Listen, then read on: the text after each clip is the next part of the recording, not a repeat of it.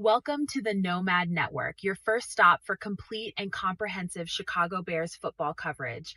Dive deep into analyses, updates, and all things Bears. Subscribe to our YouTube channel today and never miss a beat. Thank you in advance for your support. We promise to bring you the best because together we're unstoppable. Go Bears.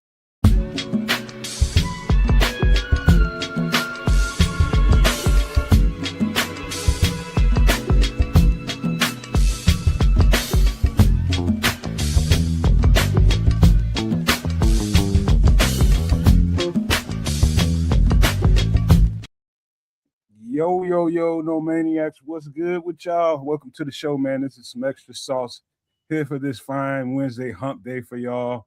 Triple R is loading the pizza in the oven, getting it ready. And man, guess what, man? It's a nice the weather is really, really nice where I am, but it's a little bit more, the weather is a little more intense up north where Triple R is at. So hopefully, man, by the good graces, we'll be able to keep him for the show and have a regular show like we normally do. But the Canuck is back from his trips abroad or wherever he went, man. But hey, man, look, hell of a week, man.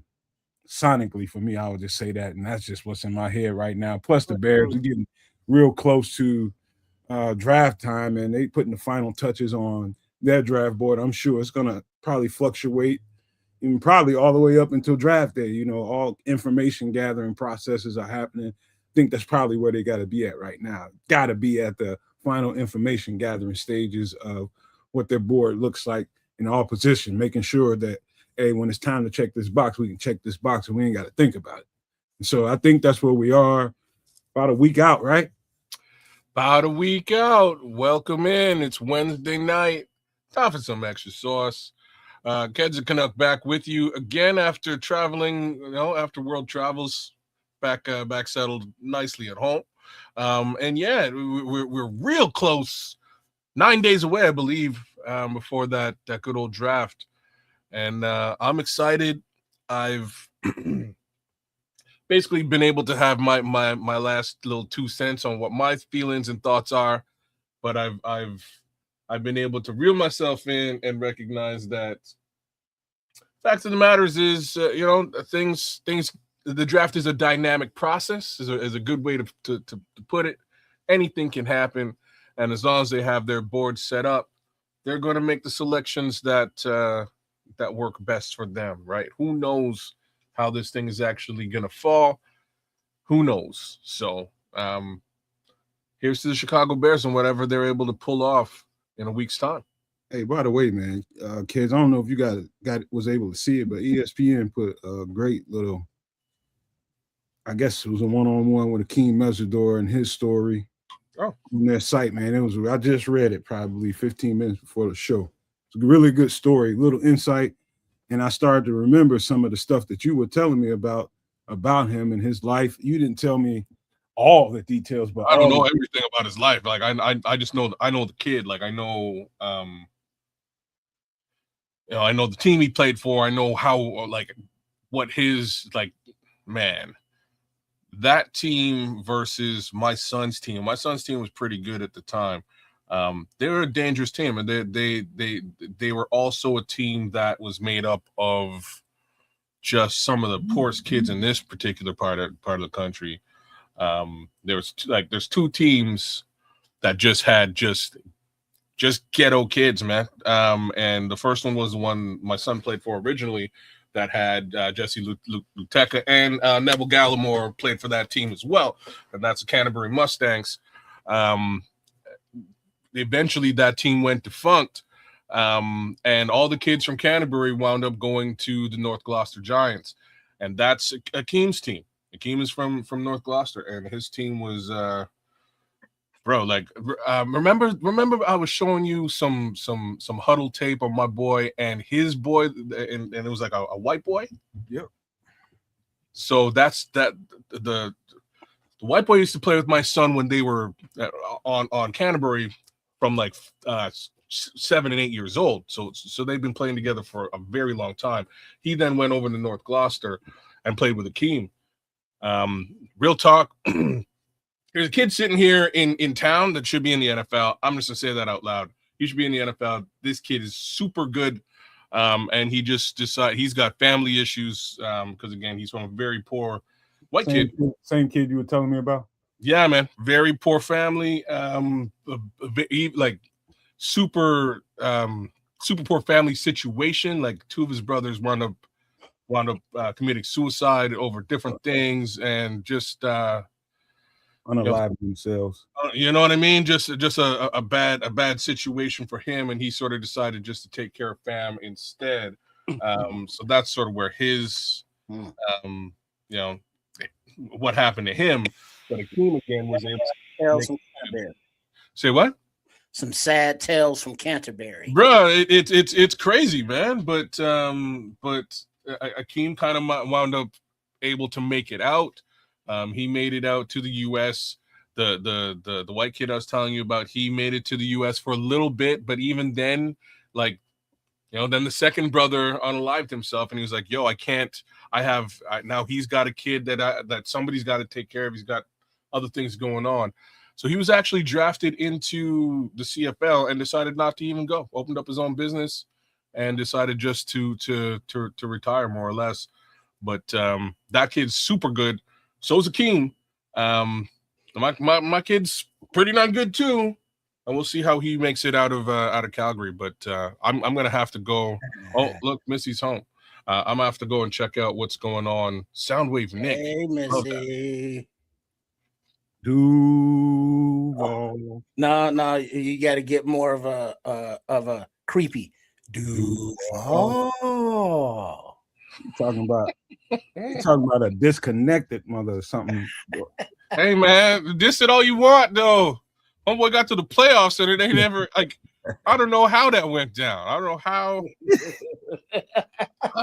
that You gotta have that Dexter that serial unaliver kind of vibe to it. I think that's what he probably scared the living daylights out of the long-haired young man there, the quarterback. He scared me, I tell you that. Terrified me.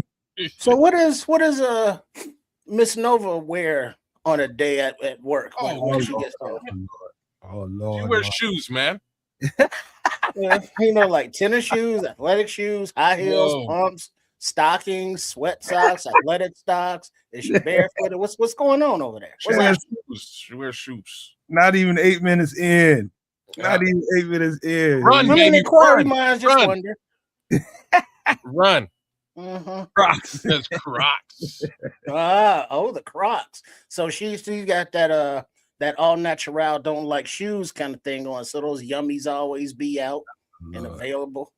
Lord, man. She probably got those rough hills. Rough hills. You gotta get the Emery board to them hills, though. We wind up in Illinois. We have to completely avoid Triple R. Because I'm gonna be looking at feet and getting Zerberts. It's a part. Wear some boots or something. Shit. Some hip waders. Out of hell. Wear some boots. There we go. What did I come into? Yeah, no kidding. Yeah, I'm sorry, man. Careful the Crocs. You step in, your feet get all wet and gooey. Hey, Miss Nova, this is that show. This is that show where you might want Wednesday night, man. Be careful. Extra sauce, baby. It's some extra sauce. That's what you stepped into. All right, man. How about this, man? Let's talk about what's been going on this week, kids. How's life? How's Miss Nova? How's everybody? She's all right. She's doing her own thing. She's doing some cool stuff, but that's her. Work's been interesting. I have this. So they hired these two young bucks. Like I said, I was out with one of them the week before. The other one on Monday, I'm in the middle of a meeting and he hollers at me on Microsoft Teams, if y'all know what's up. So he hollers at me, but I'm in the middle of a meeting, so I got to ignore this call. Then he hollers again. I got to ignore the call. Hollers again. I'm like, what's up with this dude, man? You can see that I'm busy in a meeting. I message him and I say, hey, man, you know what? I'll holler at you as soon as I'm done. And long story short, I forget to holler at this dude because I got other stuff going on. The following day, we're in a bigger meeting and he doesn't show up. So we're like, where's this cat, man? He's young, he's new, he needs to know what's going on. He needs to be a part of these meetings. So one of my counterparts turns around and he's like, hey, have you heard from this dude? And we'll just call him Jose. Have you heard from Jose? And I'm like, no, but he did call me. He's like, hey, racist kids. What's that? Racist? Why you gotta be Jose? Well, I just pulled a name out of the sky because like no way Jose. Go ahead. Because his name's really not Jose. We see how you living. Go ahead. Anyway, so Jose has been calling him too. I was like, well, I got a bunch of calls from Jose, and yeah, I didn't answer them. I couldn't. I was on a call, but I should have. I meant to call him back. He's like, I got a bunch of calls too. I was also in a call. It was a little bit weird. And the third homie was like, well, I got the call. He had a problem, and I helped him out, so everything was cool. I was like, okay, we'll leave it alone. It was just a little odd that you brought up these calls. I got these calls too. Just a little odd. The following day, Jose does the same thing. He hollers at me, hangs up, hollers again, hangs up. I call him back this time, and I'm like, hey, man, is everything okay? He answers, but he answers like this, hey, man, what's going on? I'm like, whoa. Wow. Hangs up again. I'm like, all right. He then calls me back. He's like, hey, is everything all right? I'm like, yeah, I'm good, bro. Everything's cool. You okay? You cool? Yeah, bro. But I only got like 1% on my phone. And I'm like, you got 1% on your phone and you're hollering at me left, right, and center. Why not use your computer? I'm like, you know what I mean? We're on Microsoft Teams. He's like, oh, yeah, my computer. I'll go fire it up. So he goes and he fires up his computer, calls me back, which is just weird. When he finally gets on, my boy looked like I don't even know how to explain this, but like he looked like on a stick. Yeah, okay. You know what I mean? He did not look good. He's slurring. Man, I could hear that. He could barely make sense of the words and the sentences he's trying to put together. Like he's got to rack his brain for like simple things. And it took me a couple minutes. I'm like, bro, are you wasted, bro? Are you drunk? He's like, no, I'm not drunk. I'm not drunk. Wait a minute, time out, Des. What time of day was this? Brother, this is 10:30 in the morning. Ooh, Too many cervezas, ese. I got a story to tell. But go ahead. 10:30 in the morning. That's why I'm like, what's popping with this dude? You know what I'm saying? Tequila way. I'm like, man, are you drinking? And he's like, no, I'm exhausted. I'm like, you're exhausted. You ain't sleeping. He's like, no, I ain't sleeping. I'm taking sleeping pills. They ain't working. I don't know, man. And he would just like his eyes are rolling back in his head. Homeboy looked like absolute. Oh, 911.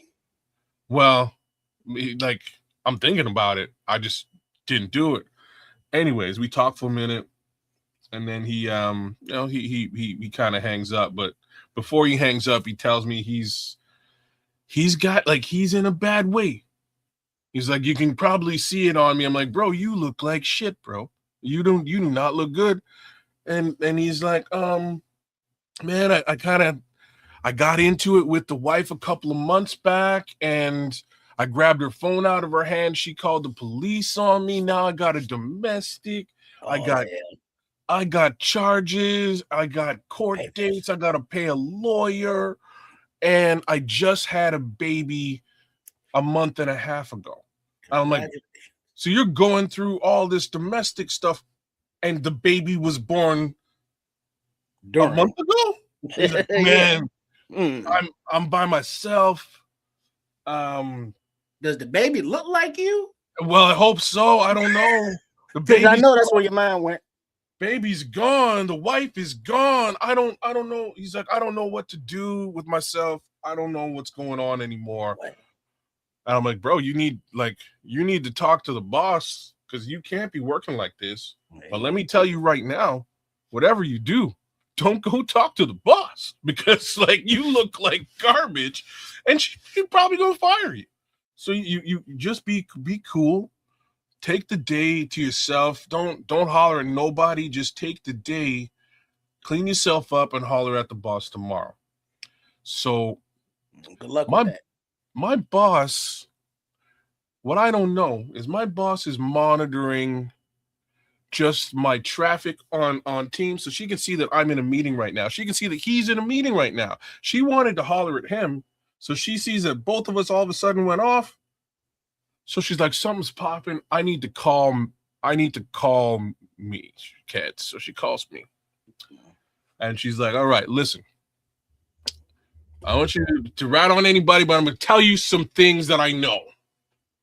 I'm like, all right, what are you talking about? She goes, I spoke with Jose yesterday. Oh. Were you speaking with Jose just now? And I'm like, yeah, I was speaking to Jose. She goes, okay. I spoke with Jose yesterday, and I swear to God, he was wasted. And I'm like, yesterday? On Monday? Because he's wasted right now. So now I'm like, so Jose been on like a 48-hour bender. Wait, are you thinking this or are you saying this? Well, I didn't say this to the boss just yet, but like this is where my mind is, right? I'm like, oh man, you're on a dry snitching, goddamn. Right? You know what I'm saying? He's on a 48 hours, so I'm like, look, I don't know what's going on. He told me some stuff. I don't know what's going on, but do me a favor. If you're worried about him, give him 24 hours. He told me some things that I can't tell you, and I need you to give him 48 hours. To give him some time. He said he's gonna holler at you and talk to you. I expect him to do that, man. What up, Paul? So what up, Paul? I kind of save his bacon for the day. 24 hours goes. He decides to go ahead and call her the following day, which is today, Wednesday. Man up. So he mans up, calls the boss, tells the boss what's cracking, what's going on in his life and whatever, and what like they're gonna have to come to some sort of decision with respect to what he's doing and whatever. He's still wasted, y'all. I don't mean to laugh at Jose's troubles, but damn. He's still wasted. So she calls me back after and she's like, dude, yeah, he talked to me today. He was smashed. I don't know what to do. 4 days later. You know what I'm saying? So like later in the day, I'm like, I don't really have any advice for you. I don't know what to tell you. Well, I should put out another help wanted ad, baby. Well, it's getting close. So later in the day, Jose puts the whole team on blast, calls all of us accidentally. And when I say accidentally, he calls the whole team. We all jump on this call because we all know Jose's crashing and burning right now. So we're like, if he needs some help, you know what I mean? If he needs some help, he's reaching out to all of us. Let's help the young man. You know what I mean? So Canadians reaching out to help. Americans are calling security. All right, man. Yo, so I'm like, all right. So we all jump on this call, and the first thing he says to us all was like, "Who started this call?" Uh-oh. And we're all like, "What?" He's like, "Yeah." He's like, "Yeah. Who placed this call?" And we're all like, "You did, bro. It was you. Like, I can see here in the call log that it was you, bro. You placed this call." It's like, no, it wasn't me. I didn't call you guys. And we're all like, but yeah, you did. We can like, if you just look at the call log, you can see who placed the call. It was you. And as these are video calls, these are video calls. We can see his face, and his hair is crazy. He looks like trash. And I'm like, wow, you didn't even realize you made the call. So we wish him well. We're like, dude, clean up. Take care of yourself, get some help if you need some help. I like he might be, bro. I don't know what he's doing. Red Bear, that so a hell of a drug. I got a little insight for you, kid. One of the things I do, like whenever I'm done with one of these, especially one of these shows that takes so long to put it all together. Once we do the show, once I'm done doing the work, we do the show, and the show is over. That next day, this is how I function. You know what I mean? I take some time to decompress. You know what I mean? I just decompress. To me, that's good for your mental health. Decompression, whatever you need to do to get yourself regulated. So one of the things I do besides music is I look at a lot of shorts, reels, and different things like that just see, it helps me see what's going on outside of my four walls. You know what I mean? It just really helps me in that way. And you can get those shorts dated, so you don't have to look at shit that happened 8, 10, 12 years ago. You can look at updated shit that happened this week. And one of the things I noticed, remember how we always talking about, and I don't know if everybody relates to me talking about how the frequency has changed, everything is changing, and some people can feel it and some people can't. Some people can handle the change, some people can't. And it's like with so much going on in the world, I think people are feeling that shit in a real way. So I'm getting to this point. The more and more reels I'm looking at and shorts I'm looking at, I'm seeing more and more people. Day drinking has always been a thing. People have been doing that forever. That's nothing new. But the amount of it and the people that are doing it, it's like it's a lot of people out here that really can't function without that, that bud nipper, something to nip the bud a little bit early on. They need something. And it's obvious to me that, those people are going to run into a whole lot of trouble moving forward because they can't function, man. Like, I totally think some people aren't meant to have children. And I ain't talking about people in poverty, people who have this or that going on, but some people ain't strong enough to deal with the rigors of being a parent and the responsibility every day. Why the fuck would you get up at 9, 7, 8 in the morning and get totally sloshed, put your fucking kids in the car and take off and go somewhere with them? You know what, man? That's where I'm going with this. And this was, shout out to Miss Nova's out there. I don't know if she's still listening or if Triple R scared her the fuck off. But look, I told her about this little situation, and she was like, you know what? She's like, I've been she's like, I've been researching and stuff, and it turns out that when men tend to have children at a late age, this guy's about 40 years old. He's having his first kid, a month ago. Oh, when you said you hired a young kid, I'm thinking like 20-something-year-old. This is a grown ass man. He's a grown man. Like to be frank with you, I thought he was much younger than he was until he told me this yesterday. Right. So that's a whole different story. I said, "How old are you?" 23. He said, "Bruh, I'm 39." I was like, "Oh, that's a whole different fucking story, bro." Shame on you, man. Hey, man, I'm just guessing. Black don't crack and stuff. So you know what I mean? I have no clue how old he is, but he finally tells me. And when he told me, I was like, oh, you know what? Like, this rings true, because the wife had said something to me the night before. So I had to ask him how old he was. And what she had said, I hope this ain't you, bro. Damn, see? This ain't related to you at all. I hope I sound like you. Just say no. But go ahead, finish your story. Yo, long ass story. So the wife, I know, I'm sorry, but it's a real. It's you asked me what's real. I'm just telling you how things been going. And I can hear you. I'm getting my pizza. Basically what she said was, again, when you're older and you have kids and you've sort of been living a lifestyle where you don't have to really be responsible for other people, it's much harder to then acclimate to just now being a responsible adult. If you've been a functioning alcoholic for 20 years or a functioning tutor, Wait. There's time out now. Okay, he's having his first baby at what age again? 39. This is his first child. Yeah. There's a dual psychology to that. You know that, right? And I understand in a deep way your immediate psychology you put to that. I understand that, because me being somebody that ripped and ran and running footloose and fancy free, if I'd have had a kid after that stage in my life doing all that, I feel like I'm more wired to be settled down and do things. But I can also see a world where, because you did all of that and that's the way you've been living your life for a long time. You see what I mean by dual psychology? Yeah, but you're a different, like you're putting yourself in these shoes, and that's the problem. Like, if you're, I'm not really. I'm just talking about it's two ways. If you're an alcoholic, though, nomad, you know what I mean. If you have a substance abuse problem, and you're at 39, and now you got to deal with responsibility now. Oh shit.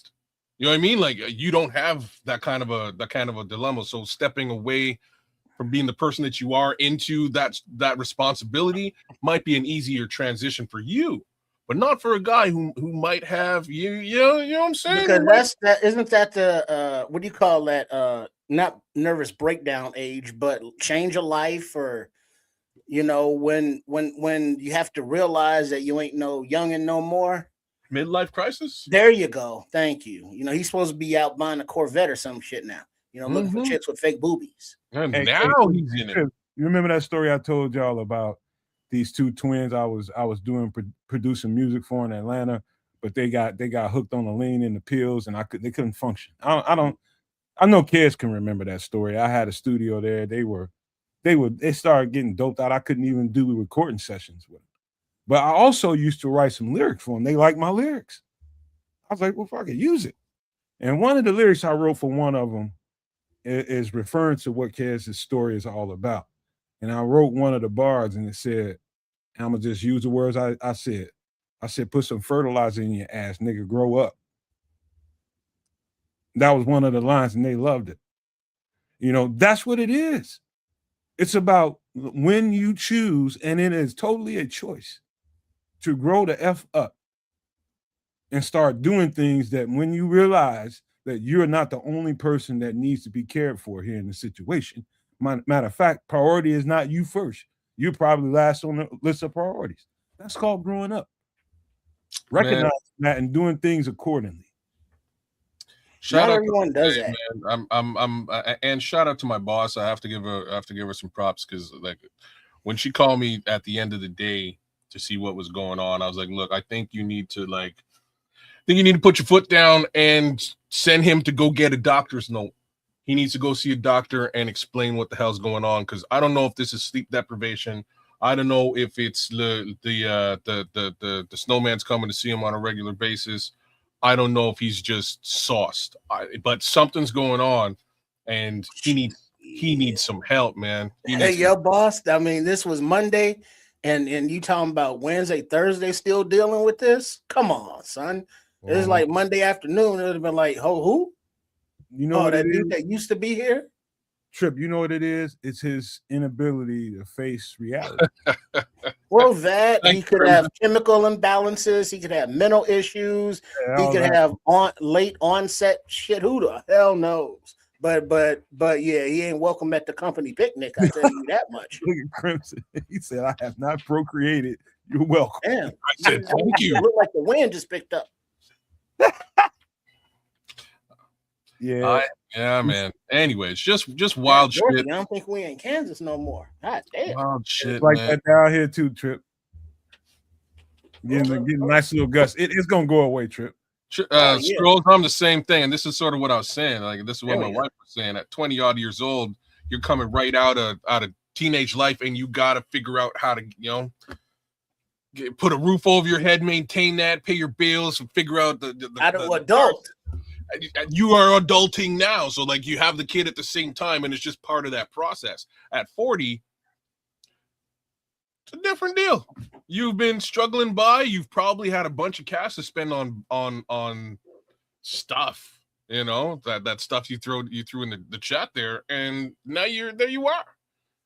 You have a kid now, and you got to deal with that. It's a different world, man. Scroll says, "What up with you cats that don't have without kids?" Let me tell you something, man. The lifestyle I lived, and sometimes let me just shut up from there. The lifestyle that I lived, past tense. Let's just say, it's about a 50-50 ratio. You might meet some really, really good ones. And them other ones you just out there partying with. Choices of people that you have a child with.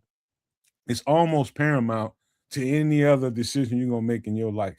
Yeah, it's a partnership, baby. Yeah, man, dude, you mess around and have a baby with the wrong people just because I want to check a box on my set of milestones.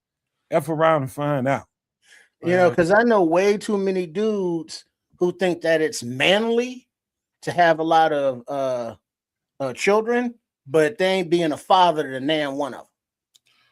Oh, you ain't met the rosters yet, bro. You know what I mean? I got so my boy my boy's dad have I don't know. He got to have 50 kids, and I'm exaggerating, but I'm not really exaggerating to the level that I go to Toronto and bump into like 6 of his children at different locations in different situations. My friends are in jail, and like, oh yeah, there's like 3 of them in on the range. You know what I mean? it's kind of wild. Rasta boys. It's wild, but then his kids are just as bad. You know what I mean? So his kids these kids are my boys, man. These 2 kids got, I'm gonna say, I think they each got between 8 and 10 kids, man. And like the funniest thing is my boy has a baby mom. Like he left town for a couple years, had a couple kids out of town, a couple kids here, and it's just multiplied to the level that I get a knock on my door, and I open my door and it's my homeboy. I'm like, hey man, what's up? It's like, yo, man, can I stay by your place tonight? I'm like, yeah, no problem, man. What's the deal? He goes, well, my baby mom's just kicked me out. I was like, your baby mom's? She's like, yeah, I got a baby mom's like a block and a half away from you. I've been living over there for the last year. I'm like, my brother, you didn't even come by and say what's up. You know what I'm saying? Like you have that. He's like, dude, I gotta keep it moving because I got baby moms all over the place. So like, I was staying there, but you know how it is. I wasn't like, Papa was a road. You know what I'm saying? I wasn't getting no mail there. You know what I'm saying? So it was too fun. How you got a baby mom's a block away and you didn't even come by and say what's up, man? You lucky I'm home. When I come through, your lights be off, and when I leave, they lights be off. So you know what I mean. I just keep it moving. I gotta make moves. Oh, too funny, man. But I don't know. They get away with it, man. I don't know. Somehow they get away with it. Yeah. But I mean, it's not just dudes. It's females too. They'll just be baby little factories because they're looking for love or, just looking for whatever that they never seem to find, trying to fill that hole. Yeah, better part of that Proctor Giants team was fielded by a single mom. You know what I'm saying? Like, I'll just put that out there too. Right. You know what I mean? Wow. So I mean, it's the shortcomings of us as individual human beings. And we all share so many characteristics that, here on Some Extra Sauce, we don't, talk about them and laugh about them as we talk about them and laugh about them. But we try to, identify that, talk about it in real life situations, coworkers, classmates, mentorees, or whoever the fuck. And we break it down, and I appreciate the conversation because it's nice to have these conversations about real shit. And it's like, wow, this could be this, it could be that, it could be Nomad's thing, just straighten up, fly right, mind over matter, or it's a whole lot of things, chemical substances that we all have to deal with as adults or as human beings. And it's like trying to navigate all that shit and still, be cool. You know what I mean? It's rough out. It's rough out. It's a real world out there, man. I gotta tell y'all, man. And I love using. I have lived a hell of a life, man. I've had situations, man. Things have. I mean, everything makes me grow. I was just telling kids this the other night. It's true, man. When I learn, when people tell me things and I encounter information, I grow. And from that growth, I'm able to bring a wealth to certain situations based on the stuff I've experienced in my life. And one of my white friends, and it didn't have nothing to do with him being white, but he was married and married for 3 years and they decided probably around 2.5 in their marriage that they were going to have a kid, and they ended up with 2. I think that there was twins. Twins here. It's been a while since this situation happened, but yeah, there's twins there, and they split up, right? And the woman ended up being a train wreck, bro. Straight up train wreck. And I'm not making no excuses for him. He's responsible, but I'm not saying he's perfect. Now he's doing everything he can under the situation. So she knows that she has some issues going on. She had postpartum depression, right? And so she got on medication after her first pregnancy, right? And she kind of He said she's been different ever since. This is him explaining it to me. And I'm just like, okay, so what's really going on, man? What's going on? He said, man, she gave me keys to the house. And I'm like, hold on, man, you got a whole ass woman now? He's like, man, I just need to check on the kids. And she knows that. I explained that to her. I told her I would always call her or text her ahead of time unless she just was non-responsive for a certain amount of time, then I had to use the key, right? And so he used the key one day because she's not responsive. And the kids ain't at school and da. And he goes over there and she's laid down and he finds a needle by the bed. And of course, what's in the needle, man? We know what's in the needle. And he couldn't figure out what to do. Just so happened, I was here for the holidays. Just so happened. And I had just seen him probably 24 to 48 hours before we was all out kicking it. And he was just like, man, I don't know what to do. I can't talk to her. I can't get. Anyway, he asked me, and I'm just like, dude, what kind of situation you putting me in? You know what I mean? So now I got to go over there. Now I got to talk to her. And I'm dealing with this shit because he's not able to. And he asked me because he knows I have a skill set with people. And I go over there, I answer the call, and I talk to her. And she just like, she's telling me all the stuff that I just got through saying beforehand. It's about when you have a child and you're not necessarily mentally, spiritually prepared for that. And you see a child, you see the situation with two people and you being relieved of those duties at time because you have your mate with you to take care of some of the responsibilities. So it's not all on your shoulders. This is the information I'm gathering from her once she's able to speak to me in the right way. And I understood.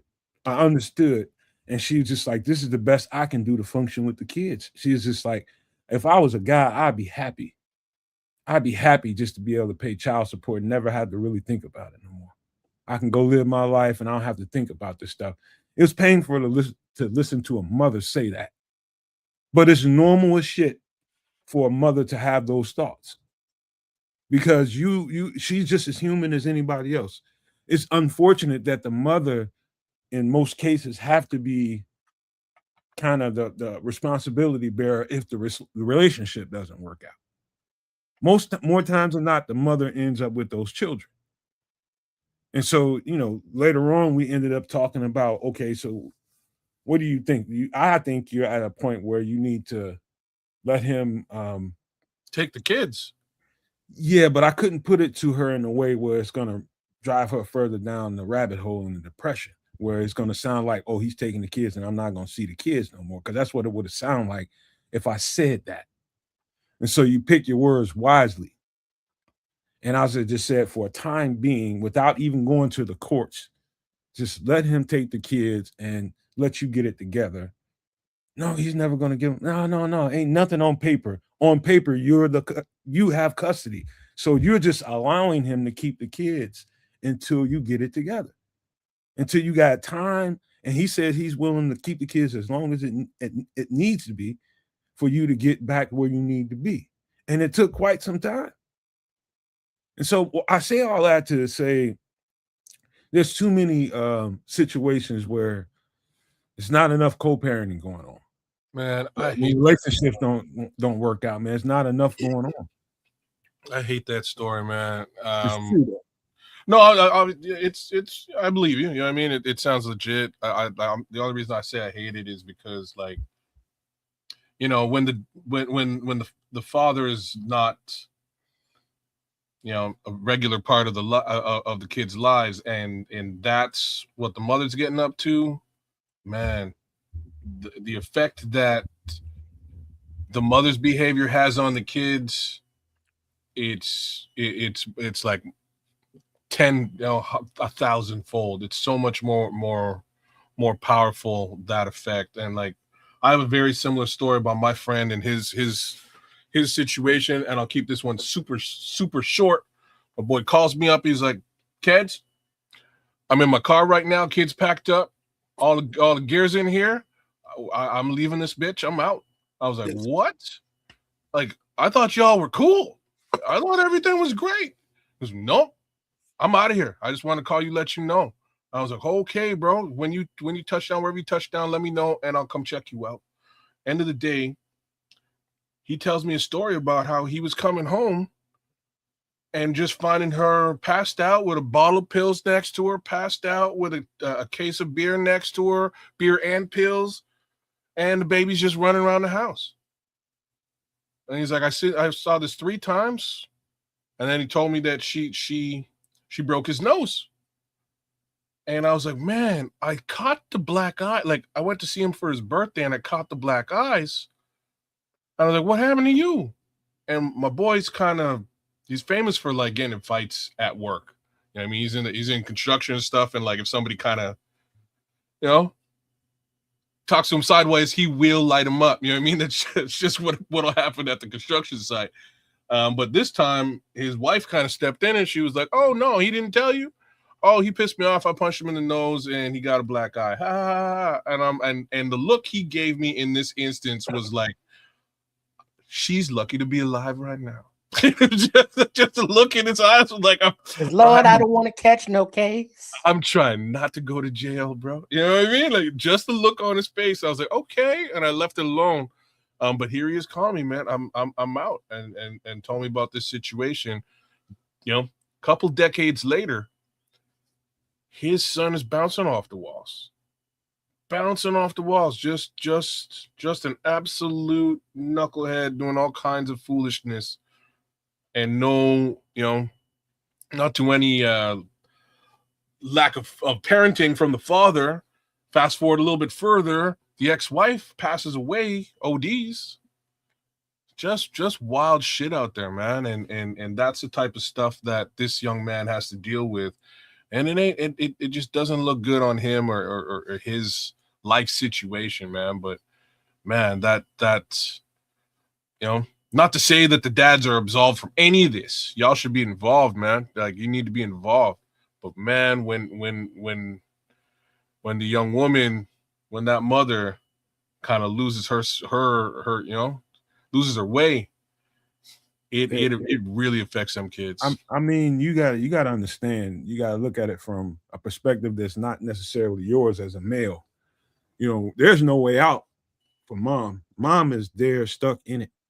Well, put it from this perspective. Here's something that we can all relate to as a parent. You, mom or dad, are with that child, and that child is just doing children, things, but life has got you feeling a certain way, and that child is doing child things, and you don't feel those child things right then. You want to shake that child, but you don't, as a good parent. But in a relationship or in a 2-parent household, you'd be like, go to your mama or go to your daddy, and then mom or whoever you're sending them to don't have that frustration at the moment.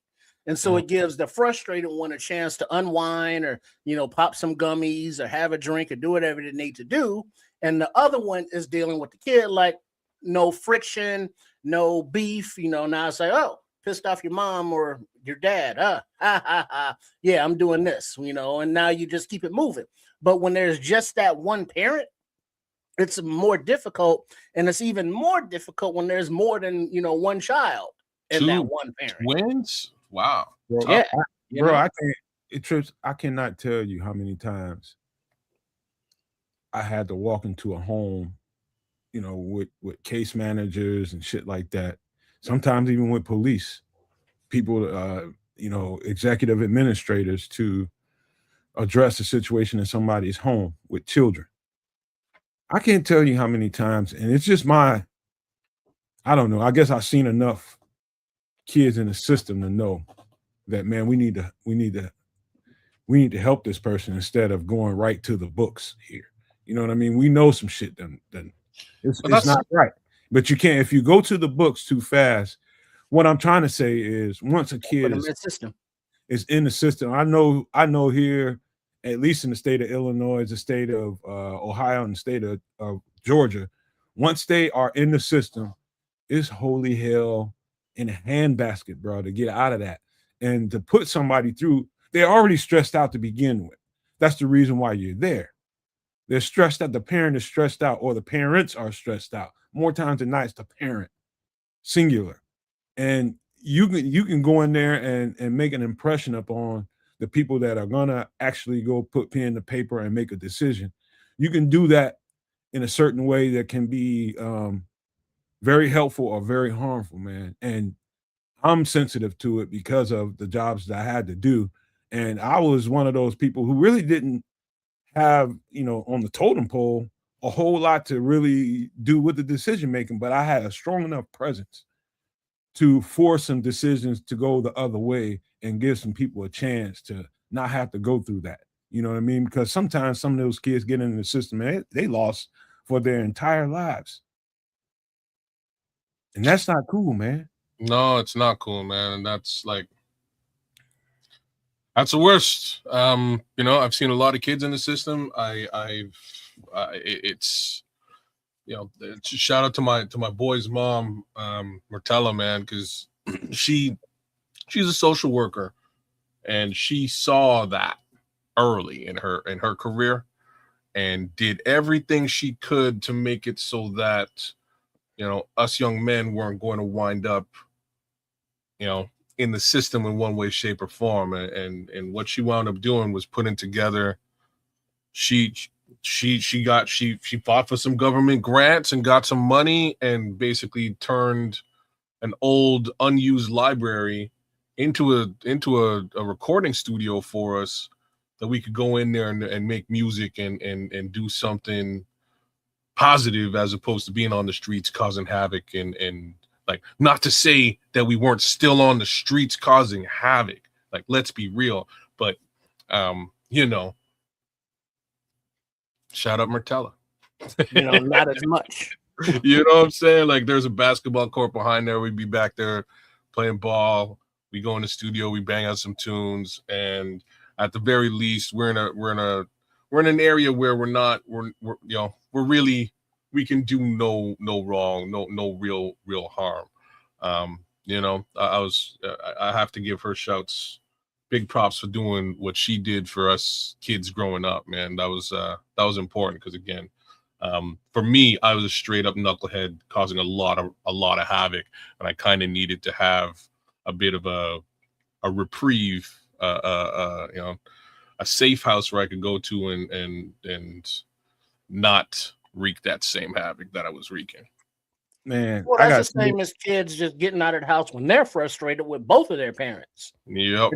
They want to, just ride the bike or go run for a minute or release that frustration. And, that's just humans being human. I was just telling my girlfriend, last thing before we get into some food and drink here. I was just telling my girlfriend, the last job I had mentoring a few years ago, I got the best compliment ever. You know what I mean? And it's from a 20-something-year-old vet. This man has been doing it for a long time. And when he realized that I put in my resignation, I'm probably about 3 days away from leaving. And he's a midnight staff, but worked sometimes during the second shift, sometimes when he just he's primarily midnights, but he worked multiple shifts, and I crossed paths with him a lot. And we was really cool, man. I just didn't, we had a really good relationship. It was really cool. I knew he respected me at the very least, and I respected him. And before I left, man, and I'm on a second shift, so I'm leaving at about 11:30 or something like that. And he comes to work around 11:15. However, I can't remember what time I got off, but when the shifts change over, right? And I'm there, and I'm out in my truck talking on the phone, and he's pulling up. He's on the phone, so he's usually there for a good 5 minutes or so before he goes in and clocks in and all that. And so we just so happen to. I get out of the vehicle before he does, and I'm heading to the building, going back in, and he catches me before I go in, and he pulled me to the side, and he flat out told me, he's just like, and he was like getting ready to tear up. He's just like, man, I hate seeing you leave here, man, you so fucking good for these young boys, man. He said, why you, and I had to explain to him why I had to leave. He was like, man, you the best staff I ever. And his track record has been some of everywhere. And I know he's running into some great staff members along the way. He said, man, you the best staff. I ain't never, ever seen somebody connect so strongly with kids as fast as you did. And then be a difference. He telling me this. And I was just telling my girlfriend this like 3 nights ago. Because he said something to me. Somebody started a post on social media and talking about the best staff you ever worked with, that kind of thing. And it just turned into something. And I saw it, or she saw, I can't remember. And she was just like, what's up with that? And I told her that story. But it's like, it's a thankless job at times. So thankless when you're dealing with, like I'm talking about, you go into situations where the situation is kind of crazy and chaotic, and somebody has to go in there and make decisions about whether that child or those children should be in that home because of the behavior of the adults. And I'm saying be careful with that, because you know what? Those kids are going to end up somewhere where I have to raise them, and it's not all the time that somebody that cares as much as me is in places like that. There's some people in those places that don't give no F's. Man, look, there's people in those places that don't give no F's, that are just there for the benefits if they got them. Others are there, just because it's a job. They are interested in the kids, but it's a job, and then there's others that are there because the kids are there, and you got to watch out for them, your fellow staff, sometimes you know what I mean? So it's why you want to work around kids if you don't care, you know what I mean? And I'll leave it at that. But the system is the system, and it's cold. Sometimes it's colder than the world. So, if you can be an influence on some kid in a positive way, try to be. But there's just a lot of discombobulation going on out here now in the world, in families, personally, just in general. So, yeah, try to, do like Nomad is always going on about with the frequency, being on the higher end of the dial. I don't know if that's the 97s and the 80s up there, or the 107.3s. I don't know, but be on the right frequency and be a positive contributor to the universe. I love it. I love it, Trips, man. Hey, I didn't. When you do things like that for a living, it should be something that you choose and you enjoy doing, and you must be driven. You must be a self motivator, a self starter, and it's a thankless job, and it doesn't pay a whole hell of a lot, bro. Man. You know what I mean? And it's you have to be committed to that. What I just got through speaking to, and that is somebody that had problems in the home ended up in a situation like this, where who knows who is going to be caring for them, and they're fortunate enough to meet you. I'm saying for the people who might find themselves in a job like that, be the difference. Be the difference, because guess what? They effing need it. And just remember, for those that have maybe been in the system, if you're dealing with experienced who've been through the quarterly reviews and case plans, and met with their doctors and or social workers and or therapists and or whoever, the case manager, they've been through this process. They've seen case managers come and go, because, as Nomad referred to, the pay sucks, and as soon as you can get something that's better, people leave. So it's usually a lot of first time in the job market, fresh out of college with a degree, all bright-eyed and bushy-tailed and wide-eyed, ready to hit the world. And then it's like, hey, I want to help these kids, and they really do. But then the adulting and the system starts kicking their ass. Mm-hmm. And then, that's and then who suffers? The kids. So, going into the field, you got to know the pitfalls and the negative outcomes or the negative things that go on. But people are made for that, because of the rewarding aspect of it, to be able to help guide, young lives into a productive, safe, mature environment. So you got to have the resilience to put up with the bullshit that is the system, let's call it. Mm-hmm. No fun. It's no fun whatsoever. Last thing I say to that, and I'm about to get to this food and drink here, man. I was one of them people that chose a commitment to something bigger than myself over money. I could have made a lot of money, man, doing all kinds of different stuff, whether it be coaching, whether it be it was all kinds of different things I could have made a bunch of money doing. All different kinds of things, man. But I chose that commitment and I stuck to it. And I'm glad that I did because it changed me as a human. I changed some lives, not knowing when I walked into it that I was gonna do that, but I definitely changed a whole lot of lives. But that's the commitment, man. You know it's a thankless job, it's a kind of a pay less job, but you do what you have to do because somebody has to, man. Those kids aren't waste. They're just somebody's, they ended up in a situation from a problem, not their own, more times than not. But we're gonna get to some drinky drinks right quick, man, before we out. I'd rather get something to drink than eat and go to bed. Mm-hmm. What do you got? Let's see, man. I don't know what I have. Kids. Let me see. Hold on. Wait a minute. I only got one drink. Let's get to it. Ooh. Frozen watermelon mule. You know what's up. Ingredients: lime, ginger beer, cubed watermelon, ice, mint leaf, and vodka. So this is your typical Moscow mule. Spring summer drink, kids. This is all spring summer. In a copper glass, which is the way that it should be served. And then you got some cubed watermelon in there to really give it that summer spring feel. I like this. I'll have to throw some cubed watermelon in my Moscow mule next time around and see how this kicks. You got to definitely send this through a blender.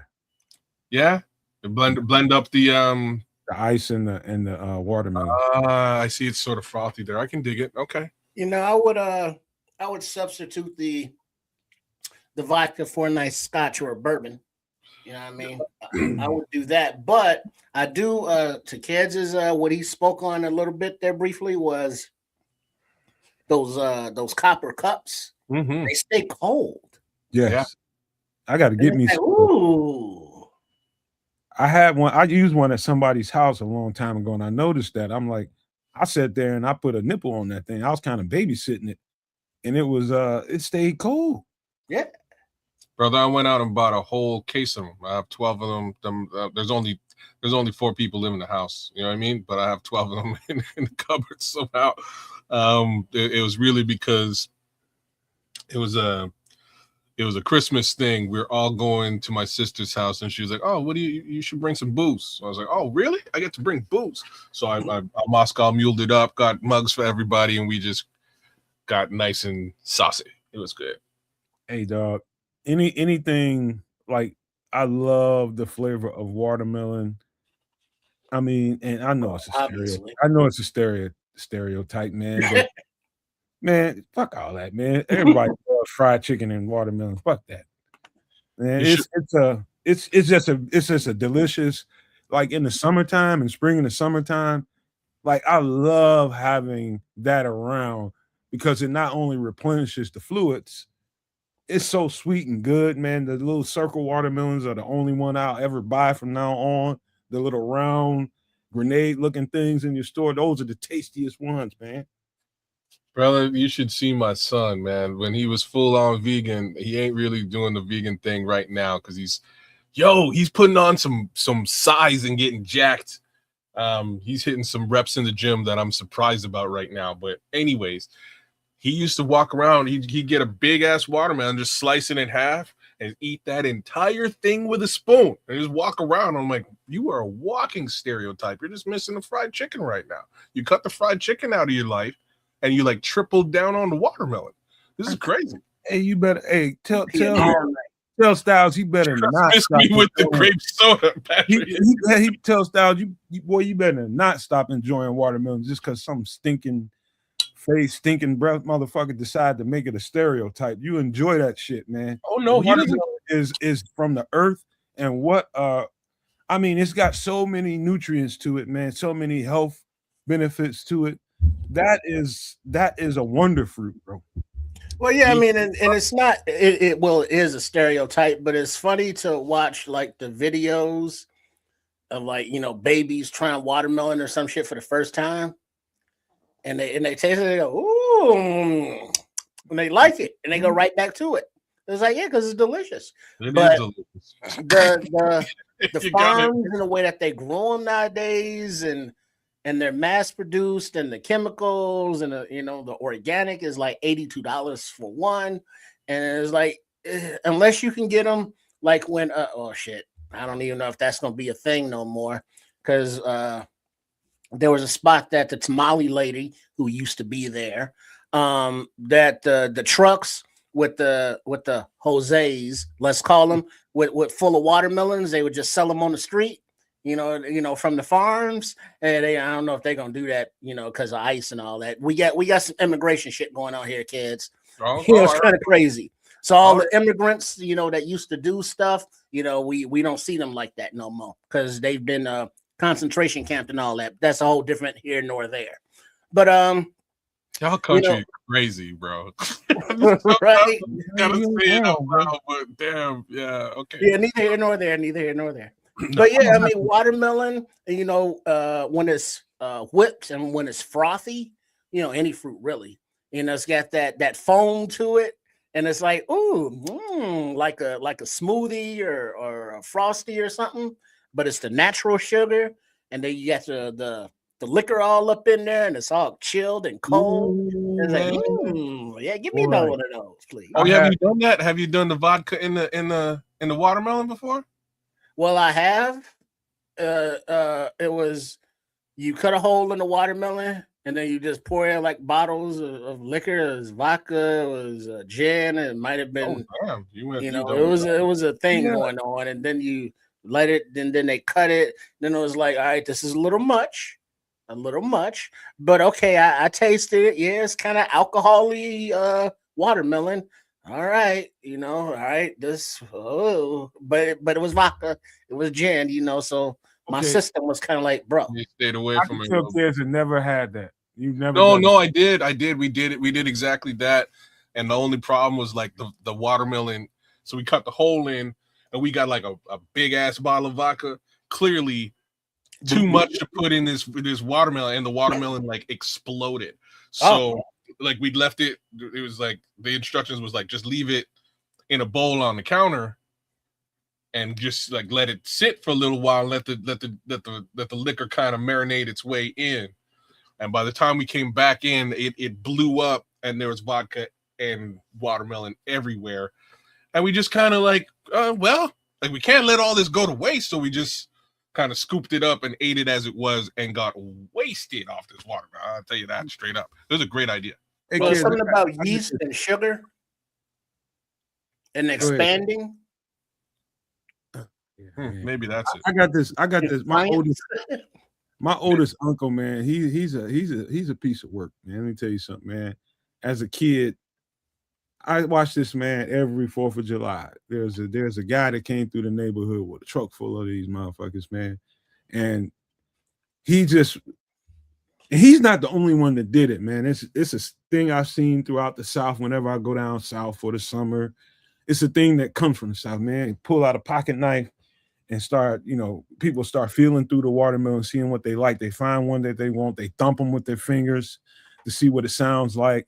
And then they take the knife and cut a triangle in it and plug it. That's what they call it. They plug it, taste what's in it, and it's like, all right, I want that one. Cut another one, give me that one. He might cut one that he won't even buy. And the guy just sit there and let him. And I'm just like, man, why you cutting all this man watermelon all up like that? He done cut like 2 or 3 of them that he ain't gonna buy. And he just let him.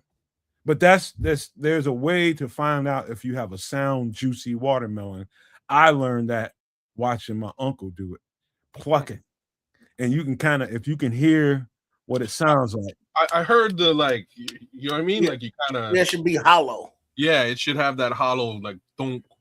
And then it's also something about the bands, like the yellow and green. You know how it's stripe colored. Mm-hmm. I think it's the more yellowish, the sweeter. Oh, So hollow yellow. It's really ripe when they start yellowing out. Yeah, there you go. So because when they're real green, they aren't ripe yet. So they're not as sweet as they're gonna get. They're gonna be bitter even. I actually prefer mine closer to bitter, like bitter watery. That's just really? me. Yeah, I don't like my watermelon too sweet. But what again, I don't know. Hey man, I'm not like I don't particularly like sweet stuff. Buy you a goddamn grapefruit or something. I'll eat a grapefruit. I'll eat a grapefruit. But do you eat like with sugar or without sugar? I'll eat it with or without. Oh, you disgust me. I'm sorry. I'm sorry. That's good. That's good citrus, bro.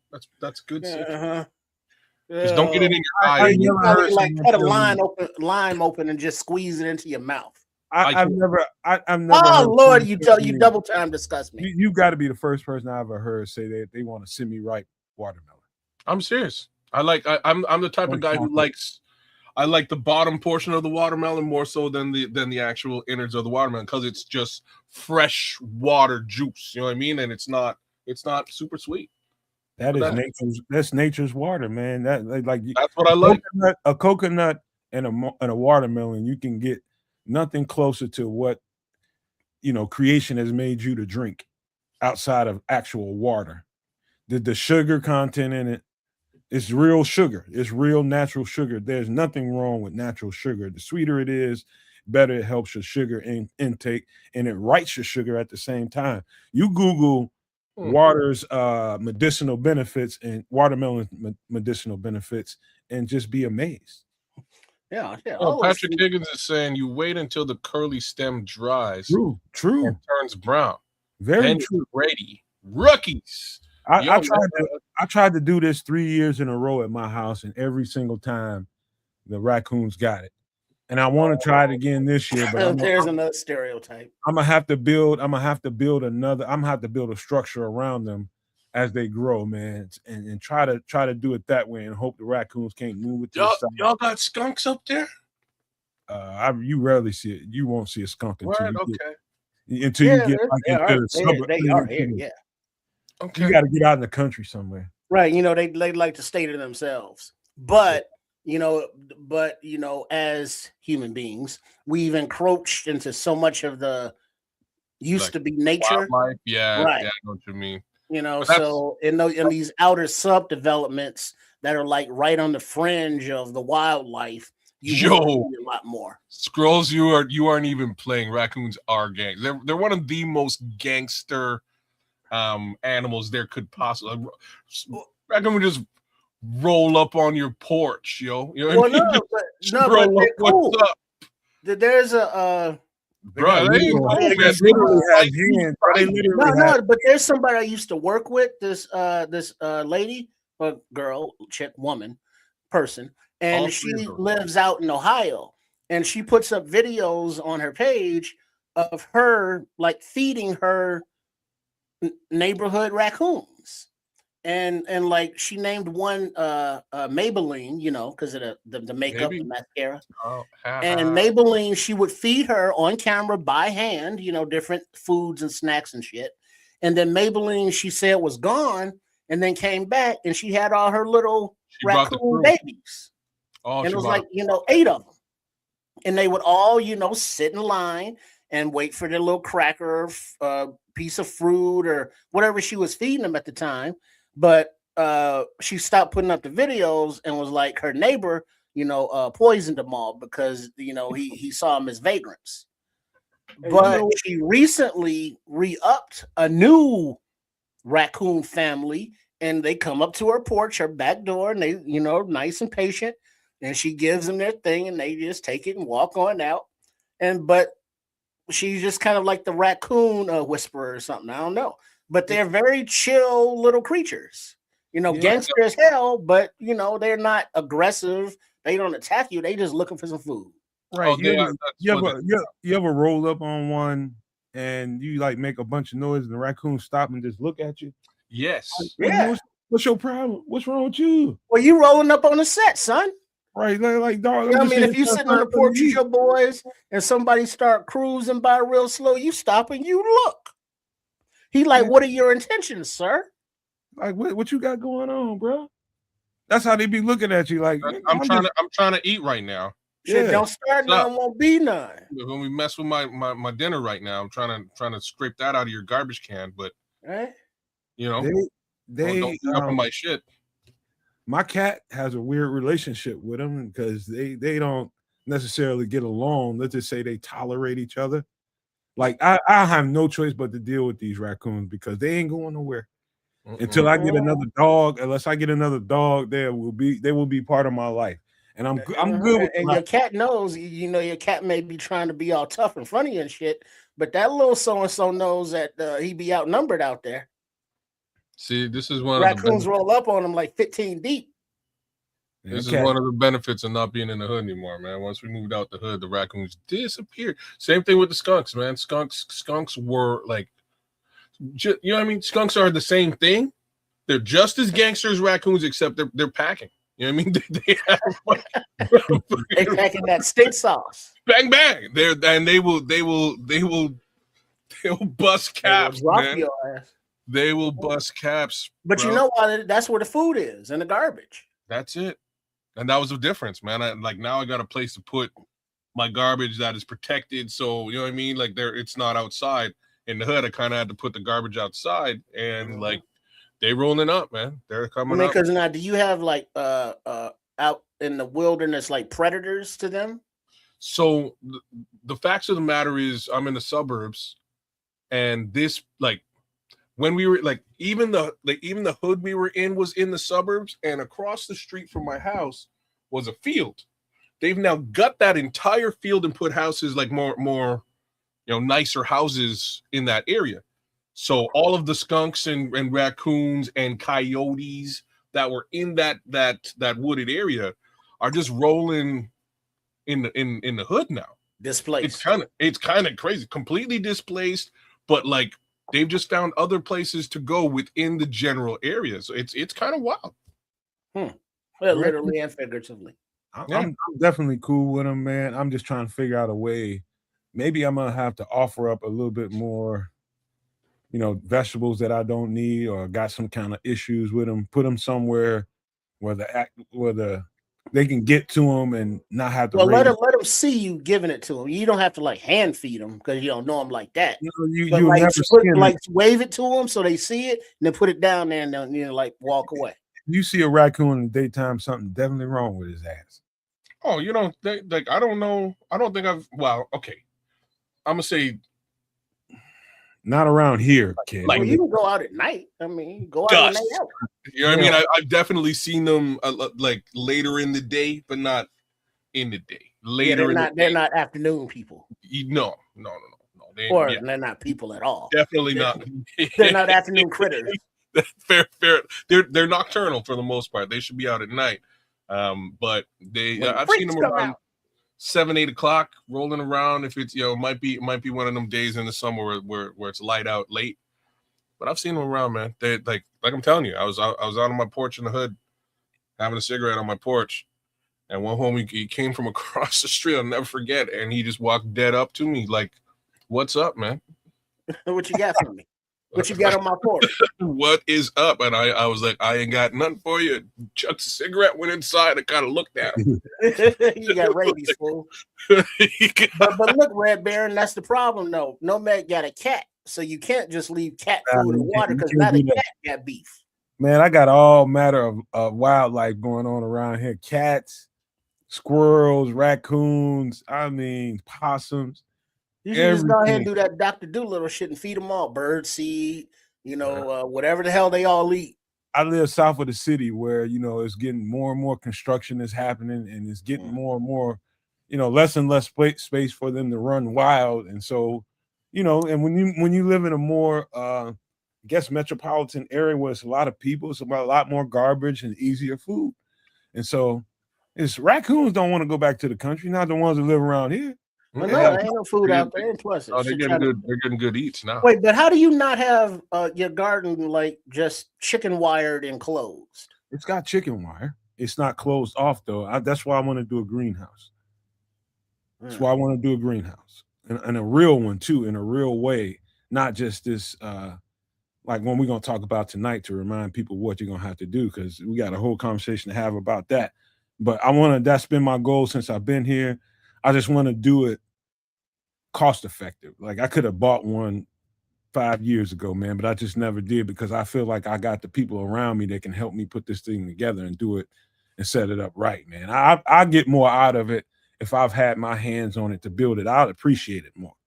How about that? You know what I mean? It's just that thing going on right now. I'd rather find the right people, build this thing, and really, I want to build it to really not just for this family and the people around me, but to help feed some people around here because I know they're going to need it. And it's part of Doomsday Survival is talking about that. Wait till you see some of the stuff I got, man.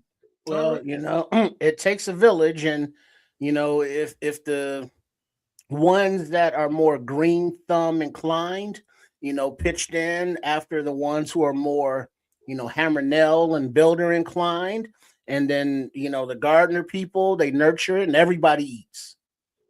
So if you can get them to see far enough into the future and to see the benefits, people will help and will join in and realize that, oh yeah, this is a benefit for me as well. But then there's that whole lack of community that we have here, kids. We don't give a shit about each other like that anymore. Neighbors, family, none of that. So it's a lot of out for self. Canada's the same. We are just polite about it. Okay. So being out for self, it's hard to bring a neighborhood together. But once you can get them together, and I say that because I know you will, you can be a stubborn fuck when you want to, Matt. So when you get that neighborhood together and you get a few grandmas or abuelas or a few dudes, and then like the mentality that you saw before when you had the storms, and it's like, oh, we can help. Okay, well, I can help over here. I can help over there. People want now to be a part of it. And then when you have a good harvest, and it's like, that shit tastes good, don't it? Well, you grew it, you son of a bitch. And it's like, yeah, I did. And then now you have that sense of pride. And now it's like, well, shit, if we did this next year, we could do it this way. Have them thinking, it's like, well, how can you improve it? Because you see, you're going to be eating on this food, as long as it lasts. And now next season, you're going to get more people that want to get involved.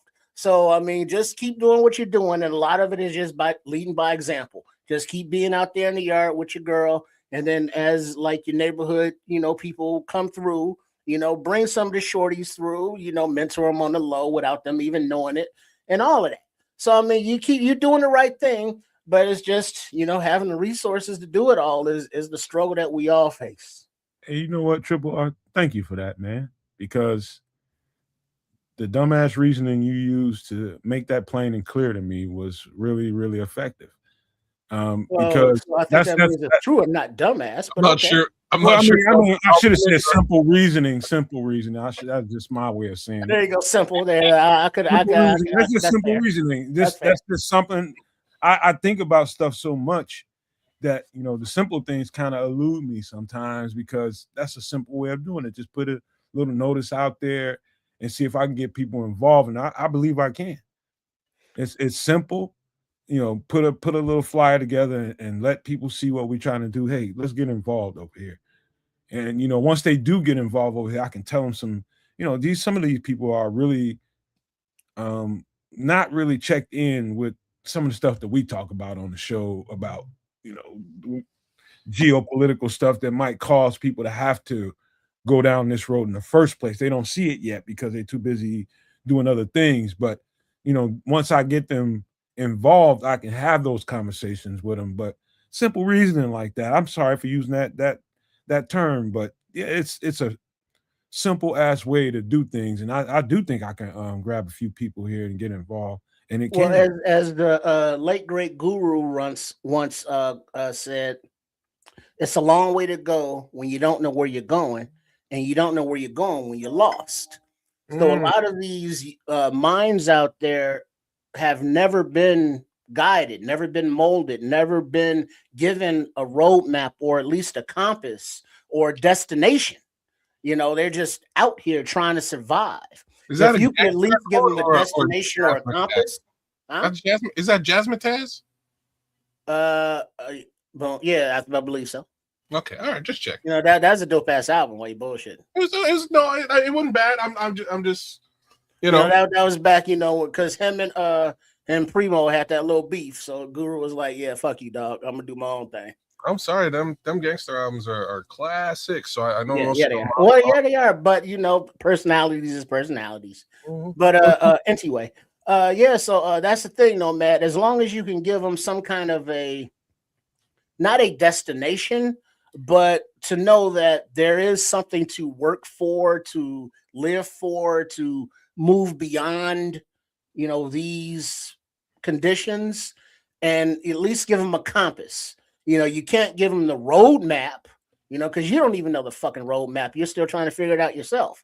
But at least let them know that they are on a road and kind of point them in that direction. You know, that's the most, you know, we can all hope to do. You think about what just happened out of this conversation. We started talking about basically a smoothie with some adult beverages in it, and look what came out of that. You know what I mean? And growth came out of this, and you know what comes from the earth, watermelon, and the beautiful benefits that it can have medicinally. Birthed a whole other conversation. The seeds literally from that watermelon birthed a whole other conversation. How about that shit? Man, at some point I'm gonna load up some Black Jesus clips because every time we go down this road, I just picture this homie blessing this garden and like anyhow. Sorry, Black Jesus. You know that while you bullshitting and when I was little, I ate a watermelon and I was like, I want to grow some watermelons. So I kept the seeds and, you know, germinated them in a paper towel and planted them. And, you know, they started sprouting and then I lost interest. See, no, the Scrolls knows exactly what I'm talking about. Yeah, man, I miss Black Jesus as well. It was a good 2 years or whatever it was. It was a dope show. No All I man, can think about now is Big Baby Jesus. Thank you. I can't wait. I can't. Yo, all right, y'all ready to get into some food, bro? Y'all ready to get to some a little less healthy stuff? Let's see which one of you cats have had this, man. Any one of you cats had this yet? Birria tacos. Ingredients: garlic butter, birria, onion, ancho chiles, chuck roast, garlic, while somebody peppers, adobo sauce, chipotle peppers, a lot of peppers, chicken broth, tomato sauce, tortillas, queso cheese. Is there any other kind? And lime wedge. Dog, all I can tell you, if you hadn't had, so these are like the little tacos, huh? No, they're like there's a not hors d'oeuvres, not what they call those little not little foods, but like appetizers. Like appetizers, but there's a name for them. Oh snap! I don't it's gonna come to me. Go ahead. Okay. This looks dope. I'm gonna have to do this. Help me out, chat. Missy, if you're watching this, we got to do this. Let's do this. Hey man, I'm telling you, if you haven't eaten, not finger foods, you haven't had tacos until you eaten these. You thought you had tacos, but you ain't had tacos until you had this. And so, how you do this? It's basically take a roast beef or beef roast, and you simmer that bad boy down to perfection to where all you gotta do is look at it and it starts falling apart. Tapas. Once you do that, the renderings, the seasoning from the chicken broth and the onions and the peppers and all that, all of that is becoming what that beef is gonna taste like.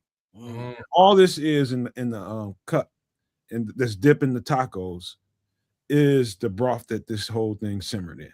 So you're just not wasting anything. And then the queso cheese is melted onto this. So the taco is made fire roasted on a grill, and the cheese is melted into the taco. And so that taco is then dipped into this brothy. I mean, tomato sauce, I guess. You'll drink that. You'll drink that like you'll drink a glass of your favorite anything. That's how good it tastes.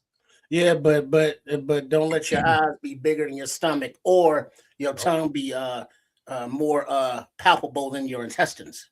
Okay, so you're saying this is spicy as all. Well, how many? What do you see in those ingredients? Depending so on there's at least 3 different types of hey, look, exactly. Depending on whose grandma with the big triceps is cooking it. It's going. It might be spicy, a little spicier here. I love me some abuelas with some arm fat. They know what they do. They are different. I've had it only maybe twice, but they were different in both places, but good in both places. But have you had them where they like the gravy, the sauce, let's call it, where they dip the tortillas in that and get it like kind of sopped up, and then fry those same tortillas and then slap it on the grill? Yeah. Shout out to Jose. Hey man, yeah. So like them 3 peppers is exactly where Missy will draw the line. She loves herself some Tex-Mex, but as soon as breaks. Oh man, this is spicy. She'll take 1 bite of it, and then I'll have to clean off the rest of them because like twisted your fucking arm. Yeah, I'm sorry. It's not spicy, man. Listen to what Patrick Higgins said. What do you mean? Hell no. All you see is hell nah, this isn't hot. It's just messy. Y'all got Italian beef. We got birria. Okay. You see peppers and you see chilies, and you just think. Well, I see ancho chilies. I see Guadalajara, them peppers. Adobe sauce ain't no bunk. And then chipotle peppers. You know, that's a lot of spice, garlic, chilies, and peppers. Let me try a good guaillo. Really down. Guarillo. I think you did it better with the R roll there. I don't see any R, but okay. Bro, you need to find somewhere in Ottawa and get you some of this shit. I don't know where. You know what I do? You got Mexicans up there? Yeah, we do. There's a spot. There's a couple of spots. 2 of them I don't like, but there's a very specific like traditional taco spot that recently opened, is getting really good reviews. It's on the east side, so next time I'm out on the east side, I'll go get it. Hey, I agree with Patrick. I didn't experience hot whatsoever. It was just you get a little twang on the back of your throat, but it wasn't no like twang too. Oh no, this is all flavor, bro. Pause. Birria tacos are all freaking flavor, bro. I mean, it's an all-star profile of flavors, as a matter of fact. All right, okay. They're giving it the right amount of love here, man. I'm gonna have to go do this. Dog, this is a must-have. You've never had tacos until you've eaten some of this. Well, here's the thing, though. You know, it's tacos is kind of like burgers, you know, but you can have a burger or a taco, but you can have different kind of burgers. You have different condiments on them. You have them prepared different ways. And so you could be eating a taco, you know, on Wednesday. Don't have to be Tuesday, you know, fuck those traditions. Yeah. And it's like, okay, let me, instead of a hard shell, let me have a soft shell. You know, let me have some tongue. Let me have some steak. Let me have some chicken. Let me have some pork. But next time you have the tacos, go with the birrias, because I've had something similar, you know, and it was a little more than what these 2 is trying to sell, with it wasn't hot and spicy at all. You know, it wasn't horrible, but don't let them. Don't let them gas you up like that. Figuratively. I really do think it's where you go and get it. Who's cooking it? I'm telling you, whose grandma with the big arms is back there cooking it. Mm-hmm. You know who done already burned off her taste buds from too many years of peppers. There you go. She don't even know it's spicy as all hell. It just tastes like stuff. Right. Like if you got someone that's cooking this stuff and is in tune with their customer class, they know not to make it too spicy. Oh, but this is it. Grandma don't know about the customers. She's just making it by eye. Right, go. She's been doing it for 50 years. Dog, I got some people around me. If Grandma don't get no here, I can take you somewhere and get this, and you be like, oh shit. I mean, what have I been doing my whole life? You know me, man. Look at all these flavors. I'm in. Yeah. I'm not afraid of any of this.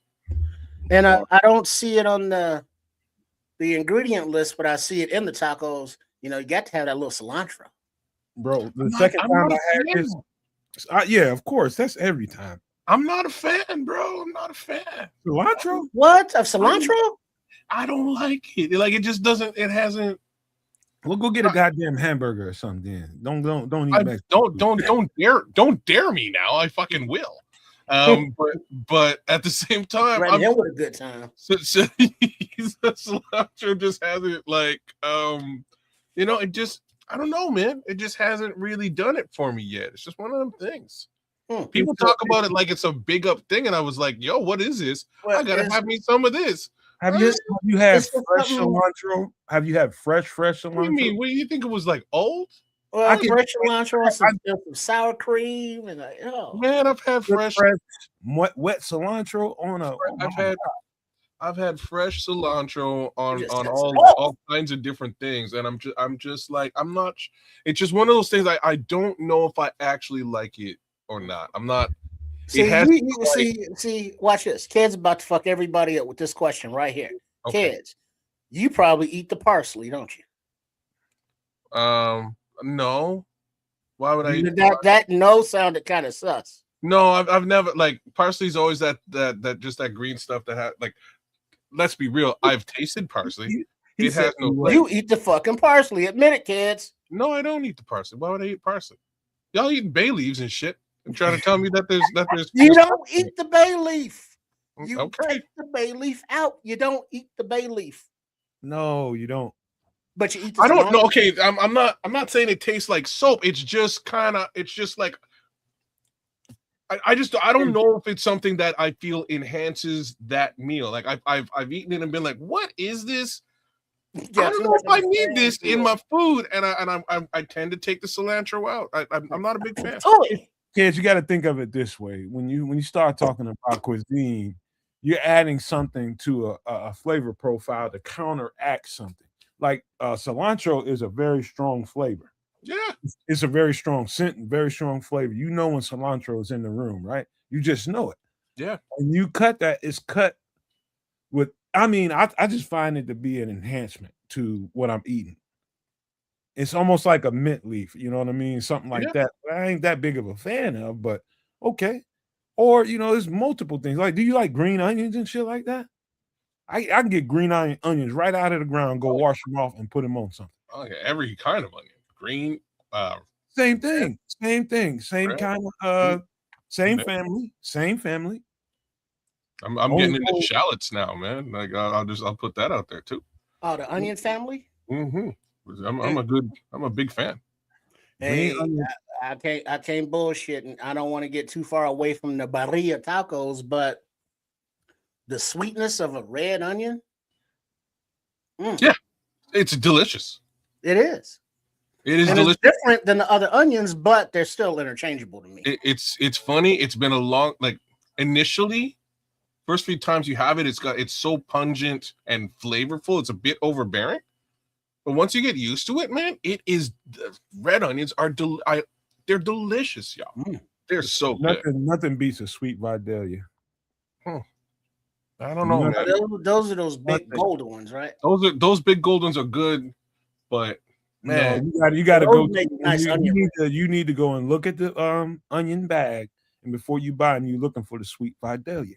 Okay, that's what you're getting when you eat the Polish at Jim's, bro. Mm-hmm. Yeah, but those also make the best onion rings, don't they? Yes. Because they're thick and wide. Yeah, thick and wide, like my ladies. Sweet Vidalia is more popular to you than you even know. You just so used to buying onions because they're onions. Look at the onions you buy. They're different. They're from different places. The sweet Vidalia onions from down south in Georgia. Oh, I bought them right off the damn side of the street off of somebody's farm, and I'm telling you talking about a different level of onion. I ain't that huge a fan of red onions. I can deal with them. I On love them certain now. things, I just don't. Nothing can beat a sweet Vidalia onion to me. I I don't know love what it is about the dirt in the South, but it is good out of there. That red dirt. I'll crunch them red onions right on a salad and just keep on going, man. I haven't gotten to that where I can eat them on a salad. I don't like them on salads. Like raw. You know what I mean? Like they're so good. Oh, baby, I like it raw. Yeah, Two baby. ODB references in one show. Not too bad. Look at how that happened. I know. All right. Birria tacos, man. You want to eat tacos in the way that the people that specialize in tacos eat them? This is how Latino people eat tacos. Like this. Boy, this is Sunday dinner tacos with the, and you know what? The second time I got to mention, I ate it with somebody's goat cheese. I don't know if you ever had goat cheese. Goat cheese can be. Sir, I'm from Jamaica. Yep. What do you think about goat cheese, kids? As a child, hated it. As an adult, it's awesome. It's delicious. It's a very different, very pungent, different flavor profile, but it's really, really good to eat. In Jamaica, we eat it with something we just call it bun.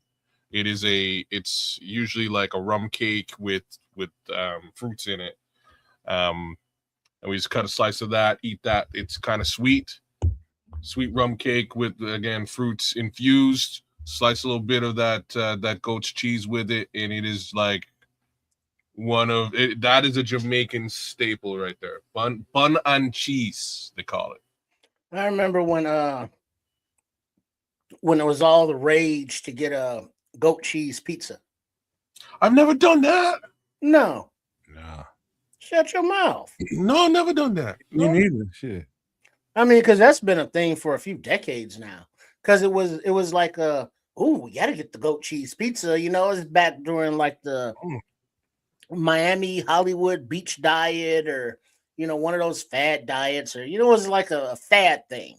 But it was delicious. Man. Yeah, I'll test that out. It was new to me. It was new to me, but as off-putting as it was when I bit it the first time. You should be off-putting.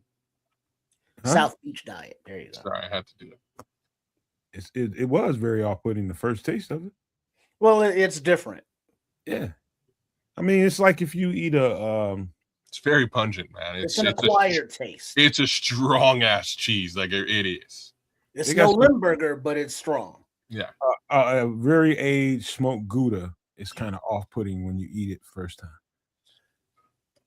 Yeah, the first time. But then once you get that, here's something that I. What did you eat? What did you eat the ghost cheese with, though? No man, what did you have it with? The second time I had birria. Oh, really? Oh, you had it in the taco. Yeah, it was melted in there. Oh, snap! I bet you that was delicious. It was delicious as fuck. A lot of flavors. A lot of flavors. It just joined. It just like all hands around the world. Everybody had their hands together in that taco and made it delicious. I mean, it was so good. Mm-hmm. Like goat cheese, like cheddar that'll punch you in the face. You know what I mean? Like if cheddar was like violent. You know what I'm saying? Like, that's if you ever have the opportunity, go to a cheese chalet. And get and sample every one of them some bitches up in there. Don't get they give you a little taste, and the different milks, produce different textures, different flavors, and then the aging process, is like whiskey and bourbon. The longer it ages, it changes the flavor. So, but going to a cheese shop, because there are so many different varieties. So when you break out those charcuterie boards, and you get a little jiggy with the cheese and all the different meats and the different crackers, a few little fruits on there, a couple olives, a few pickles. Yeah, you doing something. Hey, Trips, I found out a little bit later on, and this is just what they told me. I'm not sure that those people that own that restaurant and run that restaurant are actually from Mexico. They might be from El Salvador. That makes more sense. That would explain the goat cheese. Mm-hmm. the more backwoods you are, the more likely you're going to get your cheese film and go. So Leo Factor, it's nothing like blue cheese at all. Wait, what does he say? He said, "I've never had goat cheese. Does it taste kind of funky like blue cheese?" It's nothing like blue cheese at all. I actually really like blue cheese.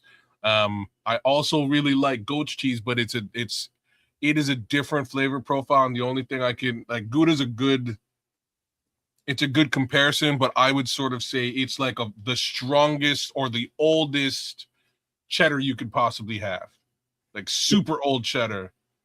Best way I can describe it to you, Leo, is the first time you taste it, you're gonna know instantly because your taste buds have memories. You first time you taste something, it's gonna be like, okay, what's this? Yeah, and then it'll put you on alert. That like it or don't. That's all it does. But so this is why we do bun and cheese, because the sweetness of the bun kind of cuts. It kind of cuts the funkiness of the goat's cheese. It's just a little bit of it's a very nice pairing, a little bit different, and that's why I was asking you what you had. Like, what did you have that with? But if you had it with the tacos, that's pretty crazy. I could see it being really nice. It was, man. Blue cheese salad dressing is kind of pungent at first, but once you get kind of past that, it kind of tastes pretty good. I think once I ate blue cheese on a hot wing, I've always looked at people that ate ranch with buffalo wings or hot wings like, man, if you don't grow up, that's how I look at people that still eat. But can you eat blue cheese without the wings? Yeah, I could. I put it on a salad. Yes, I put a salad together one time with some blue cheese and zesty Italian. And some let me tell you something, boy. I'll tell you another thing you can put on your salad that might shock you. Put some goddamn what's that cheese that Italians like to use on top of their pasta? I forget. Parmesan, pecco romano. Parmesan. Yeah. We'll take your salad to the next level. A little pecco romano. Oh, my salads are crazy, man. Throw some olives in there too. Olives, cashews. Nutty. Almonds, fruit, man. You know what I'm saying? Throw some strawberries or some apple in there. Trust me. You keep talking too much, you're gonna end up in Trips territory. He's gonna be cutting up hot dogs and sardines and shit. No, none of that. But maybe some meat, maybe some some ham or some chicken, a little something in there. Sunflower seeds. Sure. Sunflower seeds, flax seeds. I've been using flax lately. Maybe a little chopped up hard-boiled eggs. Flax is only good in a mixture in your smoothie and shit, man. You don't put that on salad. Yeah, man. It just gives you a little bit of crunch. Okay. You know what is super healthy. These things. Hold on. Go ahead. What is he doing now? I don't know. I mentioned flaxseed, or you mentioned flaxseed. That triggers something. Yeah, he's gonna put flaxseed on his pizza when he comes back. Well, you can also put them on salads, but you soak them in water and drink them. But like, what you ever had some of those? Chia seeds. Yeah, same shit basically. Yeah, that's super healthy, man. That's good. I'm glad you have I'm probably gonna buy some of that and start throwing that on my salads too, man. But I got Me TV has commercials and everything. I get to watch all them old ass commercials. Chia. They still sell that. They're running that still? That's crazy. Well, they have modern designs, up to date. They still sell that product in 2026. Different models. Growing in your stomach. Yeah, man. Be careful. Chia pet growing in your stomach, boy. God, be careful, man. Speaking of, I saw somebody picture on social media, and they had a brand new plant sitting on their windowsill, and it was a Venus flytrap. Sweet. You know what? Were we talking about that on the show? Yeah, that's why it stood out to me. I think I might get one of those. For what now? Why? Just sit on the windowsill. Life, plants. Oh no, I'm not saying don't buy plants. I'm just asking you why you would buy a Venus flytrap. Flies, gnats, mosquitoes. Damn. I live around a garden. Garden attracts all kinds of insects, and you open your door, and mistakenly, all kinds of things get in your house. And plus, I have an air vent that I need to put a grate on that can't be insects can't come through. And when I don't have it on, they just come in here sometimes.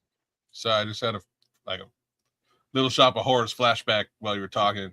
And feed me, Seymour. Feed me. See, was Fez here for that conversation last week, or is he gone? He came in on the ass end of it. Oh, did I? Okay. All right. Y'all want to see where I really find my home at in food? Here's one of the places. Hell yes. This is now, the only thing missing here, I forgot the vinegar. But everything else, I think I hit all the boxes for me. This is my particular way I like to eat my heroes. This is somebody else's picture. Yeah, all right. This is a classic hero sandwich, kids. All right. You got it's or some people might refer to it as a submarine. Yeah. All right, so you got your thick bread, your Italian roll, Italian. Okay. You know, some people use French bread if necessary. Yeah. But then you got your freshly sliced onion, lettuce, tomato, pickle, banana peppers. Gotta have the banana peppers, black olives, capricola, some ham, some turkey, maybe some gabagool, a little salt, little pepper, olive oil, get it nice and juicy and messy, a cheddar, and then a mayo. And this is not a eating your car drive-through food. Impossible. This is something. Summertime, get you a bag of chips, some red Kool-Aid, and you good. Okay. What? I want to hear Kaz's variation because I know there's going to be some omissions. There's going to be some additions. Yeah, it's like a little bit, just a little different. Like, and what I'll tell you right now, this is like my wife. She makes the bombest sandwich. And this is basically the sandwich she makes with a couple of omissions. Like, you're right. I'm not a big pickle guy. Pickles have finally started to grow on me recently. So I'll start I may start including them in my sandwich. The rest of it, onions check, lettuce check, tomato check, banana peppers check. You can I can live with or without the black olives. It's fine. I'll take them or I won't. Like it's fine. They're fine. Capricola for sure check. Ham check. Turkey check. Salt, pepper check. Instead of olive oil, what I use is a spicy eggplant. That's what I put in there, and they sit in oil. So as opposed to olive oil, it's like a spicy oil that I use on my sandwich. Cheddar, mayo, Italian roll. Personally, I generally use French, I use a French baguette. And the one difference between what you put down here and what I do, the major difference is honey mustard.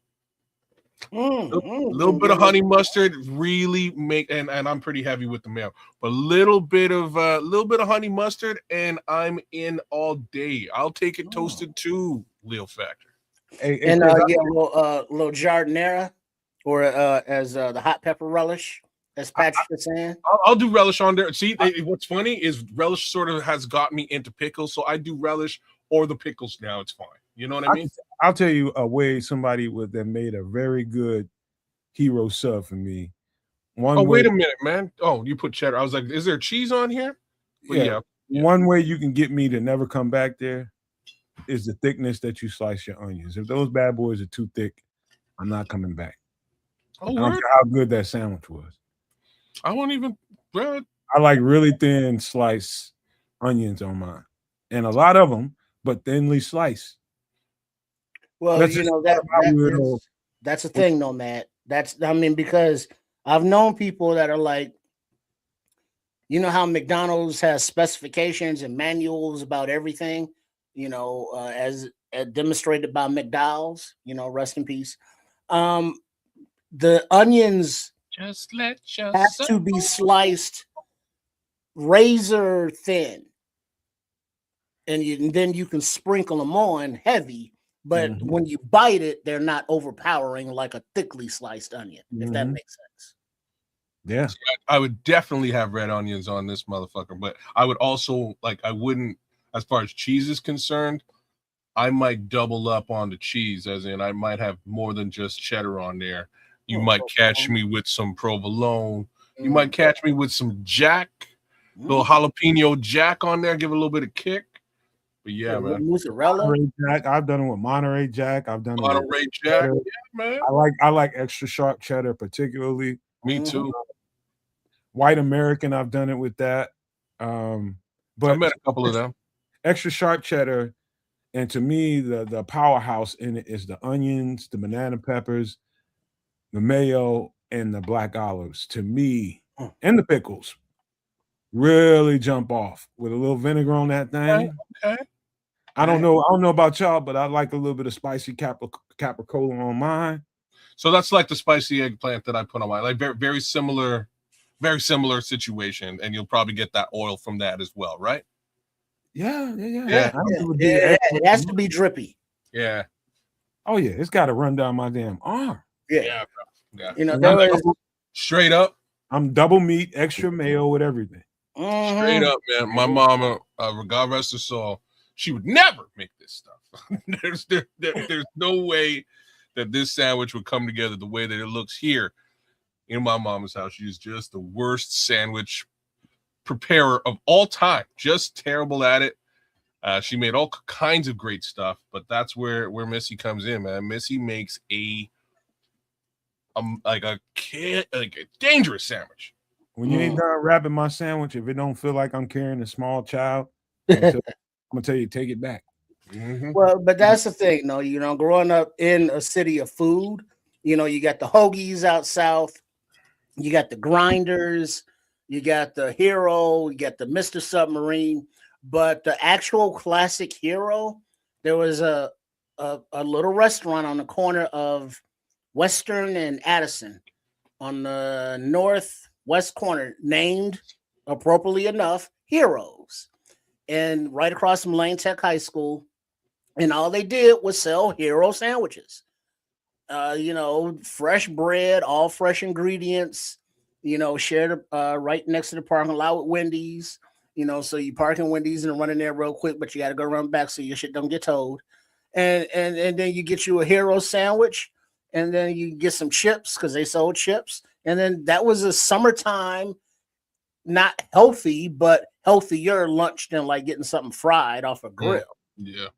So wait a minute now. So Sam Collins came in and he said, you want this with a fresh bag of Grippos. What's Grippos, y'all? It's a brand name of chips. Okay. There's like, you know, the Wrap chips or J's or Lay's, you know, because back in the day you would get like the J's potato chip because they had J's potato chips factories. So you would smell them and you can get them fresh. And they would come in the bag, and you know the white bag said J's on it. Then they had the barbecue. Oh Lord, Kaz, they had the barbecue J's. Okay. Then they had the sweet and sour and the dill. But chips are just a very crunchy, nice Batman. I'm sorry, Robin to the Batman of the sandwich. Oh, you throw some. By the way, Kaz, the real G stuff the chips in there. That's just what I'm saying. I was like, you can even throw them chips right on top there, and it wouldn't be, you know, I wouldn't kick you out the house. You know what I mean? But, yeah, okay, yeah, man. I really had to tone down this particular food situation. I haven't had one of these sandwiches, and it's got to be 6 to 9 months. I'm very upset about this. Hey, I hate to put you on the spot about it, man. It's okay, man. It's summertime food, though. Like I say, sooner or later, I'll get myself into a position where I can have just one of these and be pleased with myself, and then get back to healthy eating. But this is like I say, try this with, you know, so Crimson's in the chat saying try this with a spicy mustard. That might be a good look. I say a honey mustard. Trust me with the honey mustard. The honey mustard is a very good look with this. Hey, dog. You know, that annoys me because Hill BM 24, big up. Oh, nice blackface there, whatever that means. But Trips, the building is still there on Addison and Western, but it's sitting empty and nothing's replaced it. You know, Oh, that's horrible to see places go, and it's like at least tear the building down and build some kind of cell phone shop or something.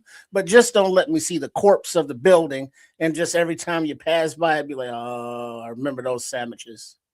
Hey, dog, like this sandwich is like one of my favorite things in life. This is truly from my pops, man. My pops made me fall in love with. He's an East Coast guy. He's from Jersey, and so I grew up with cold cuts in the house, man. When he got paid every Saturday morning, man, this man would go and buy a shitload of cold cuts, rolls, and you can make sandwiches until you get sick. And we come from a house that wasn't very much food, man. It wasn't like food was just everybody can just eat what they wanted all the time. You know, when you have food and plenty of it where you can just eat. When I tell you he bought a shitload of it, I'm talking about 10 children in the home and 2 adults. He bought a shitload. I mean, that's a lot of cold cuts, man. You know what I mean? both drawers of the the vegetable drawer in your refrigerator, both drawers is so full of lunch meat that you couldn't even hardly close it. He knew he had to spend a lot of money, and he would, but he knew the butcher. Stretch. The butcher would do that for him because he knew he had so many kids to feed. And that should have stretched though. He come home with I tasted liverwurst and learned to love it. Mm-hmm. Even some of that. The only thing I didn't like that he brought home was that luncheon loaf shit. Oh, with the pimento loaf in there and shit. And all that. Oh, I hated that shit. With the olives and chopped up in there, just olives. There's other shit in there too, man. Some red shit. It was all kinds of the pimento from inside the olive. Yeah, I don't know. I didn't like the red shit inside the olives is just chopped up olives in there, and then the red stuff you see is like that pimento loaf. I can probably eat it now, Trip, but as a small kid, as a very small kid, I just yeah, didn't like it. Well, but so that's kind of like I was with liverwurst, because it kind of looks like cat food.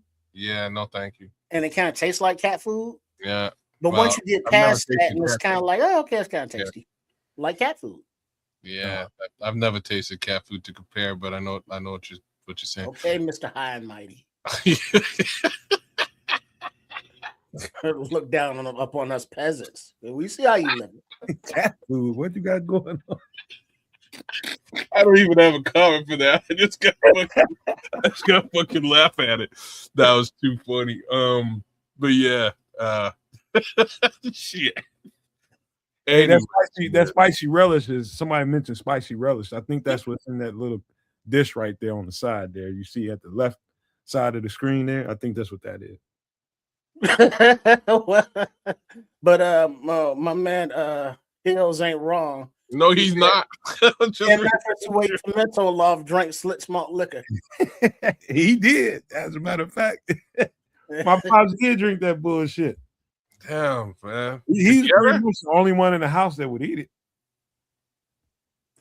That was the last one. But you know how universal, many different ways you can prepare, cook, eat raw, have different condiments, lunch meats can be. I mean, you can have them hot, you can have them cold, you can have them fried, you can have them solo, you can have them with just a piece of cheese, you can have them without cheese, you can have them with bread, you have them with crackers. I mean, they're just, and then they're so different because they're different, fucking meats. And so they have different flavors, but they're already, sliced up for the shorties or adults, so they don't have to prepare nothing. They just grab it and go. And there's so many different, lunch meat is a beautiful thing. Yeah, man. You're so right, man. To the variations that you can do here. Get it to sweet. A point where I like bologna on mine at times. Man, okay. Hey, if it's lunch meat, it can go on a hero. If it's cheese, it can go on a hero. You can have it with or without the lettuce, or whatever it is, however you need to have it, you can have a classic hero. I mean, because Hero's not like a Chicago dog, where Chicago dog has specific ingredients, whereas a hero sandwich has, cold cuts and vegetables and stuff. Mm-hmm. Dog. Like this sandwich right here, like I can make this so well, man. Like you won't even leave the drippings that come out of the mayo drippings that come off the sandwich. Mm.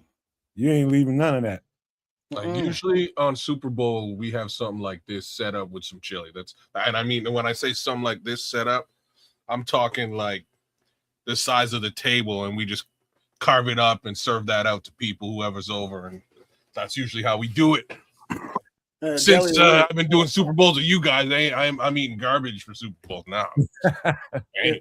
Well, don't blame the I network. gotta blame y'all for this one. Well, how about you get your shit right ahead of time, man, so you can eat it afterward. Look at Crimson. What he said about kids. Look, kids is all about the pinkies up. Yeah, it's because I ain't eating. We thought it was elbows up. That's how y'all was living, but it's all about the pinkies up. I don't know what it is. All I know is I ain't eating no cat food. I think that's what. Well, obviously you've never been hungry enough. All I know I'm is well fed. The fatter the sandwich, the sloppier the sandwich, the better the sandwich. But you will have to schedule a nap because this is some straight up itis food. Yeah, that will put you out at just in and around halftime. So, pace yourself. Or a workout. I just use it as fuel.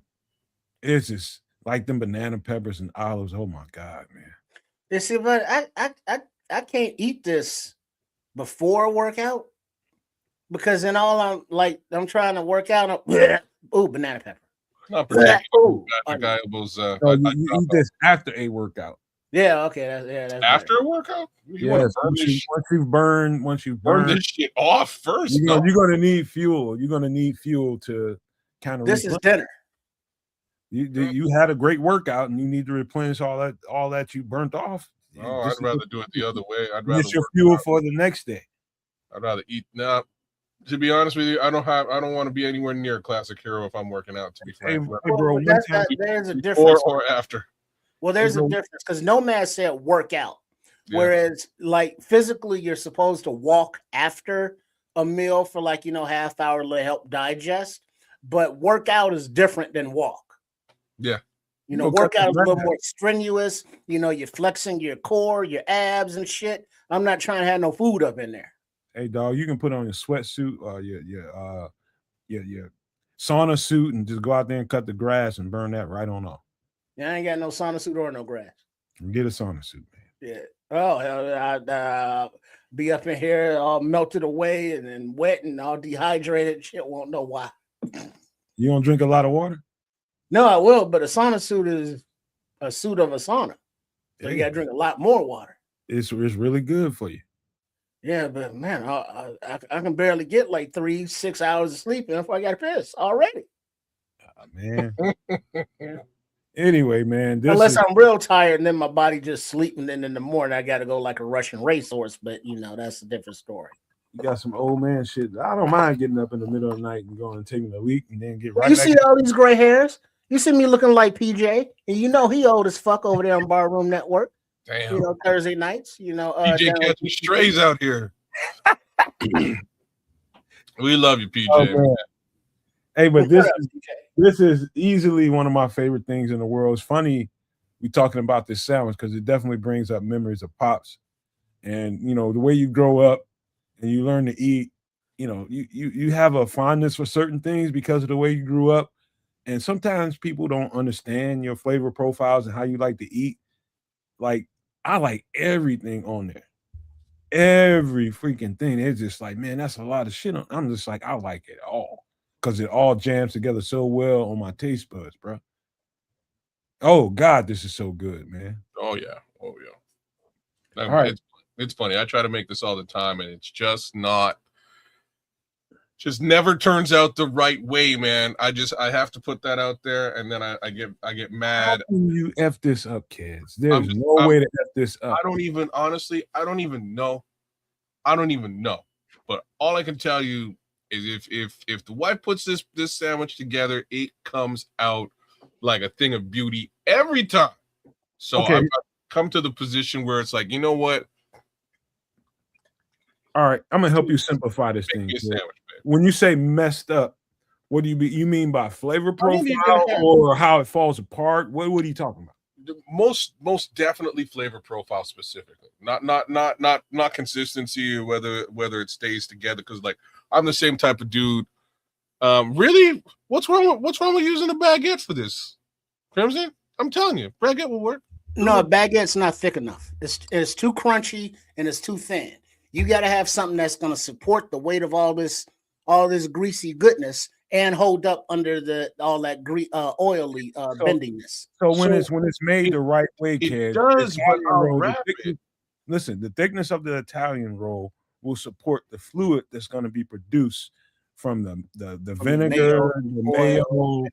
It soaks all well, man, and that's that bread's gonna catch it all. So what I do to combat that little issue is I wrap my sandwich in parchment. It's very simple. It's not going to fall apart if it's in paper, and I just strip the parchment down and eat my sandwich. But come on, kids, you're talking to Americans. We're going to eat that damn paper. So, that's not an option. No, so that's the funniest shit. So like the reason why I started doing that is because see y'all need more shawarma in your life. Is really the answer to this. Shawarmas are almost always wrapped in parchment and foil, so it's just something I'm used to. It keeps your sandwich together. Same situation. So if I'm making this, I'll wrap it this way. It's but there's But baguettes is all crust. Yeah, that's what I'm saying. It doesn't fall apart. Yeah, but there is nothing to absorb all of the aforementioned oils that Nomad was talking about. Right. Whereas the French and Italian, it will absorb that, and now you got some soggy bread under this. Whereas a baguette, all that shit is going right through it. Yeah, the crust keeps it inside the baguette. Yeah, it's in there, but it's just kind of pooled and puddled. It's not absorbed. You know what I mean? I kind of like that better because not with a sandwich that you're talking about will go right through the Italian bread. No, not with the ingredients this dense. Well, no, but because remember, Italian and French got that hard ass crust too. There's just a lot more interior filling. Right. So with a sandwich, with a sandwich with this much ingredients, the baguette is a little too airy, and it's not as dense as a piece of Italian roll.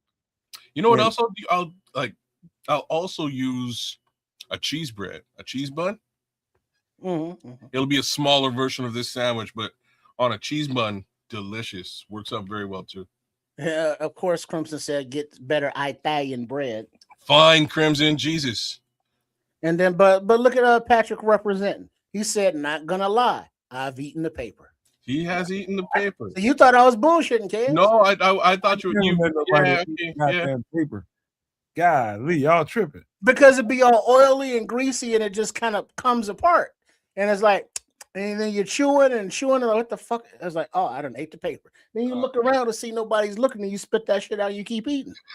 That's definitely some big back shit. That's definitely some big back shit. Man, the point is, if I'm making the sandwich, I know the paper is there, so I'm cognizant of the paper situation. You know what I'm saying? Like that's how this works. I'm fine with it. Patrick, I feel you, brother. I saw you when you spit it out. Well, I tell y'all what, this I can talk about this for the rest of the show because I just love this sandwich.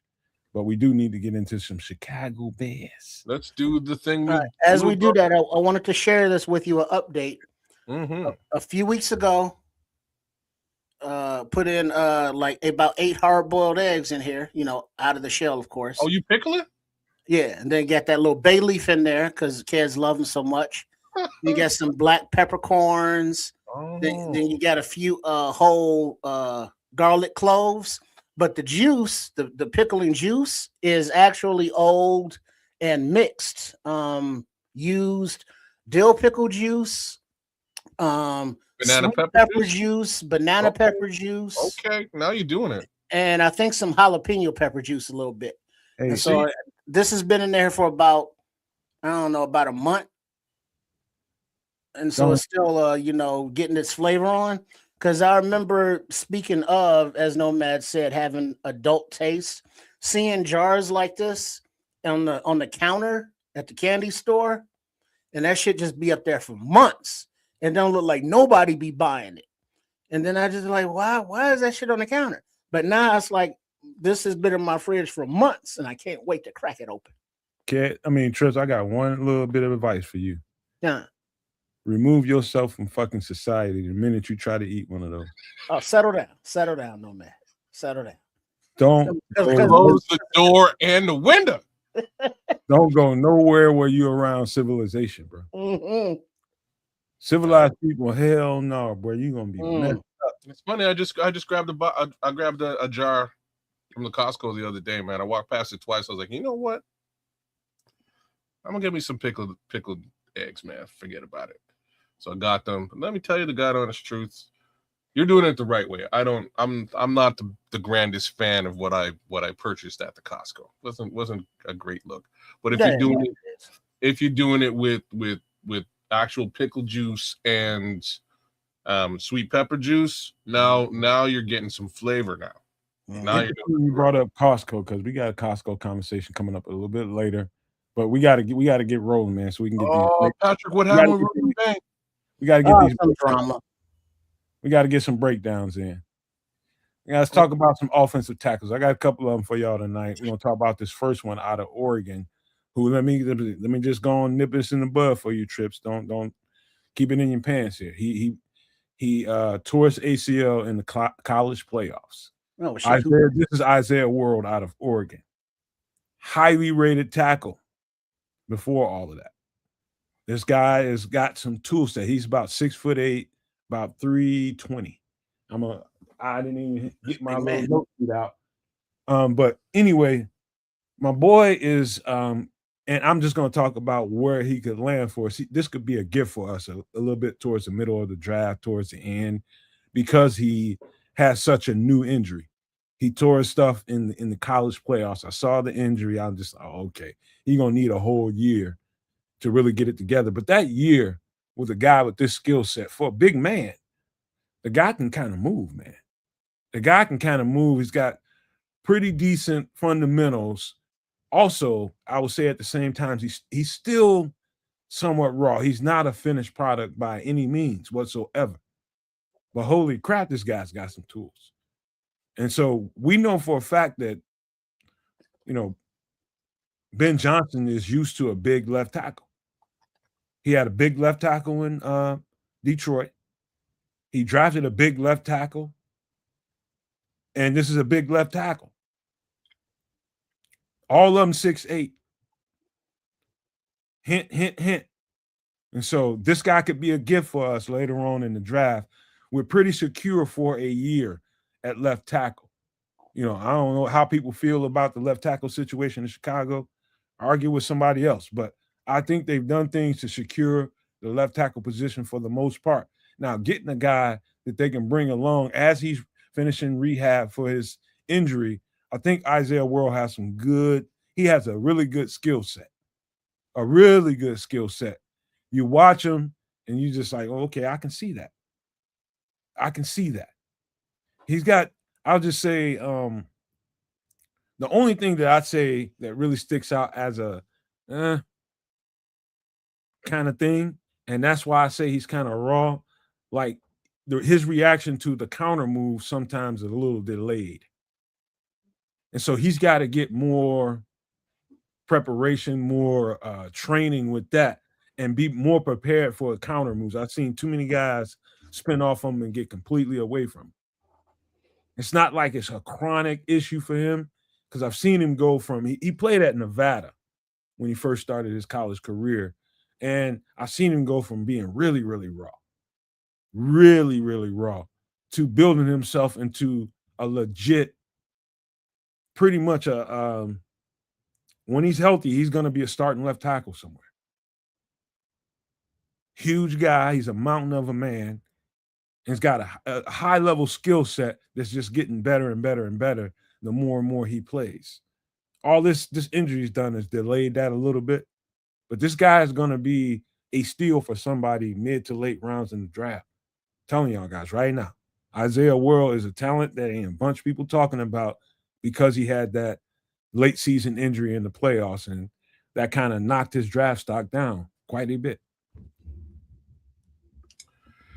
Well, I've run a few mocks with him as my left tackle selection, mainly because I'm more interested in getting a selection a little bit later in the draft. I did not realize that he had injured himself and probably wouldn't be able to play this year, and my thoughts is, if you're really going to do it and you're looking for a left tackle in this year's draft, you probably want him to be competition in that room to potentially start if he can. The kid's good. He'll get upfield.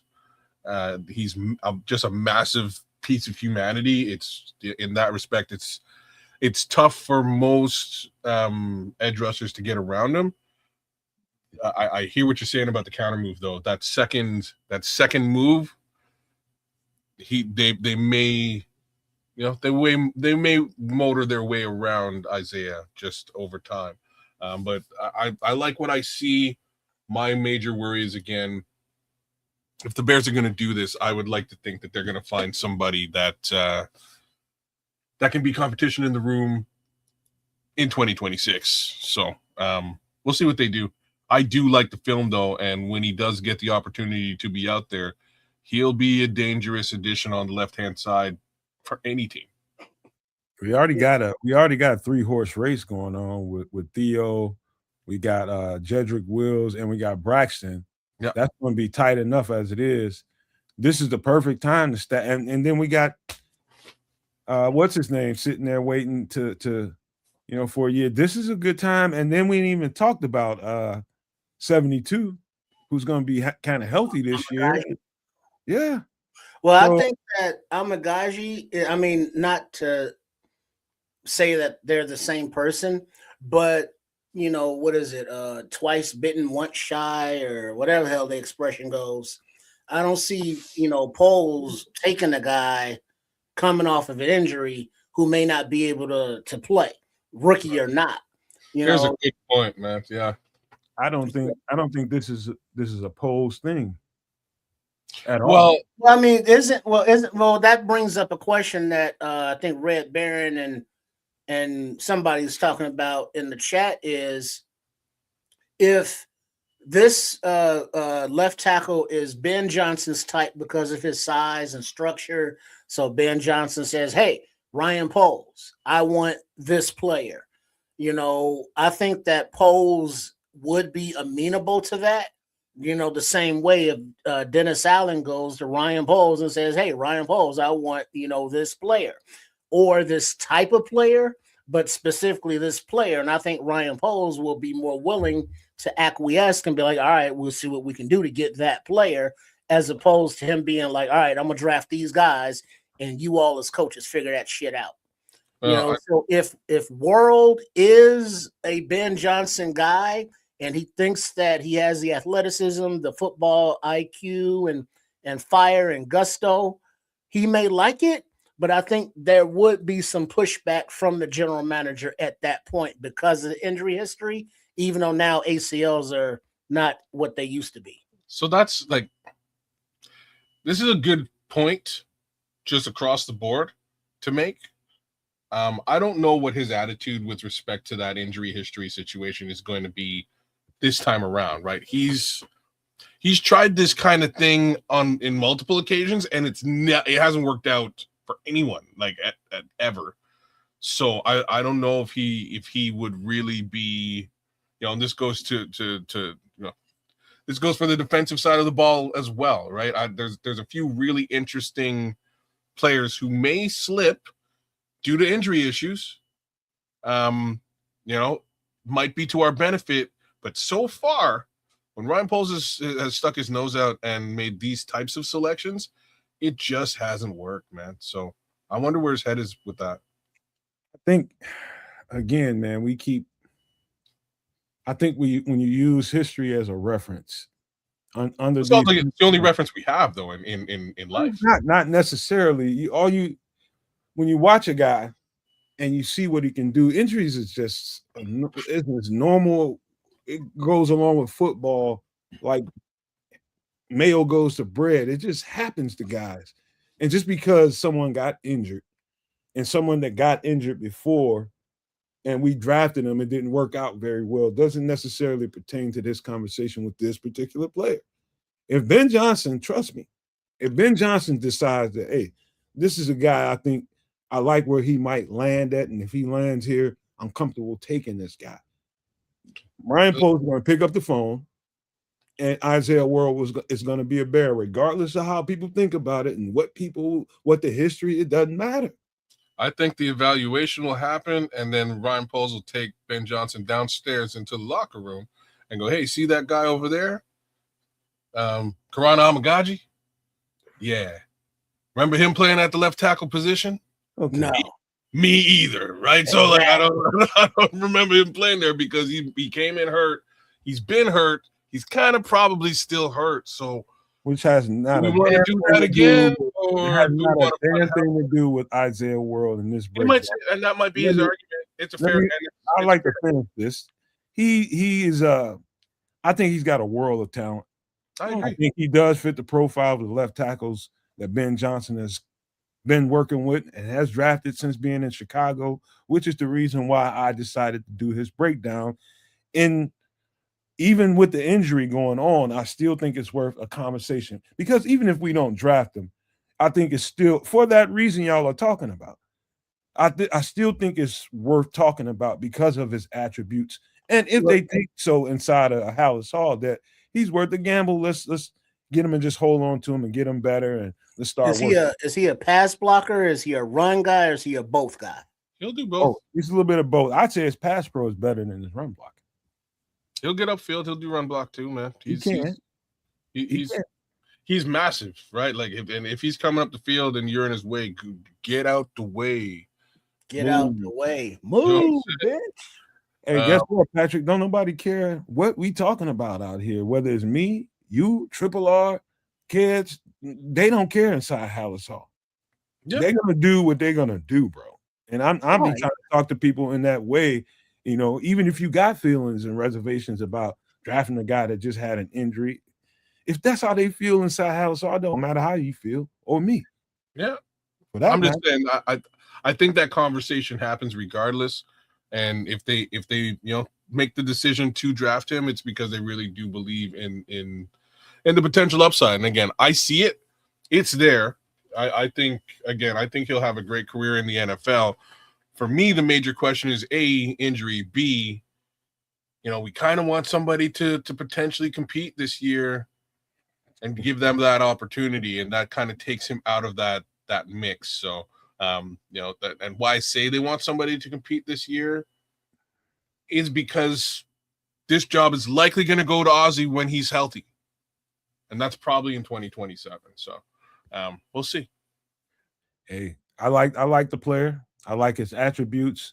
I watched this guy's hands, and hand placement is really, really kind of, if you're not paying close enough attention, his hand placement, I'm talking about when they ask you, okay, on these pass sets, I want you to work the inside, like inside the shoulders.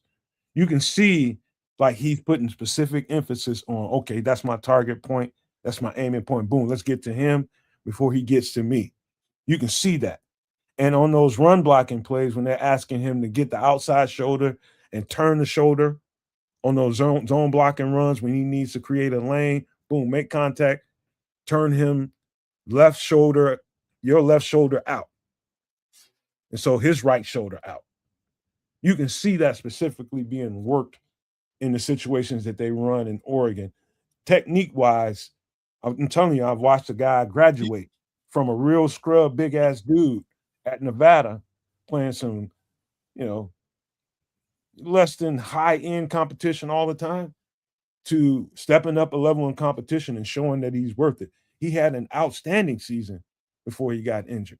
And so that's what I think, if a Ben Johnson and Ryan Poles is looking at this dude and evaluating, that's what they're going to hang their hats on, is how good he was progressing. And he was really turning into the Isaiah World people thought he was going to be. So, but he got injured and can't take that away. And that's that. Yeah. Yeah, I like his tape, man. He's a like I said, I've been mocking him quite a bit to the Chicago Bears as a late round pick. Again, did not understand that there was injury in the mix here. That does make things a little bit harder for me to accept. But you'll feel free to take a look at the tape, y'all. You guys will be impressed. He's a super solid left tackle look. Got to give it to him. Man, I just hate it for this kid, man. He should be. Yeah. I think it's going to be kind of a. I think tackle's going to go pretty early in this draft too. Well, there seems to be a pretty decent run of tackles. Like he's relatively late now, right? I think he's going to fall 3, 4 somewhere down there, probably. Yeah, maybe later, depending on how severe the injury was and how well his test is coming back based on his recovery and rehab and all that. They can get all that information. Yeah, we'll see. But if he starts falling past 3, that okay, we're gonna need an entire year to get this guy back to where we can even start working with him. He'll be in the training room for a year. Yeah. All right. That's where we are. All right, y'all ready for the next guy? Absolutely. Who do we got coming up next? This guy showed up on the top 30 visits. This is Kadyn Prunty out of Wake Forest. Kadyn is 6'2", 192. Good size corner. Good size corner that played mostly boundary corner. But one of the things that I can give you right away what I think his strongest attributes are and what probably sticks out for Dennis Allen doing his tape is I almost can guarantee you his transition speed from when a receiver is breaking to go turn around and catch the ball, when the DB has to break and come up and make a play on the ball. It's kind of next level. Let's just say it's really fast. And so let's just say he's backpedaling when he's giving somebody like a 3 to 5 yard cushion. He's backpedaling, kind of reading the quarterback and the receiver at the same time, and he has to break on the ball and close in between the ball coming to the receiver, and just close that space. It's pretty high level. It's like that's hard to find.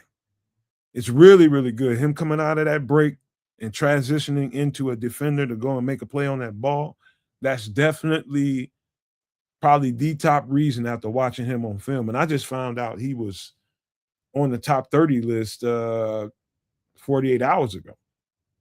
But I had an eye on him early, didn't finish his tape, but when I found out, yeah, he's on the top 30. He's on the top 30 visit. When I found out he was on there, I just went on ahead and finished it up because I had to. But the guy is equally good in man coverage. He's extremely sticky. Kadyn Prunty is very sticky. He plays the ball well in the air. And so in between the time when the quarterback throws the ball, even if he's off by a step and the receiver has a little bit of space on him, the guy finds a way to make a play on the ball. So he that closing speed, which I don't say enough of when I start talking about corner play. Ball's in the air, the ball's in play, and the receiver has a little bit of difference. Separation. This guy instinctually knows I need to close the space on this receiver. And so one way or another, he's in contact with that receiver. Whether or not he gets his hands on the ball, it's going to make a difference in whether or not that receiver catches the ball. That's one of the things I think is kind of high level from his standpoint, man. I think he's going to gradually turn into a guy he's already sticky. But I think that stickiness and route recognition is just going to make him even better. The more and more he learns route concepts, especially NFL route concepts with the bunch concepts and the different mesh formations that guys like to use, and they rub off of each other, man, he's just going to get better and better and better. And I like his skill set. He's got really, really quick feet, man. Quick reaction speed. And he's pretty, I just say he's kind of handsy sometimes when the ball is in the air, but that's fine. You can coach that out of him. But the reaction speed and how well he can play in man-to-man coverage, you don't feel like he's isolated when he's man-to-man. You feel good leaving him one-on-one with whoever. And then he can play zone equally well. Really good instincts. Really good instincts. Ball skills, I ain't gonna say they top notch, but as much as he's around the ball when it's in the air, he's gonna make some plays. This is Karan Prunty out of Wake Forest. What you looking at, kids? So I'm looking at him. Interesting prospect, 2-time All-American, I believe, which is pretty cool. For some strange reason, he is listed very late in this particular draft, or at least he's expected to be a potential undrafted free agent, which is kind of crazy. I like what I see. He's got good speed, good range, good instincts.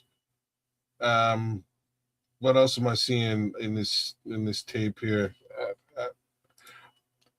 Like I can see what you mean by ball skills, but the upside is he's a super sound tackler, and he closes distance very quickly in a worst case scenario. He'll put you down. I don't mind this corner prospect at all. I actually like him. In fact, he's one of those guys that, because of his size, you can maybe consider him, maybe a safety. You could. Thinking? You could. I mean, but not because he can't play corner on a high level. I think he can. He's just getting better and better. I just think he's just one of those guys. You never know why. You know why they brought him in, because he's talented, but you never know what the conversation is that they're going to have with him and what they're conversing with him about and what they think of. Yeah, I agree. I can only give you what I see on tape, and that's cornerback play. 4.45 6'1", that I definitely saw. He's about 190 weight. Cut out of stone though, like clearly just an athletic prospect. But yeah, I don't, potentially UDFA, like, and that's I kind of like stuff like that. I think the Bears need to find a couple of diamonds in the rough here in this draft, and I think this might be one of those guys. A little bit later, I would liken him to a bigger Reddy Stewart without the ball skills. Like Reddy was ball skills all day long, but similar case scenario, just a little bit bigger, better on the tackle. I got another corner prospect we're gonna talk about in a minute here that I think I think looking at him on film, I think even on highlights, you might like that a little bit better, because this is football. If certain things don't jump out at you, you tend to not think very much of him. But he's got a good skill set, and he's just getting better and better and better.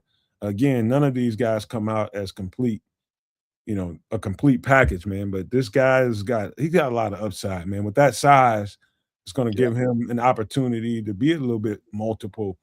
If they want to give him some run at safety, he's got the size to do it. He's a willing tackler, and he gets downhill, and he's kind of aggressive about it too. So he's got options, man. He closes that distance fast. He'll put you down. So like I like that as an idea, Nomad. I actually do. Bring him in and sort of work him into the safety room over time. I think that's a great idea. Well, and also it bodes well for anybody who may be projected as a UDFA, because remember, this is a whole new regime on offense and defense. And as it stands right now, today, in the middle of April, there's still like 22 open roster spots. So those are not getting filled in free agency, nor will they have 22 draft picks. But after the draft, now the scouting department, Ryan Poles and them is going to have to put in work, because there's still a lot of positions to fill. Well said, Triple R. And that could be the modus operandi, right? That could be the secret sauce. And it may be, hey, look, we're going to really dig deep into this draft and grab a couple of guys. I didn't see any return film, Crimson, but they could be really looking at backfilling that, those 22 positions with undrafted free agents. It'd be a great way to do it. All right, let's roll on. Let's keep rolling now. This guy right here, I'm about to put on the screen. Let me tell y'all something. Somebody ought to get a warrant out for this cat's arrest. This guy right here, you talking about a treat to watch play left tackle. There's going to be some people that are going to look at this guy, and his run blocking is so exceptional. This is Carver Willis out of Washington, left tackle. Let me tell you something. His run blocking is next tier. And that's the attraction for Ben Johnson. Care what you think about Ben Johnson and what you saw this year, but one thing you ought to know, and you better understand, that anybody that they put on this team, they're intending, any offensive lineman, they're intending to enhance their running game. Let me tell you that right now. They want to get better and deeper in the trenches. And Carver Willis actually shouldn't have played in college last year. His technique is so pro level. Whether it's run blocking, that's the particular strength of his game. Pass blocking is good, but still to be worked on. But I am telling you, he executes at an extremely high level in run blocking, which is why some people might project him in as a guard. But I don't know if that's the best thing to do. It's not because he doesn't have long enough arms or he's not fast enough and quick enough. No, you see this guy execute at a high level. Target points. He hits his target points with accuracy, bro. When he's got to get on the move and go run, and this guys like him are the reason. There's only one time in my entire life playing football. I love playing this. I love practice, bro.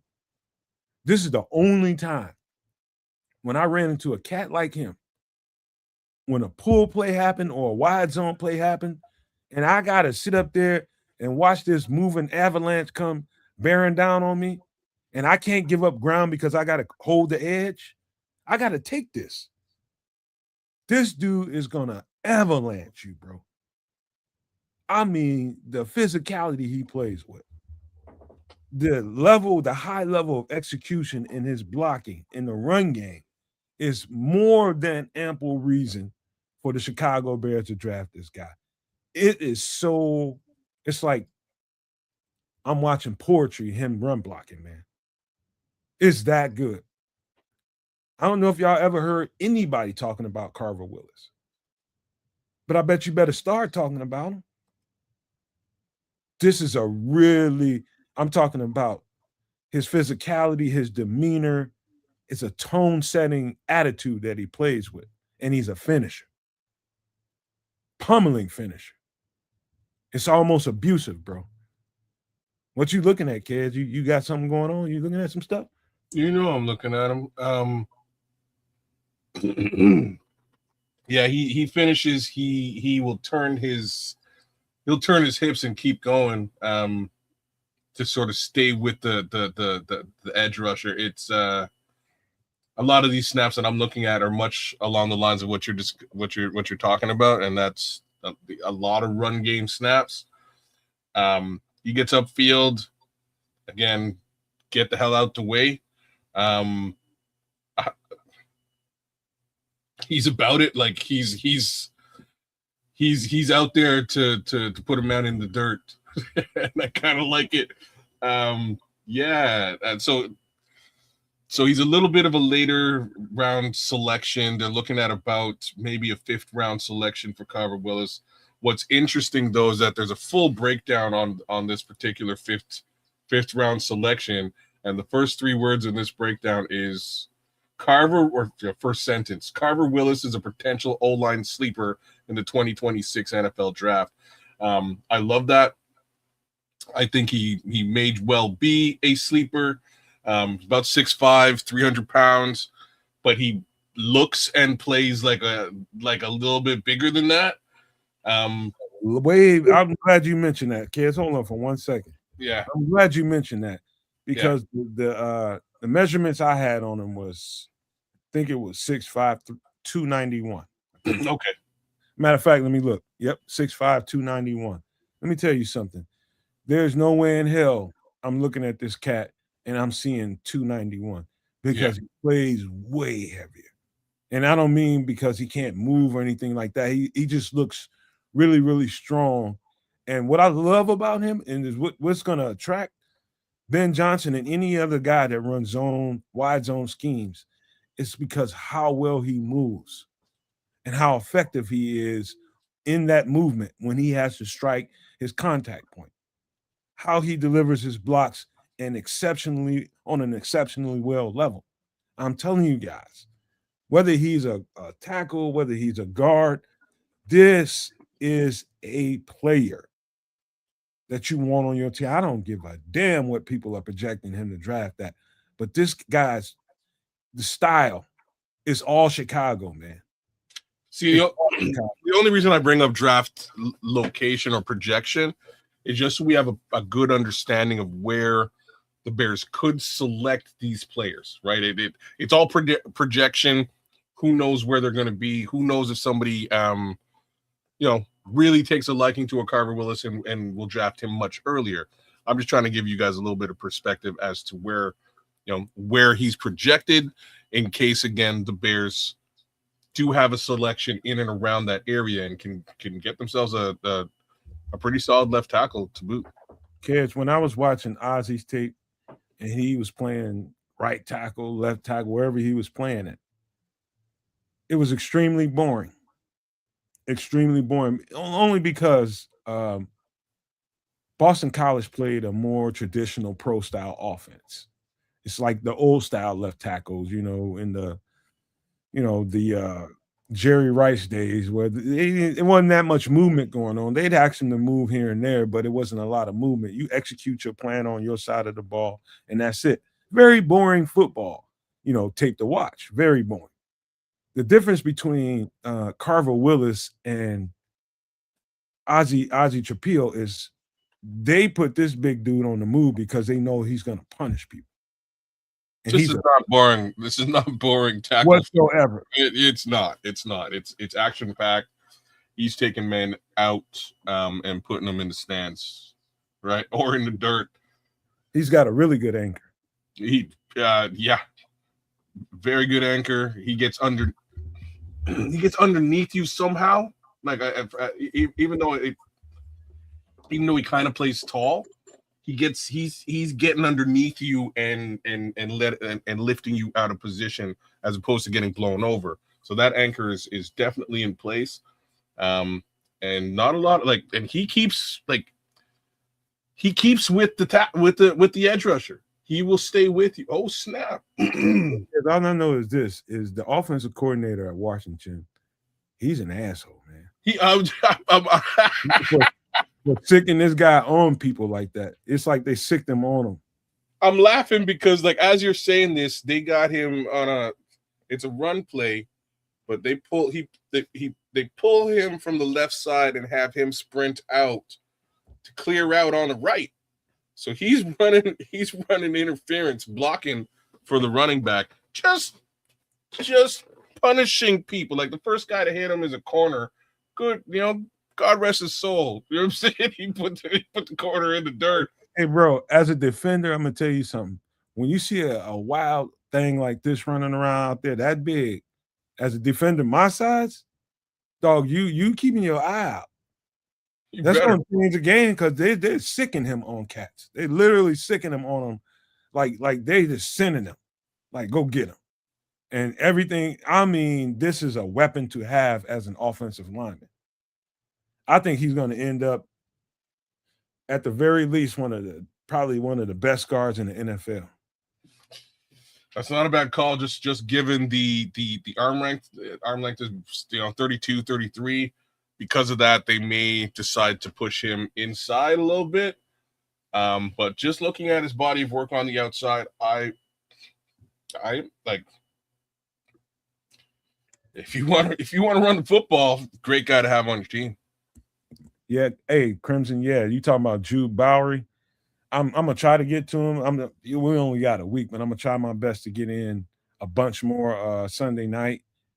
We'll see how it goes. But yeah, I've seen him. I think he's tough. I think he might be technically and athletically better than Ozzy. I have a strange feeling he's the Bears left tackle selection. I don't know. Put that out there. There's a BC thing going on. So we'll see if it continues. This guy right here, Carver Willis out of Washington, what a treat to watch. He is, I would love to see him in a Chicago Bears uniform because of the nastiness. And oh God, I man. just need to see some, like, these are all, it's almost exclusively running snaps here, right? So You gotta watch. I told you, you go to offense, you go to Washington offense 2025 versus whoever. You just put versus in there, it's gonna pull up all about right, 3 or 4 games for you. You can get a better all big right. picture view of them.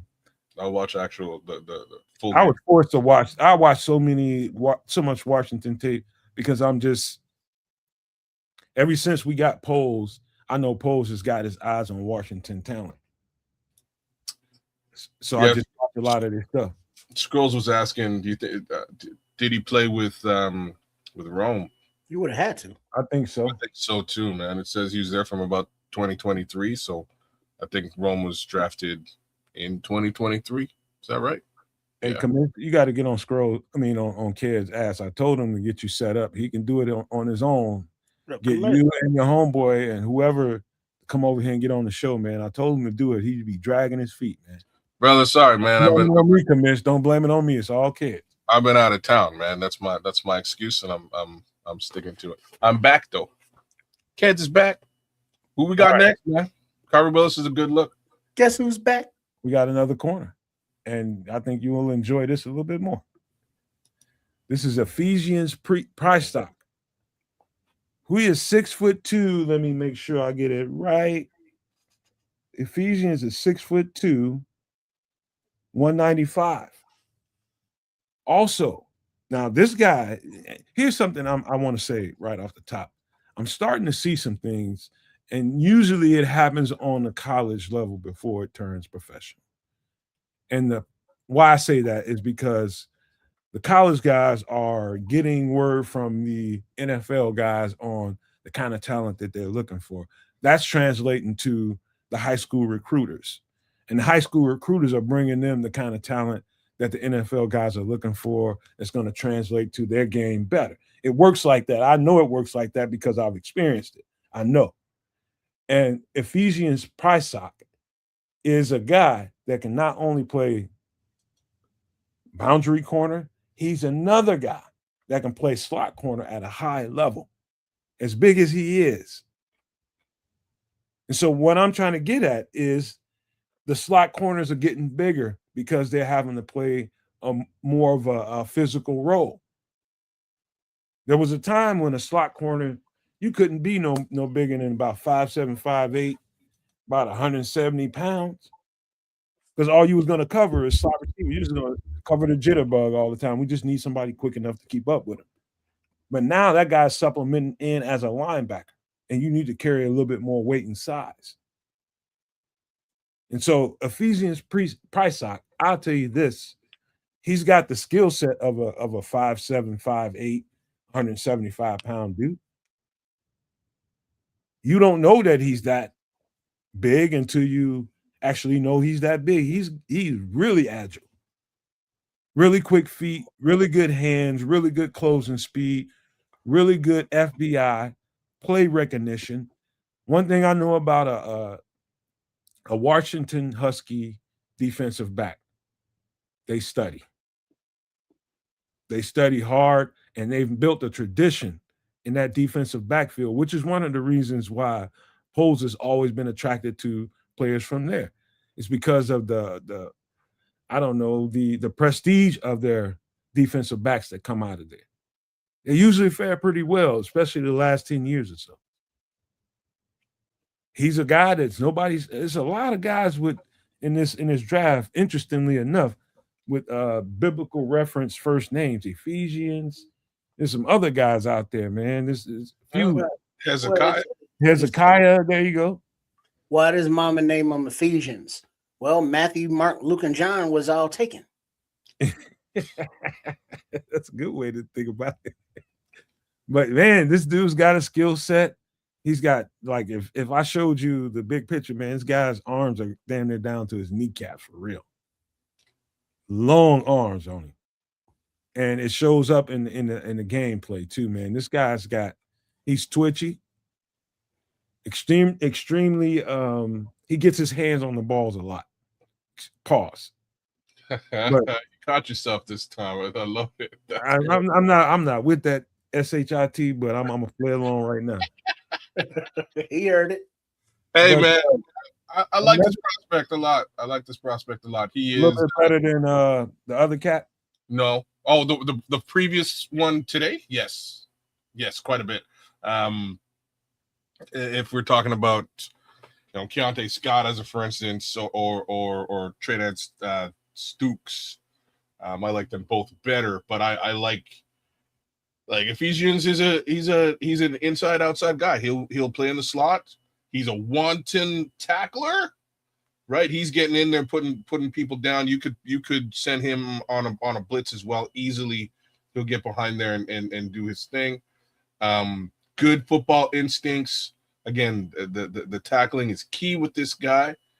And you nailed it with twitch, man. That twitch allows him to play slot receivers quite well. He stays on top of slot receivers, for the most part. But they will kick him out wide too, right? He'll do either and or. While I'm watching a couple of snaps, just him in blitz capacity, taking out a running back, for tackle for loss. I like this prospect, and the reason I say that is I kind of hope that the Bears actually do look at a corner just a little bit, just a little bit later in the draft, and he's not extremely late. That they're saying maybe, maybe fourth round, and I think that'd be a perfect area for us to grab a corner. And if that's the case, I like what I see on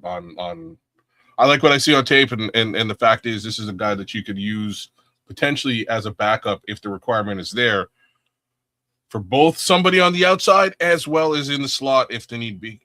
This is the perfect kind of prospect. Yeah. Okay? If you start thinking about, okay, I don't have a specific cornerback need, but we're gonna run him. I do have a safety kind of couple of spots I need to be represented in some way. I like his attributes and his skill set. I like his size. I just want to see what he looks like. I didn't realize how tall he was. He's 6'3", just under 200 pounds, 196. The guy is 6'4". 6'4"? Okay, I see. Yeah, 6'3". I got 6'3", 3/8. He's a big dude. Yeah. And he's gonna fill out a whole lot more than he is right now. And that 195 can turn into 200 pretty quick. And you know who likes those guys at around that 6'3" height? Who's that? Dennis Allen. I just want to hear you say it.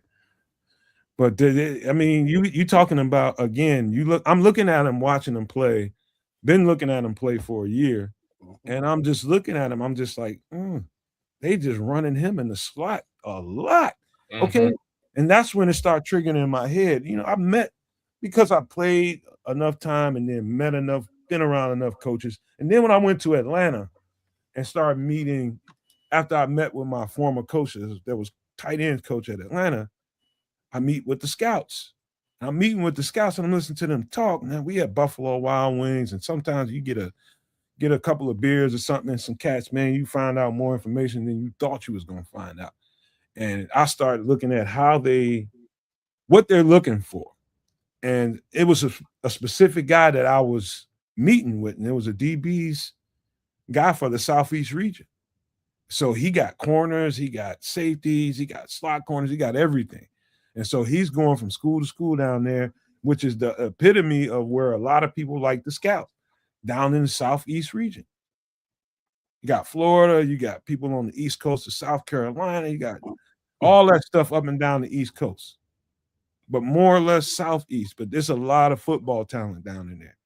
And some of the stuff that I was hearing about a few years ago is getting more and more relevant the more and more I watch these slot corners this big at 6'4". Think about what I just said, a slot corner at 6'4". Yeah, that's pretty crazy, man. He's gonna get in there on quick slot passes and just just use arm length to really be disruptive, right? It tells you, kids. It tells you where the game is starting. The game is starting to turn more run game now. It for a long time, man, it was heavy passing, and everybody's looking for that guy that can, throw for 400 yards in a game. Nah, dog, it's about the team that can run for about $150 a game, and it's getting more and more physical. And you know that by the last few Super Bowls, you know that. And so now, eventually, evolution's got to happen. So now the slot corner has to get a little bit bigger. So to help support that run game, right? Those little dinky dudes gonna get hurt up. So very true. That's the sequence in what we're looking at. What up, ATF? And so I think there's a need for box corners, box safeties to get a little bit bigger and be athletic at the same time. He's got good range, man. Really good range. Ephesians Prysock is a real sleeper in this draft, I promise you. But somebody's gonna love this cat, whether he lands at corner or whether he lands at safety. He's going to be a player. Once he gets this opportunity, I think we're gonna hear about him. Think he's a safety, man? He can be with the way he moves and that size. Okay, 6'4". Why wouldn't you? Yeah, I guess so. I don't know, man. I really like. I like him. I like him inside outside. I really do. I'm not sure. I'll say that I probably like the previous corner you had a little bit better as a safety, as a transitional safety. I can see this. I can see Ephesians doing it, but I really like what I've seen here inside and outside. I'd kind of leave him there, but they're kind of rare finding a 6'4" guy that can play in the slot and boundary corner. Yeah, move out to safety. With that, he's got cornerback athleticism playing safety. Think about it.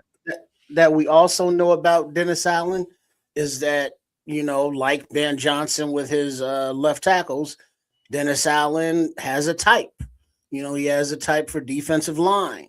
He has a type for linebacker, and Ephesians here is his type for defensive back.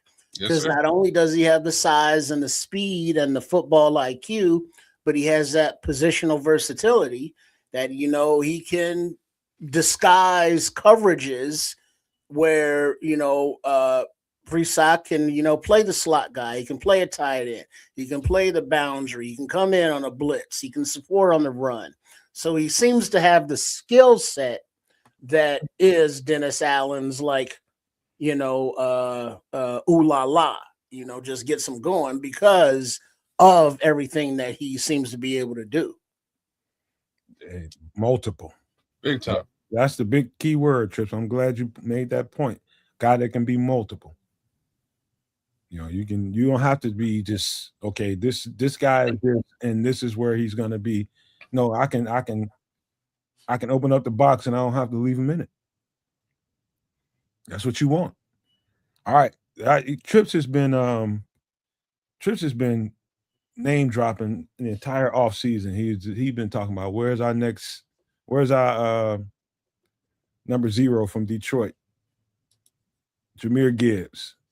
This is Damon Claiborne out of Wake Forest. We got 2 Wake Forest dudes here tonight. If there's a Jahmyr Gibbs in this draft, it's this MFer right here. Absolute electricity in a bottle, which is what they caught with Jahmyr Gibbs. He's about 5'11", just like Jahmyr Gibbs came out. 195, just like Jahmyr Gibbs came out of Alabama. Jahmyr Gibbs is now up to about 201, 202, maybe 205. I don't know. But he just put on a couple pounds since he's been there. But this is exactly what Jahmyr Gibbs was coming out of Alabama. There's no – when Jahmyr Gibbs puts someone behind him, like Damon Claiborne does, there's no catching him. Once you are a step behind him, he's leaving. Period. Point blank, better than average contact balance, better than average hands, will help support you in the run game, but he's not the most punishing run blocker at 195. He just wouldn't be. But he'll help. He's not shy. Smart. Always knows where he needs to be at. He knows how to, fill in a space when the player's breaking down. He knows I forget what they call it. We had a name for it. When the player's breaking down, he knows to get into the quarterback's vision. That became evident the more and more tape I watched, and that lets me know that he's got good. When the play breaks down, you need to keep yourself within the viewpoint of the quarterback. That's one of the things you got to know. The play just broke down. Everything we just thought this play was going to be is over with. Now you need to keep yourself in play and keep the quarterback a live target, outlet. And so you see that over and over in this game as well. But absolute breakaway speed, finishing speed. Once he hits it, go ahead, kids. Oh no! You keep going, man. I'm still watching this thing. But there you go, Leo. 4.437. Yeah, baby, 4.3740, and I'm watching it right now. He's flying past people. He's not easy to catch. Thank you, Juju. Scramble drill. Yep. But go ahead, kids. No, he's not easy to catch, man. He is his acceleration, his burst is crazy. He's an elusive little monkey. Yeah, man. He bursts through. Boom! He bursts through that line, and then good luck catching him. And obviously, I haven't ripped the film as much as Nomad. No one does, but inside, outside, good vision, good bounce, very decisive when he puts his foot in the ground. Yeah, when he gets north and south, and there's not a lot of jitterbugging because he's on his horse. Who does he remind you of, Trip? Remind me. I don't know yet. I'll come back to me on that one. You didn't see no Gibbs when you were looking at him? Or the way when Gibbs gets it, it's a little traffic in front of him and he just bounces it out. And there's he has that slow acceleration, but then when he hits it. That patience.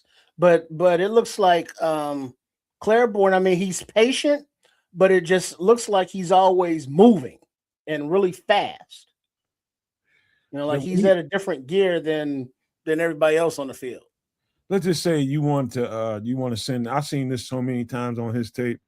You want to send that ball up the B gap, and the B gap is a little crowded, and he has to juke button on out.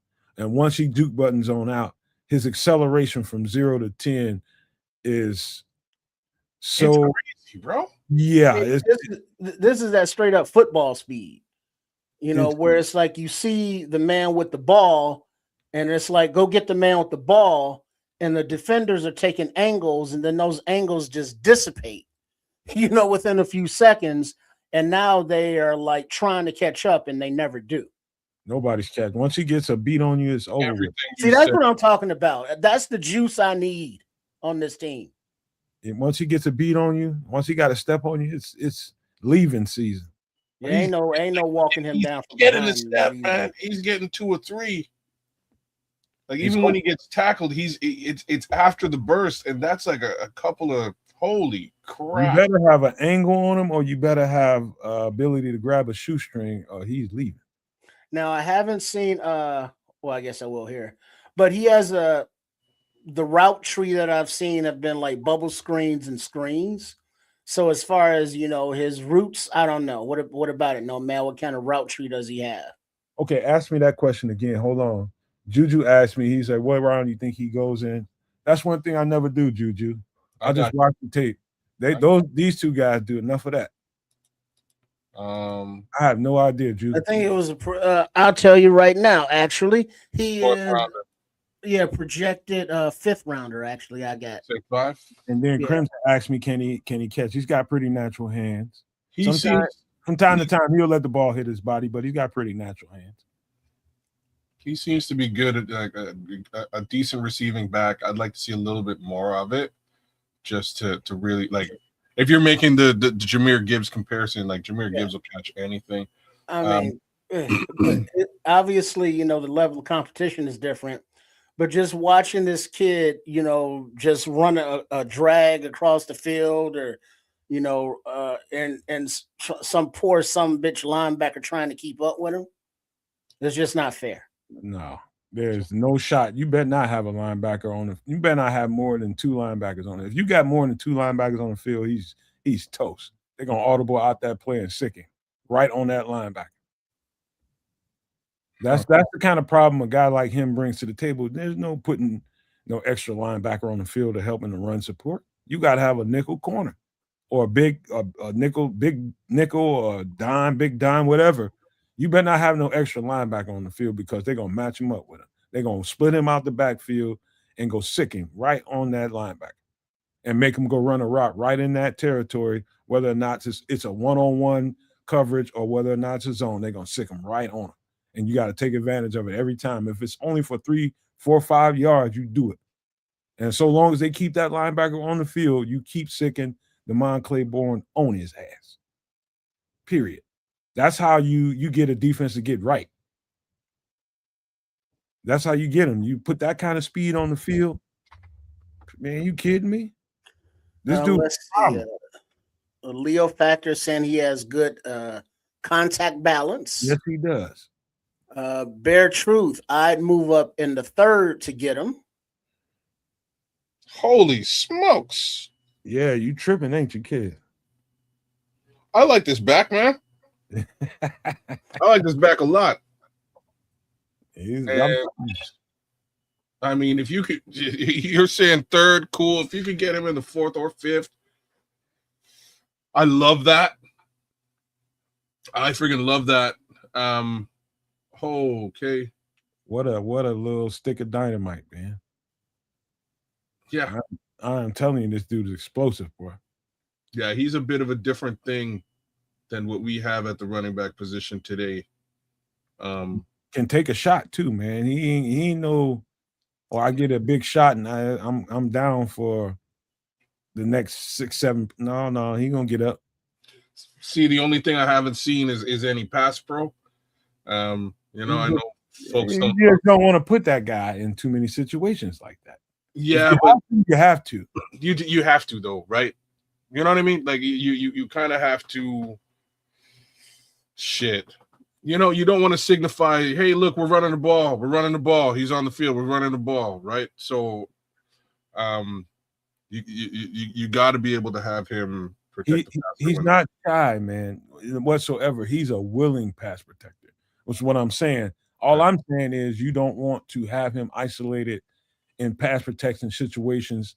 Ideally, you use him for a chip. If Ozzy's out there on a quick, fast edge rusher, you send him out there to give him a chip, to give him a little help, and then send him on a route after that. But to have a screaming linebacker playing and play out, coming right down the pipe at him, you're gonna mow his ass down. That's the problem. It's just the gravity, man. I mean, he's not big enough for that. Yeah, he fair enough, right? I have to state the obvious, just to put it out there, because I'm not seeing a lot of pass pro. But good Lord, this breakaway speed is not something we have in our repertoire at all. I said gravity, I meant physics. I mean, he's just not at this point. I mean, even Jahmyr Gibbs, he ain't, trust me, when he's in the game, he ain't doing a whole lot of pass pro. Trust me when I tell you, I've seen enough of that stuff. He ain't doing a whole bunch of pass pro, but when they have to, you have to. He gonna get knocked down, but as long as you're willing, that's all the coaches want. You just can't shy up and just do a whiff. You can't do that. You got to take that. Go ahead and take that medicine. That's what it is, and he's not shy whatsoever. He'll take it. But man, what a dynamite piece of running back and weapon this guy is. This is man. Holy smokes. Yeah, I know you tripping on that tape. This tape is crazy because he's just making room. And when he makes that room, good luck catching him. He's gone. Man. And I'm talking on a north-south run, man. Not even out to the wings, not out around the corner. North-south. He's not a one-trick pony. No. He'll go north-south, just kind of shuck and dive and make a couple of men miss him, and then you need to bring him down. And odds are you can't catch him. The best runs I've seen, even if it was a toss play, he cut it inside and housed it. Yeah. He'll slow up at the edge and then bring it back inside. Yep, house it right on up the crease. Right on up the crease. Once he sees that lane, that little crease, that little sliver of daylight, it's curtains. He's just gonna accelerate into it. You better have your shoestring tackle game up. Wow. Because he gonna house on you. I'm telling you. Okay. Like I say, I like this tape a lot. I personally need to see him in pass pro situations just to get an idea as to what it looks like. If he's getting mowed down, he's getting mowed down. I just want to see it. But I really like this tape, man. He's not what we have on the roster today. It's a different deal. Yeah. He has some of the qualities that bring in some of the points that were left on the field last year on the offensive side of the ball in the running game. Yep. Hey, all right, man. I know we can probably melt into this football player for quite some time because he's that explosive and that electric. When you look at him on film, I don't care. He was electric. He had I think this year he had let's just say he got quiet for about 3 games. And like teams really ganged up on him and made sure he wasn't the key ingredient. But you can't hold him down for long. He's just too explosive, man. Those little creases, man, he turns into your worst nightmare, man. A little bit of daylight is all the cat need, man. Damon Claiborne out of Wake Forest, 5'11", 195, absolute dynamite, bro. Yeah. Love that tape. Let's get to the next guy. I think you're going to love this guy too. This is Skylar Gill Howard out of Texas Tech. And I know a lot of people are talking about the other D tackle there, the big nose guard, Lee Hunter. Love him too. But this guy is the 3 technique of 3 techniques. He's a short piston. He is 6'1", 290 pounds. Man, the energy this cat plays with is contagious. And I mean, when I say contagious, when you put this guy around people with the kind of effort and energy he plays with, I mean, everything is emotional. Every play. He plays with so much effort and emotion. I'm telling you, when you're playing with guys like that, it does give off a kinetic energy. Skylar Gill Howard is that kind of guy. He's magnetic when he plays. And because he's so low to the ground, that creates a problem that you don't worry about pad level when you got probably about 6 foot, maybe 5'11", about 290. And that light, he's really, really athletic. Really athletic and runs sideline to sideline, chases stuff down. But man, you talking about getting off the ball and getting in the backfield really, really fast. I think, to be honest with you, this looks more like Grady Jarrett than pretty much everybody. I know we compare one other guy to Grady Jarrett, but this probably looks more like Grady Jarrett in college than anything I've seen so far. Yo, he's fast. Quick as shit, ain't he? Yeah. Yeah, surprisingly fast, a little bowling ball, very, very Grady. I see what you're saying, man. Very, very Grady Jarrett-esque. But again, super fast. Gets into the backfield very quickly because it's just low pad level all day long. He's coming up, bowling you over, and getting into the backfield. That's what you're gonna see when you watch his tape. Very low pads. Hey, kid, I remember I didn't really know what a 3 technique was, even though we played with a 3 technique when I was in high school. We didn't call it 3 technique when I was in high school. Until I got to college, I didn't understand the term. I didn't know what it was.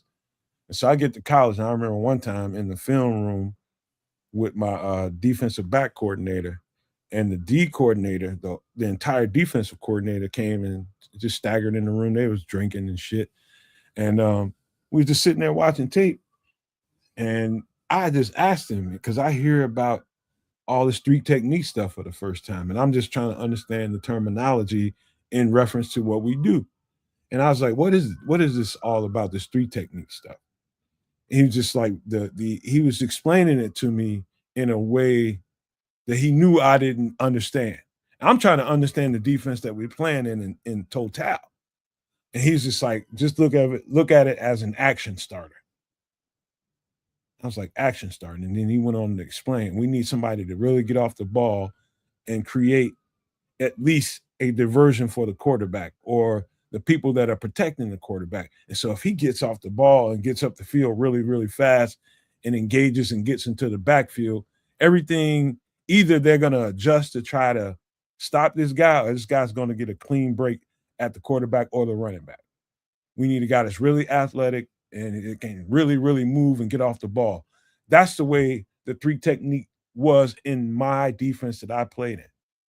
And so I've seen different variations of a three technique. I've seen the bigger three techniques, like your Javon Dexters of the world, and I've seen these little short piston guys, and I've seen them be effective both ways. But I think Dennis Allen is more this three technique than Javon Dexter three technique, if you get what I'm saying. Short, small, action starter. That's why I think we are. And Skylar Gill Howard is that. Yeah, Javon Dexter just ain't. I'm not saying he's not a good three technique. No, I'm not saying that either. I'm saying that he's not what you just described, though. Right? As far as what Dennis Allen might be looking for. He's a tall guy. He's a big guy, and he's not particularly explosive on the line. He was trying to explain to me, he went on later on, we need a guy to flash. Yeah.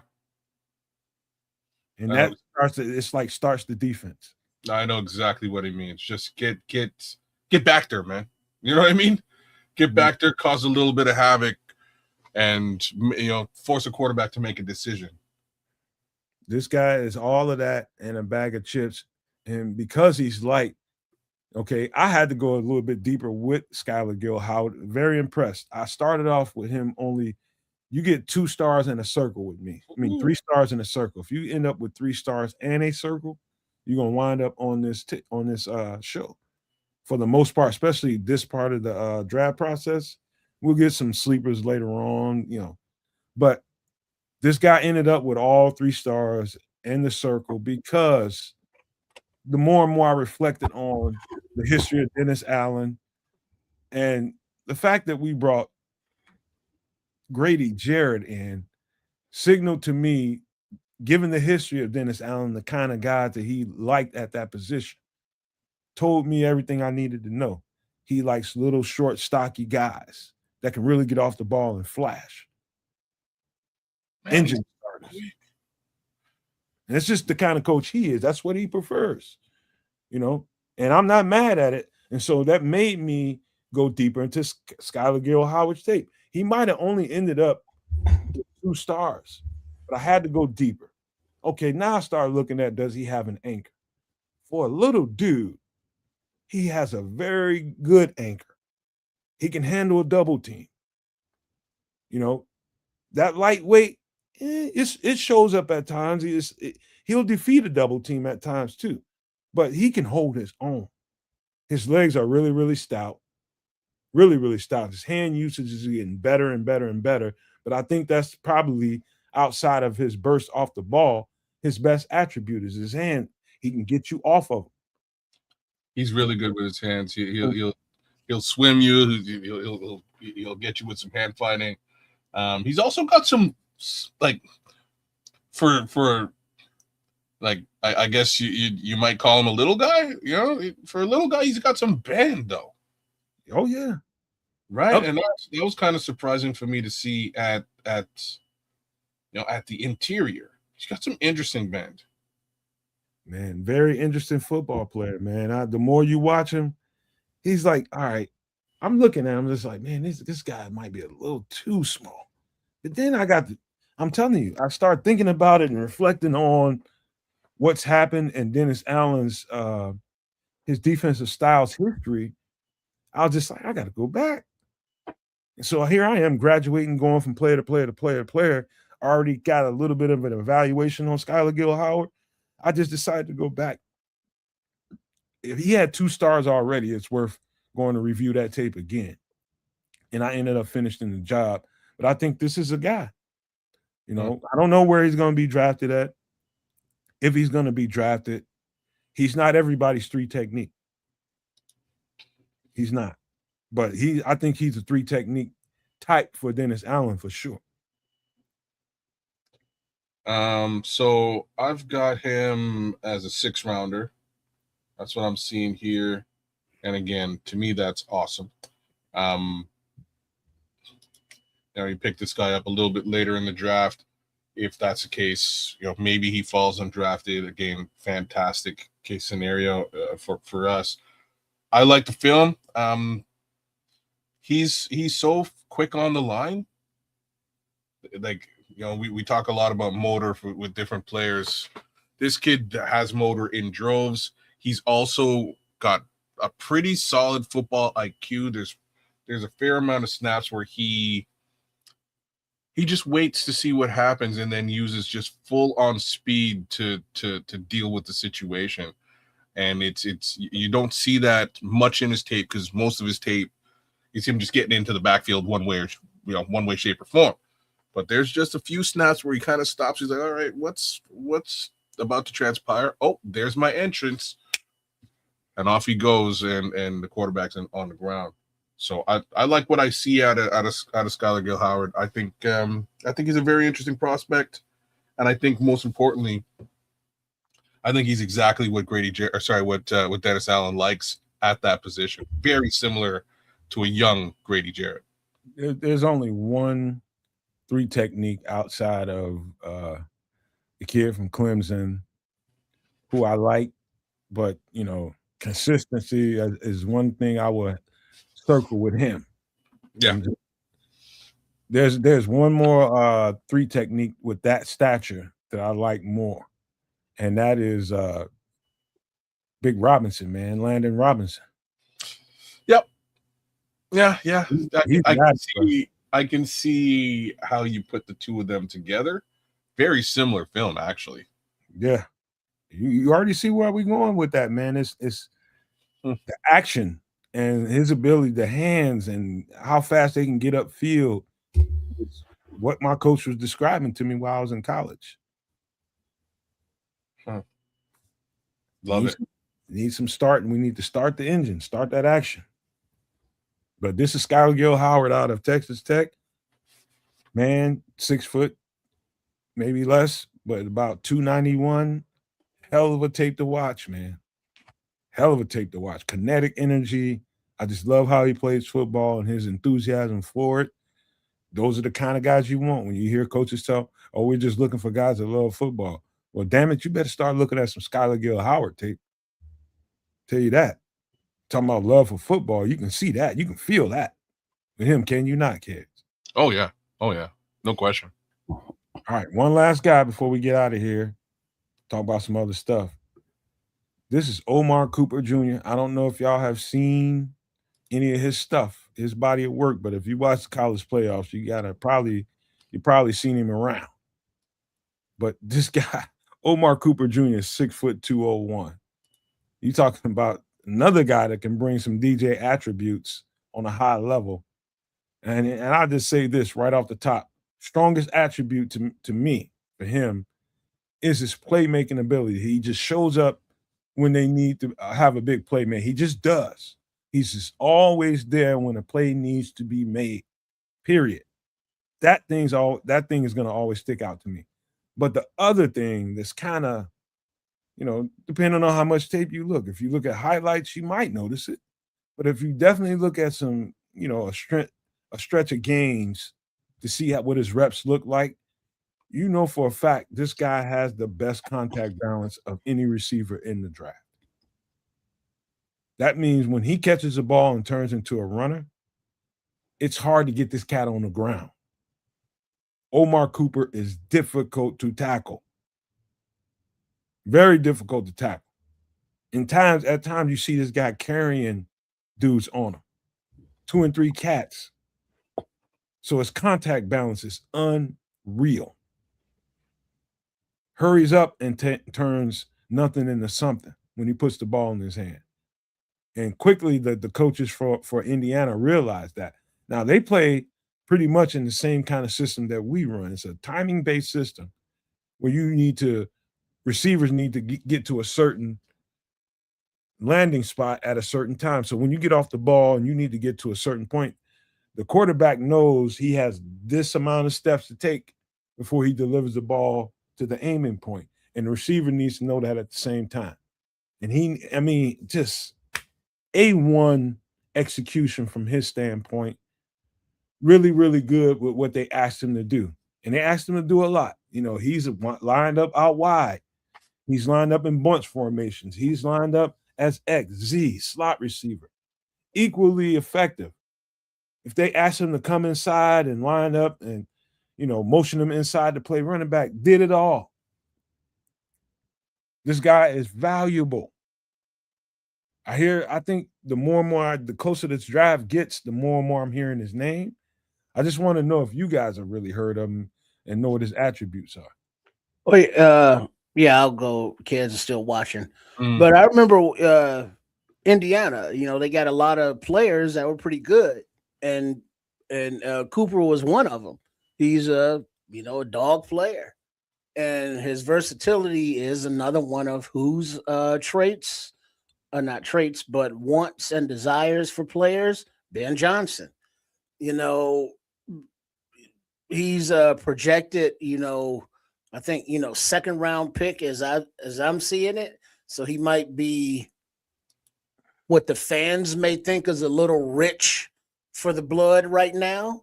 But, to Nomad's point earlier about what Hallis Hall may be looking at and thinking is totally different. And the kid is definitely a weapon. So there's no way that you can have too many weapons. It's like, we got too many mouths to feed. It's like, yeah, bullshit. You can never have too many weapons because of injuries or mishaps or whatever. So if they take them, I would definitely welcome them. But it's like, man, a wide receiver, ooh, that's going to be a tough one that early. Hey man, one thing I learned about last year is to take it light on the study, because I'm looking at the roster and I'm thinking about what they need versus I just went that direction and I lightened up on the cornerback study. And it was just a little bit less work for me. But at the same time, I'm not afforded to do that no more because they proved me wrong really, really quick. What they do, they took a cornerback. Exactly. So, that's just the way it happened. So I decided I ain't doing that this year. So nobody thinks we're going to draft a receiver. We might draft a receiver. Exactly. I'm not mad at that. I would just be surprised if it's in the first round or second round. That's sort of how I'll say it. Who thought we were going to get a tight end that early? I did. Last season, I did. They did speak. Wait a minute. No. He was all about Genty, wasn't he? No, I wanted them to get Genty. You don't get to claim that. You don't get to claim that way after. You ain't doing about no goddamn tight end. Stop. No man's calling bullshit. Timeout. No man's calling bullshit. You better call bullshit too. You know damn well he wasn't thinking about no tight end. Brother, I'll be right back. I got to unlock it. And of course he leaves after calling bullshit. So Ben Johnson came out last year and was bigging up Tyler Warren. Yeah, that's what I'm talking about. So I was definitely under the impression that it was misdirection, but they were talking about a tight end specifically. So I wasn't that surprised that they selected a tight end. I was much more surprised by the tight end that they selected. Right? That's the truth of the matter. It's like, oh, not Warren? Okay. You pulled the wool over our eyes. You definitely tricked us, but it looked like that's where your heart was. But he brought it up. But at the time, no kids. Now you got to remember, even though you wasn't like mad at it or side-eyed at it, but it was kind of like, man, we should have got other needs. Well, Absolutely, we had other needs, right? But now after you see Love play, he invited to the cookout. You know what I mean? He is invited to the cookout all day long. Again, for me, it's more of a, and this is where I went wrong with things, is they're going to look at best player available no matter how you slice it. And that's where, me personally, I have to just sort of take a step back and be like, all right, they're going to do their evaluation. What they have on their board is what they have on their board. They'll make their selection as required. And that's what happened with, much less with, with even Colson Loveland. I think they just had their hearts set on Colson Loveland. But the Luther Burden selection was truly, he's the best player on the board right now. But we were probably looking at some other players. If you're on the clock and Omar Cooper is the best guy on the board. Well, this is the thing. This is like I'm you know me, so I got a couple of mocks sort of loaded here just to get an idea as to where these guys are going. I got Omar Cooper selected at pick number 24. Oh shit, that high. This is what I'm trying to say. So I'll be pretty surprised if the Bears are going to select him anywhere near that 25 pick, that first round selection. That would be surprising to me, because again, we have a Romo Dunze, we then have a Luther, you know what I'm saying? We got Darth Burden, and I'm not fussed about a wide receiver. I think they should get a wide receiver potentially in this draft if they can, but in the first, that would be a bit surprising to me. So what I think they're looking for in any one thing, now that DJ is gone, they don't have that guy that they can shift into the backfield and do things like that. I know we don't like it very much, but you know what it does? Darth Burden, baby. You know what it does, kids and trips? To understand it from an offensive standpoint, you're just trying to get the defense off balance. You're just trying to get the defense off balance, even if it doesn't mean nothing. That run necessarily means nothing, but now I want you to pay attention to this. From a schematic standpoint, you're talking about, you're looking at your whole play calling sheet and you're looking at the sequence of the game and how it's going. Now I want to use my receiver to threaten you here. I want to threaten this over there. That's how it plays into an offensive genius mindset. You want to use every player that you can to be a live threat to do almost anything. And that's the way Ben Johnson designs his offense.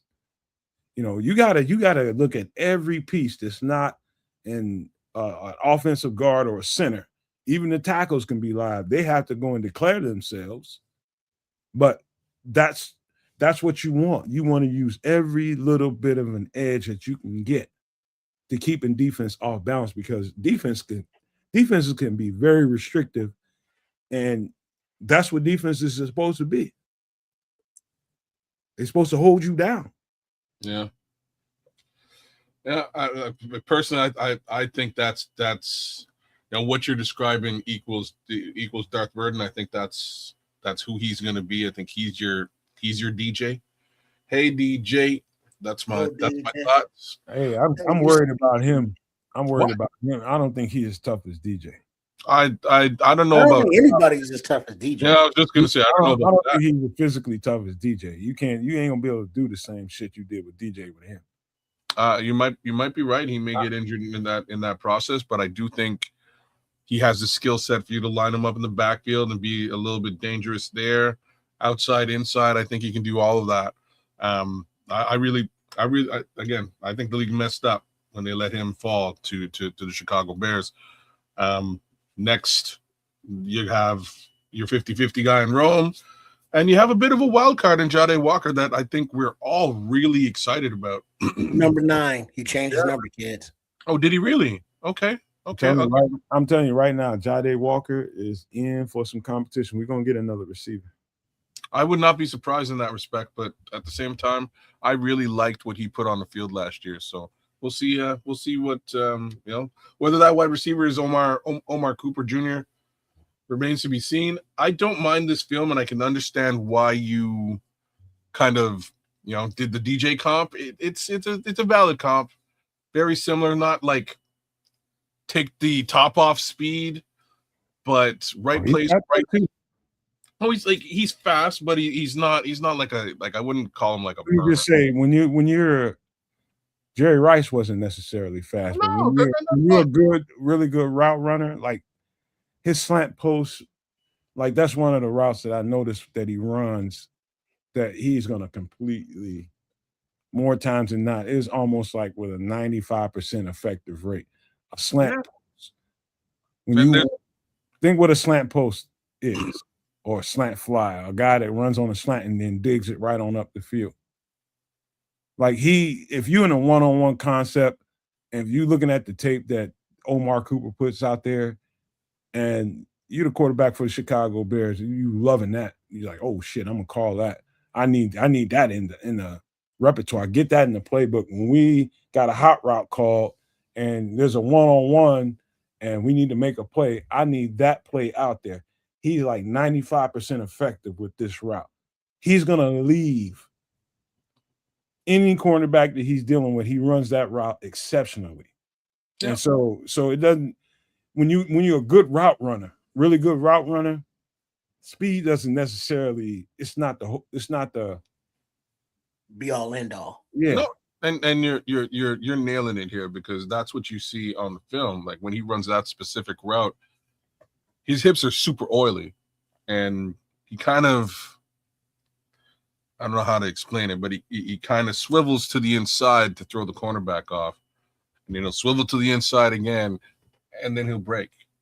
And after two of those little hip swivels, the cornerback's like, all right, so he's gonna break this way, and he's ready for a break that way, and he's gone breaking in the opposite direction. And I saw a bunch of that, that specific route.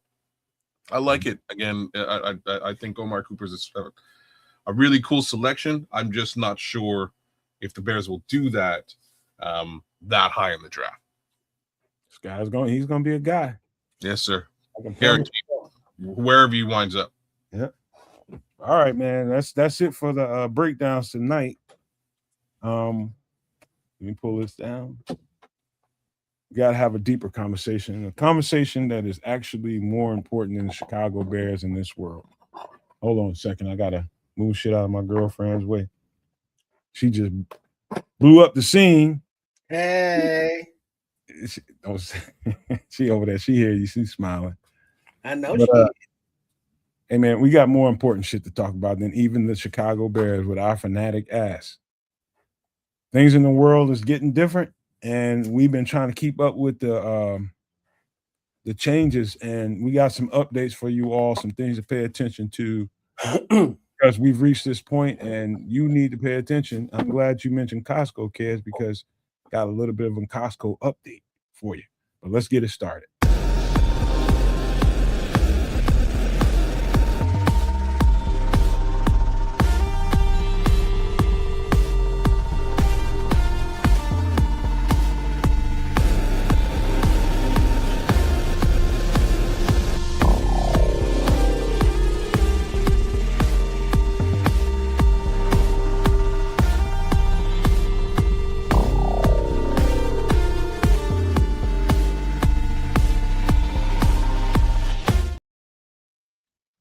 Now, there's a lot here, and kids, if you want to read it, because it's one of the information I gathered up is people reporting stuff out of Costco, and people that do this on a hardcore basis. Man, they really dig in deep, and I'm only showing you these things because the previous conversations that we've had is about what you can do and have a game plan. So if you got to go out there and execute a game plan, that's what I think is shopping is right now. Game plan it out. The days of going out week to week and getting your groceries for the week, that's over. So you got to start thinking about this in a little bit bigger sense. And so, kids, if you feel like reading this, man, we'll break it down after you get done.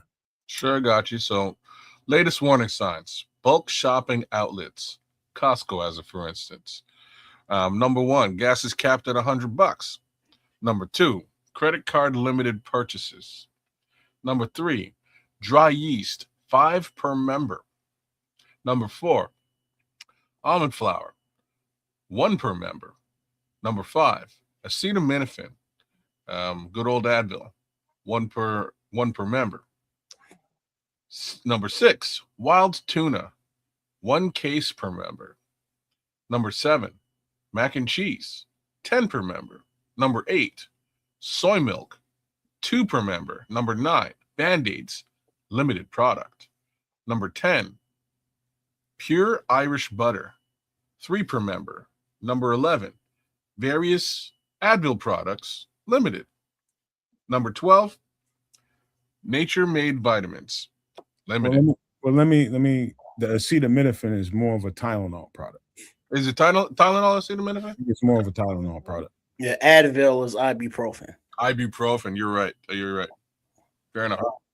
So, anything in particular you want to say? Go ahead, kids. I interrupted just for that part. No. Go ahead. All I wanted to do is point out some things. When you start to see these things at bulk shopping places, there's really never any limitations to what you can buy, what you can't buy. The bulk shopping place is there for you to buy as much as you want. If you want to hoard a whole bunch of this or a whole bunch of that, that's what that place is there for. There are people like me that shop like that. I'd rather shop in bulk. I've always done that because I've always looked at life in a way that I don't want to have to go shopping every week, every 2 weeks. I'm like, particularly, I never go to the store other than once a month because I think in advance anyway. And so these are the warning signs that things are getting different. We got a follow-up, image to show you reasons why. But when you got gas capped at $100, man, that ain't even a fill-up. What do y'all think about it? I just want to, anywhere y'all want to go. I mean, look at just the price of a gallon of gas, kids. Here domestically, it's any place from, $4 to $8. Depending on the state you're in. Literally, the state, not the, not the mental condition, but the physical Illinois or California or New York kind of shit. But if you are, quarter tank, and you want to get a fill up, that's more than $100. So you're not even getting a fill up if they have to put in these controls. But I kind of respect that the fact that they are, because some assholes will go in and buy up everything. And now, yes, the point of the store is to sell the merch and to move the product, and that would move the product. But now you're going to have more drama than necessary. Because, you get one asshole with a cart, full of all the yeast in the store or whatever the product. And now you got the people outside. It's like, hey, how you going to buy up all of the shit? You know what I mean? Let us all get a little fair taste. And Costco's kind of been a corporation that's been anti-corporation, if you will, and not all about profits. And about some kind of sense of fairness to their customers. So being that they're kind of rationing, if you will, what you can purchase, kind of just makes it more fair for everybody, reduces a lot of the drama, and they're still making their money. It's the thing is, Trips is so goddamn all right. It's hard to follow that, but I should follow that. Because you got people in the world that really see these stores and how much they can purchase in there as like I guess a status symbol. Like I just went and spent $6,000 in Costco. Did I need to go spend $5,000 or $6,000 in Costco? No, but I can do that every week. I can just go in there and buy whatever I want to, and that's kind of a thing. I learned that being a Costco member. You know what I mean? They don't need the shit, but because they have the means to do it. And that gets to the next part about the credit card limited purchases. For those a-holes that Trips are talking about, you now have to limit what you can go and buy. Now you can't go in there with your black card and say, I got this much on my credit balance. I can do as much as I want. No, you can't, you son of a B. Other people need shit too. So he just led 1 into 2. You that's the way you got to look at this world. You got a bunch of empty people, empty vessels out here that think how much money they have in their bank account is, that makes who they are. And that's gonna really upset a whole lot of people in a Costco or a Sam's Club or any other bulk item shopping outlet. They're gonna be some pissed off badgers up in there. Yeah, gluttonous so and so. But as you enter those stores, there are gonna be some assholes up in there, and it's gonna really prick them like a balloon full of air. They're gonna be going off in there. The entitlement, and then a lot of it, comes down to fear, and it's just how they're expressing that fear. Because they're being irrational by going and buying up all the damn almond flour. And it's like, but things gonna happen, and I'm gonna run out of almond flour, and I can't have that. And it's like, calm your ass down. You know what I mean? Go sit down and relax. But everything on this list, other than like the soy milk and the Irish butter, you should already have, some kind of a stash in your go bags. The medications in case you get cut and stuff. You got to, bacteria, temperatures, all that. The tuna, very small, very portable, but full of, the proteins that can get you going. You can eat it, raw, basically. And the mac and cheese might be a little iffy in case it's instant stuff, but, it's mac and cheese.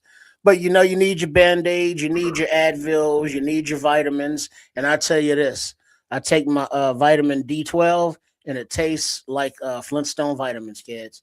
Like the grape in particular. Because as a shorty, when he had the Flintstones and the varieties, and every night before bed he had to take one. It's like candy, and it's like the sweet tarts and the powdery, and it tastes just like that. It reminds me of my childhood, even though I'm taking it because I'm on the opposite end of the childhood. But you got to have all that stuff in your go bag, and that means you got to have it in your house, and that means you got to have it. So you got to have it.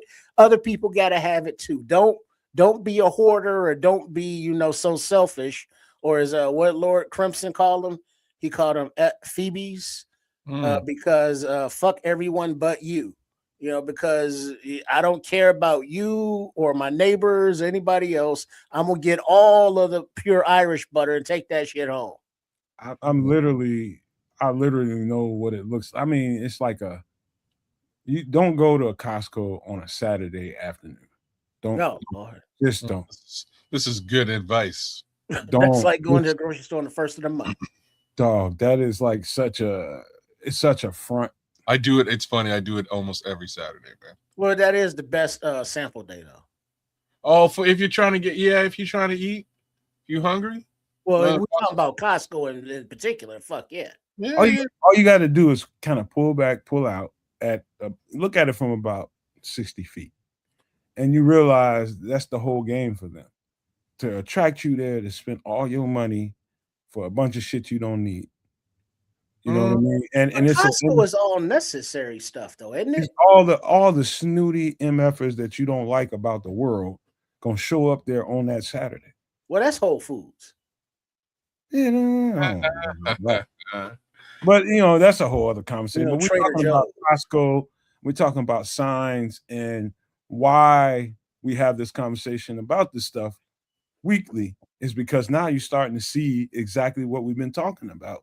And that is when you start to see the people that do this for, this is their only gratification is being able to go in Costco and spend what they want to spend, take little Johnny and Susie with them and sit up there and buy every goddamn thing they want and go out there and get in a fight in the parking lot drunk as shit. Mm-hmm. They just horrible people, man. Most of them. Horrible. And when they start experiencing this, you're going to start to see some reaction, bro. But I highlighted Costco because there's some particular items in here, like the mac and cheese. Like, come on, man. What young family doesn't feed all their kids mac and cheese and damn chicken nuggets every goddamn day? Yeah, 10 that's kind of light right there. Yeah, 10 boxes. Oh, wait a minute. I need like 100 of those. 100 boxes of mac and cheese. Well, Literally. But 10 ain't enough. You think these folks know how to cook? They ain't cooking shit. Well, that's a whole other story. Well, but should a gallon of soy milk and you get 2 of those, but only 10 mac and cheeses? How much soy milk is a motherfucker drinking? That soy milk don't come in a gallon either. Yeah, this is a little wild to me. Same token, people out there work hard for the money, man. They want to go out there and buy whatever fuck they want. I can't. People want to showcase. People want to put on that air of I've got it and we've got it, and I'm showing you when I go in Costco. That's ridiculous. If anybody that's living like that, you live in such a veneer of a real life. I can't even tell you how messed up it is. It's just really ridiculous, man. Save your goddamn money. Well, first of all, if you going in there doing that shit with credit cards, you thinking the funk worse. as it is. That's even worse. If you in there with credit cards, you just driving up. Oh man, you an idiot. You digging the hole deeper all the way around you. You not even that's really stupid. Holy crap. But I don't know if it's that stupid. I'm just gonna say that the credit card purchases, especially at the Costco, like the Costco credit card itself is one of the best credit cards you can have because of the cashback rewards that they give you. At least that's the case here in Canada. Ours is very there's a lot of rewards you can get. So it's actually in your favor to use the credit card, take the cash back, and then pay off the credit card. Hey, kids. Yeah. In Canada, you all got credit scores and all that shit then too? Yeah, I'm black. Oh, okay. So yours is bad. We know. You know what I'm saying. All right. It's not stereotypical, you watermelon lover. Oh, it is. It definitely is. That's a factual statement. All right. So I just wondered about credit stuff, but like you need your Band-Aids and it's somewhat limited. It's like Lord Crimson saying, no, man, I think you massively underestimate stupid people's disassociation with money. No, I don't. Well, what that boy say stupid is, as stupid does.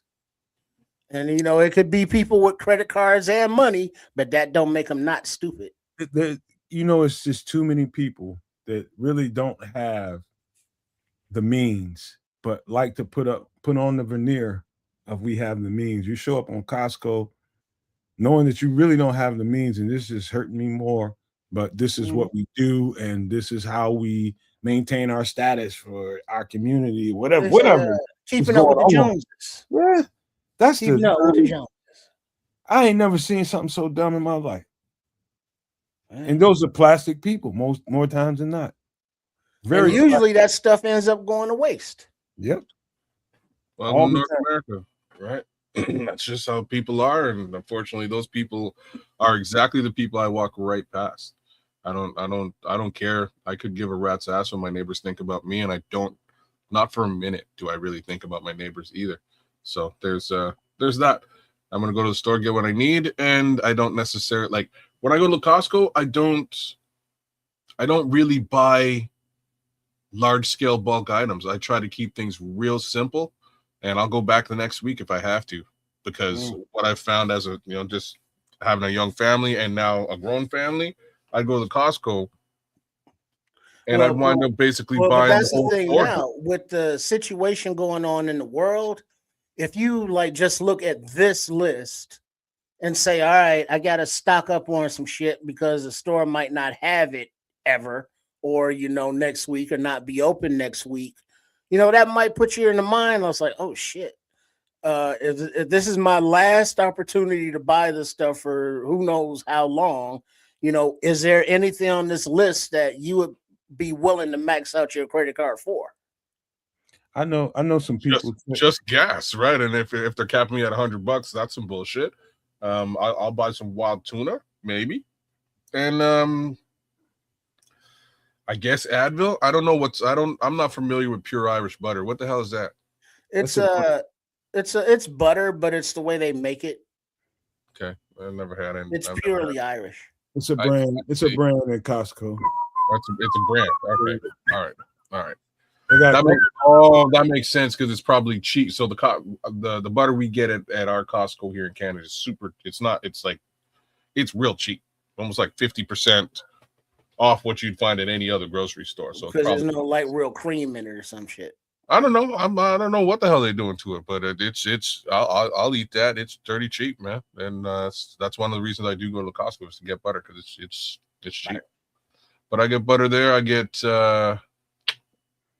maybe some meat sometimes. I try to stay away from the produce there because bulk produce just goes bad. You know what I mean? Like there's certain things I kind of dodge at the Costco, but anyways. So I know you fuck with those rotisserie chickens though. Yeah, they're dirty cheap, man. Yeah, man. You get a real good deal on that rotisserie. You know what else I mess with? Costco chicken wings too, man. I mess with them. A couple things that should be paid close attention to, not only the acetaminophen and the Advil products, the Band-Aids. Pay close attention. Circle that. Matter of fact, go back and when the show is over, if you didn't write some of this stuff down, maybe it's a good idea to go back and look at this again and write the stuff down because pay close attention to it. And in the next, graphic that I'm going to put up, you'll kind of see where we're going with that. And we'll put that up right now.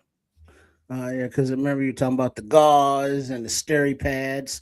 But now this next slide, latest warning signs, significant shipping delays, rising energy costs, threatening shortages, and price hikes. Key items will include cooking oils, seafood, fertilizer, dependent produce.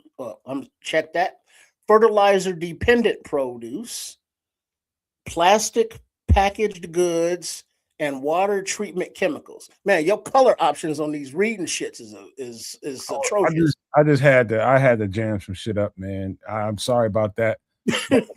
But the plastic packaged goods fits into that Band-Aid category. You know why? There's a certain amount of oil that has to create that Band-Aid. I virtually never use Band-Aids, so I'm super good there. Products and products. No, you're not good, man. This is talking about for later on down the line, whether you need it now or need to stash them for later. Right, because what he's saying is that the some of the source materials needed to make Band-Aids aren't going to be available. So whatever Band-Aids are gone, ain't no more Band-Aids coming in because they can't make them because they can't get the oil or the materials because of all of these reasons. So there won't be any more Band-Aids to get. Damn. Because they can't make them. Maybe I'll have to get some Band-Aids.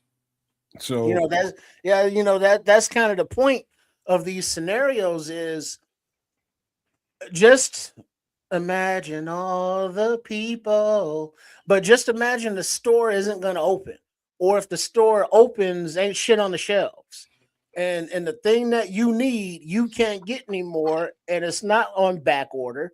It's not ever coming in again because the shit that they needed to make it ain't available, so they can't make it. It's not that it's stuck, it's not produced, so you have to improvise if you don't stock up now. Seafood, a lot of people ain't messing with seafood now because of the carcinogens and the oils or whatever, and it doesn't keep if it's not refrigerated, so that's kind of iffy unless it's like canned like tuna or everyone's favorite sardines kind of stuff. But cooking oils, those are hard to keep because of the flimsiness of the container they're in. And if you get olive oil, that has to be in glass, which is also has its own transportation difficulties if you got to be mobile with it. But now your fertilizer, we were talking earlier about how Nomad was looking into, expanding his garden into an actual, greenhouse type thing. Well, what does that take? Fertilizer, unless you come up with some natural things. This is planting season here in the U.S., springtime coming up. And when you put the crops down, what do you need? You need fertilizer, to feed it. And if you don't have the fertilizer, now you can't feed the crops don't grow. Guess what? You don't have a harvest. And what do you need to harvest for? To make food. So, the long-term effects of the short-term inconveniences are being slept on because, being a first world country or countries, kind of joined at the hip. We aren't used to not having. We're used to abundance. We're used to having options. Guess what? That store closed. That store's out of inventory. Well, I'll go to that store over there or order that shit online. If we get to that point where those opportunities aren't there for us, a lot of us are so pussified that we won't know how to react and respond and or survive. Another thing to be pointed out too, Trips, good points. Really good points. Another thing to be pointed out too, with as far as the fertilizer goes, there's a large amount of good produce, certain kinds of produce that comes out of certain parts. Let's just say this country, and I would include parts of the world as well. That the soil is a little bit less productive than other parts of the world, like where we live at, where me and Triple R live at. Extremely productive soil. It's almost like you can think about throwing some seeds out there and you're going to get flowers and plants. That's just how rich the soil is here. But in other parts of, let's say, United States, to start with, are less fertile. In other parts of the world, a little bit more sandy, a little bit more arid, and different things that, soil needs a certain nutrients in different parts of the world to really produce on a high level like they always do. And fertilizer helps those people in those parts of the world. And without that, less dependent, and it's going to alter the supply chains. And so what's available we see now may not be available tomorrow. Well, I could, speaking of oils, cooking oils, right now, I had an older relative or extended family or extended extended family non-relative, let me rephrase, that shared with me the taste of pure Palestinian olive oil, grown from, made from naturally grown olives and produced all over there. That stuff will never be had again because that area has been genocided. You know what I mean? So that thing that a generation grew up on eating because it came from that part of the world and only had that flavor, that part of the world can provide, that soil, that amount of sunlight, the nutrients, whatever they put, because of conditions in the world and bombs, that product won't be produced anymore, won't be grown anymore because it's rubble where the vineyards used to be. So another product that will not be produced ever again. Now that's just those brands are from that area, but don't take for granted things just because you've been used to them. We got to appreciate shit more as a people, stop being so goddamn wasteful, and look out more for each other. Now in this doomsday scenario, it's gonna, like, I know Nomad is very glass half full and it's like it's gonna be a community, but when it comes down for self, how prepared are you? Also, let me point out another thing. If you like things like dates, figs, and things like that, heavily produced in that part of the world. Heavily. Right. You know what I mean? Lebanon, all through there. Gone. For what? Kids, you thinking about something over there? No. Get involved, man. Get involved. I'm thinking about how much I hate figs and dates. I'm not a fan, but I don't know where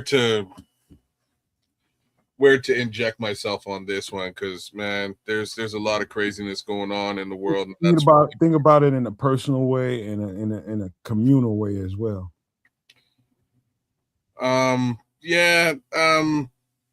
Personal, I can live without cooking oils to a certain extent. I can't live without seafood. I kind of need it. Fertilizer is of the utmost importance, and I'm kind of surprised, except for again, oil's going to affect potash, etc. Like I can see how this is a problem. That's a problem. Do you know what kind of fish that come out of the that part of the world that's really, really popular? I don't actually. Tahini. Okay. All right. Very popular in, I'll just say, Italian dishes. I can probably live without that, to be frank, if that's truly the seafood that we're talking about. If we're talking about specific seafood from that region, I'll eat trout, salmon, tuna. As long as I can get access to some level of seafood, I'm a happy guy. A lot of mercury. Think about how wide the conversation goes with plastic packaged goods. Everything's packaged in plastic. Right. There's that, right? Like I don't know. That's a huge one. Now you got shit getting shipped that doesn't have that layer on it for protection that makes you feel good when you go and open it up, and you feeling like you got a safe product because you got that plastic veneer over it. Well, they're still going to have to maintain some level of, some level of quality assurance there with respect to food. You can't if we're talking about fish, like you can't even really ship fish without providing some level of vacuum sealed container or plastic wrap, right? You just can't even. It's pointless. It'll go bad in no time, and right. I don't know, but they'll have to figure their shit out, man. If they want to be at war, you know what I mean? Figure your shit out. My suggestion for anybody, like the cooking oils, would be something that I think everybody can relate to in a real way. This is my suggestion to you. If or when that situation becomes apparent that you need to do something about it, my suggestion is when you rendering down anything that has a fat content to it, save that fat content. You can reuse that fat to cook something else, and it ain't gonna hurt you. Yeah. I would heavily suggest you find yourself an air fryer and try to wean yourself off of using cooking oils as best as you can. I don't tend to use any at all. What you gonna do with that when you ain't got no goddamn electricity, man? Well, that's a much bigger situation across the board. Well, that's what this whole you got no electricity, you probably not eating no fish. I'm probably not using cooking oils at all. Like, what am I doing with cooking oils, really?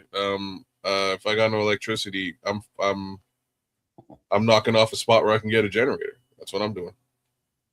Well, interesting you mentioned that. Okay. Jennifer Jenny. We need to bring that back up. Hold on. Damn, where are we at? Hold on, y'all. Jennifer Jenny. Again, I think this is and before this gets out of hand in price, and it's probably starting to tick towards that category, you should start thinking about a solar powered generator with the solar panel. Should start thinking about it. Ain't much good without the panel. Yeah, I mean, it ain't no good without the panel. You can. It's good without the panel, but you're gonna have to find somebody else with a goddamn panel. Well, you ain't charging it without the panel. Put it that way. Start. This is the time to start itemizing and again shopping with a plan, not just shopping because I feel like shopping or I need something for this week. Shopping with a motivational plan. Think about this before the prices skyrocket and you can't really afford it. And this is something that, theoretically, hopefully you would never have to use, but it's a solar powered generator. And this version here is approximately $500. So that's $500. You hope you never have to use. You leave it, it's gonna, the panels fold down and it all is stored away in the back of a closet someplace. You bring it out once a year, you turn it on, you make sure it's charged up and working, you put it away again. But if the lights go out, and you want to fry up something in that air fryer of yours, You can plug it into this bitch, and it'll work for you. And you don't have to worry about oil or gas or kerosene or any other kind of fuel, because as long as you get some kind of sunshine, depending on the emergency, cloud cover or what, that could be a thing. But as long as you got some sunshine, you got enough power to, get by, and charge up what you need to charge up. And then you pull this thing out the closet, and it's like, man, this is the best $500 I ever spent.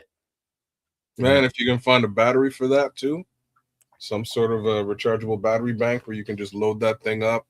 Yeah.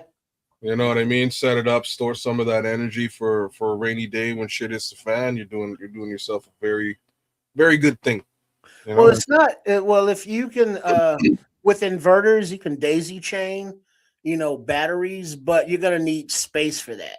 Because so you're gonna need like a closet, that has enough, room to put that stuff in, and then you can charge up your solar power generator, transfer that to the batteries and just keep doing that until the batteries are full. Keep topping them off, and then so you will have that stored power, someplace in your abode if you have that kind of space and those resources. But a solar power generator is kind of an investment like, a fire extinguisher, that you give somebody as a gift for Christmas. And it's like, fire extinguisher? Hell, you give me this bullshit for? Yeah, whatever. And they put it under their sink or someplace, and then they have a fire and they use it. And it's like, man, that's the best gift anybody ever gave me. I hope you never have to use it, but if it do, it might save your punk ass life. All right, Andy. I'll tell you what, man. I did have a couple more things to talk about here, but for the sake of time, we're gonna cover a lot more of this stuff and make sure everybody gets to where they need to get to. As far as preparation, man, one thing I don't want us to be is somebody that helps produce panic. What we're trying to do is help you get prepared, not panic and go do irrational stuff. Mm-hmm. The idea here is to start thinking about it and start drafting a plan. Whether you're doing it mentally or you're doing it, putting it on paper and deciding, I'm gonna do this week, I'm gonna do this next week.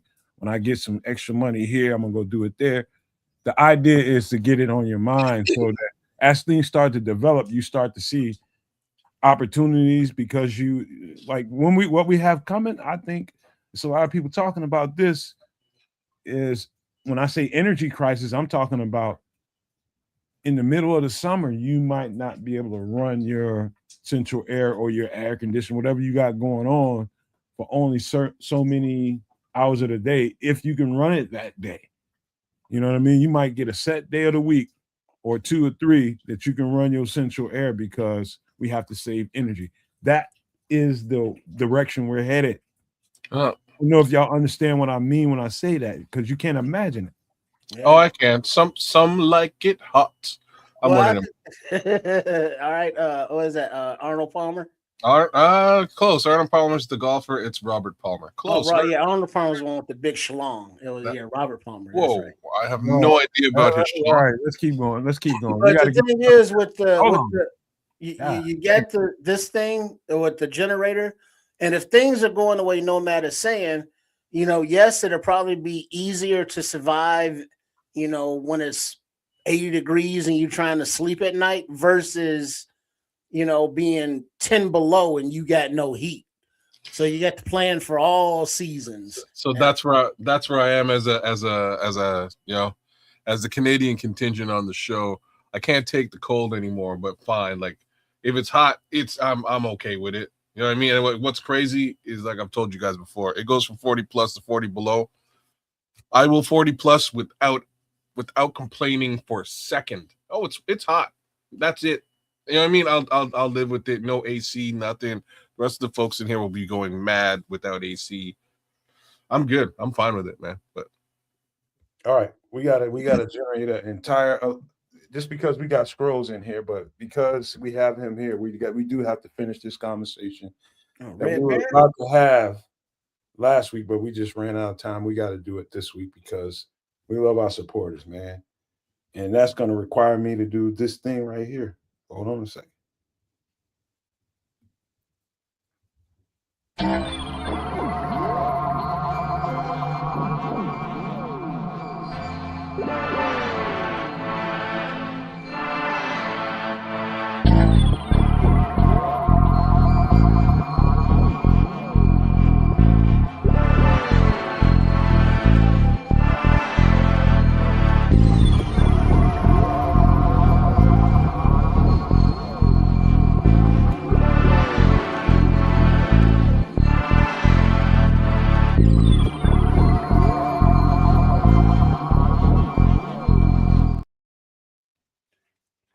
any of you two guys ever heard of the Phoenix Lights incident? Nope. No, never heard of it. Nothing. No. So probably around March 13th, 1997. This is probably the biggest UFO incident ever in the history of this stuff. And we're talking about a lot of UFO incidents, a lot of stories about a lot of stuff, but this is probably the biggest of them all, the most talked about, the most recorded for sure, because this happened in the middle of Phoenix, Arizona, downtown Phoenix. It was a mile-wide object that appeared above the city of Phoenix with lights and everything, just sat there.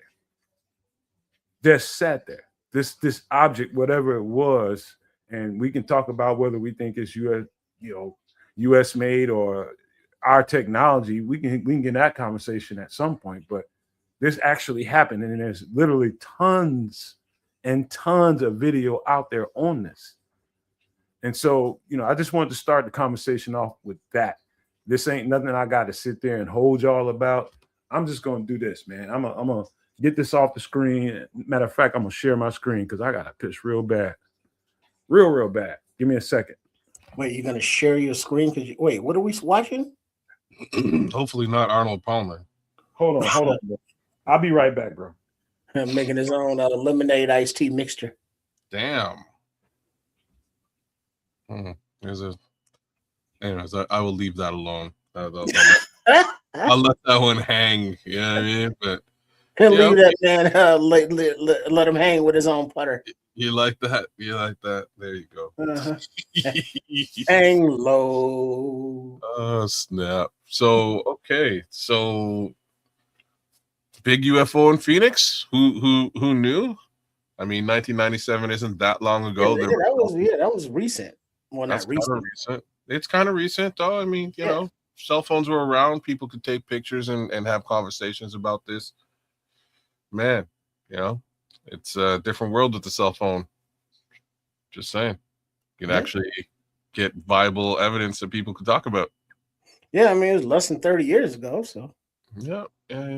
There shouldn't be any grainy video. It's like, what are we watching? Oh, it'll be shit video in 97 still, but whatever. It's better than no video at all or no pictures at all. Well, they had color. I mean, they didn't have HD, or 4K, but you can still be able to see some shit. Something.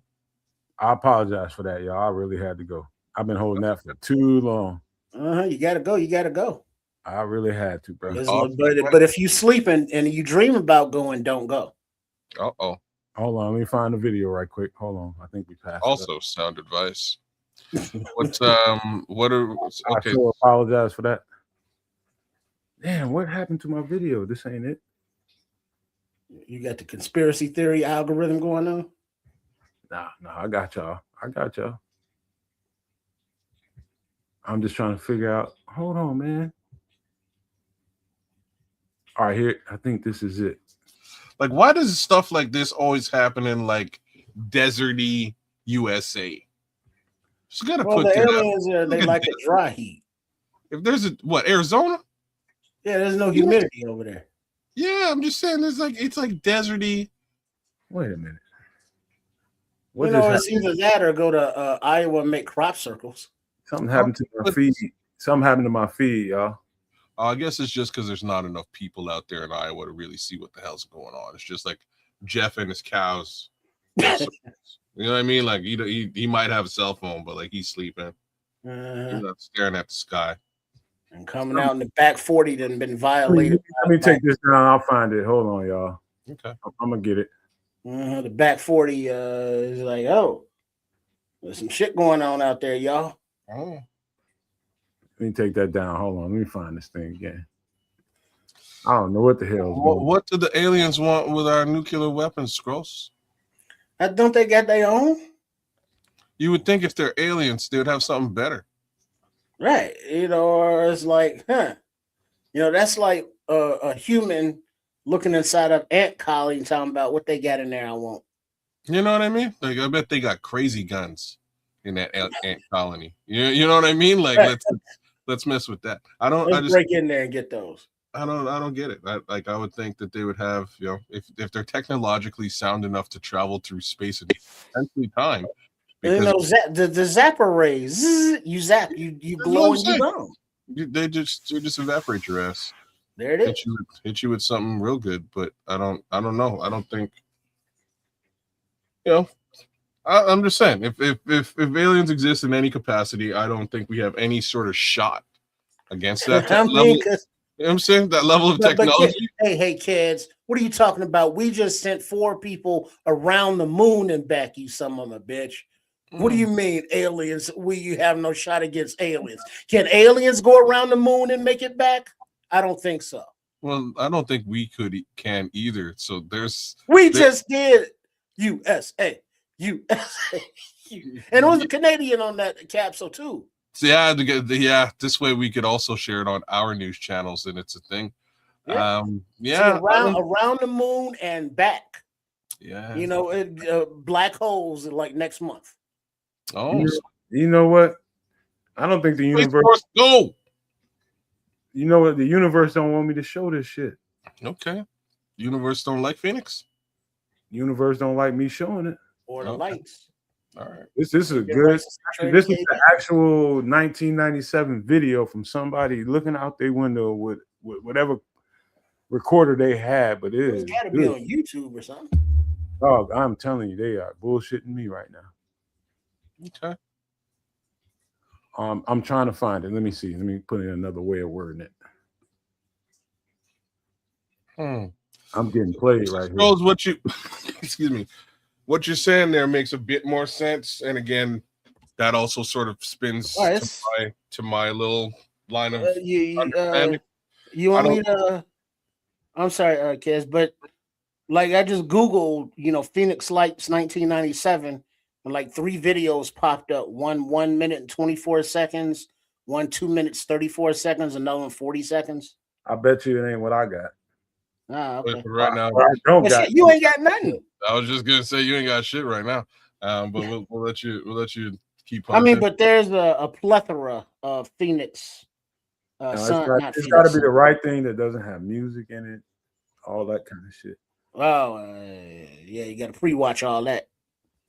Unless you know what it is and narrate and just mute it all. I was just gonna say you can just mute. Well, but then, we won't know what the hell's happening unless we just see the lights. Well, he will have to narrate. Well, he ain't seen the video. He don't know. Oh, good point. That is fair. Yeah, Scrolls. I don't think aliens exist. I think there's probably dimensional demons, dimensional entities, if you will. That being the case, sure, they could travel through space and time through a portal and wind up kicking it right here, live and direct in Antarctica. Build up their own little. I think I found it, y'all. Okay. All right. Hold on. Let me pull it up. They can come back to this time period, pick up some stuff they ain't got in the future, and take it back with them. Well, maybe they don't. Maybe they just stayed here, and they have their own little spot going on in underneath the sea, under the sea, or. All right, man. Tighten your ass up now. Hold on. Oh, sorry. Okay. All right. Well, all right. I see some lights. Lights. Hold on, bro. How do I open the screen up? That little arrow right below that where the cursor is. Right where it says DT. What? Up a little bit. Right where it says DT. Yeah, there you go. All right. Can somebody put it in full screen? I got you. Give me a second. And then mute it if you need it. All right, you tell me what it is. The music.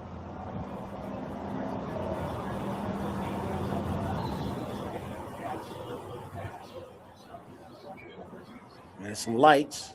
See the lights. Oh, what do we got?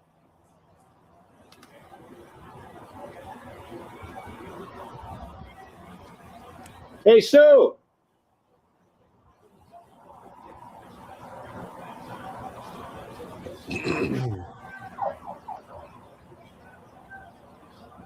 Was that thing all the way Take a to the look left at on it. the lights too? Hold on. Just let it play out.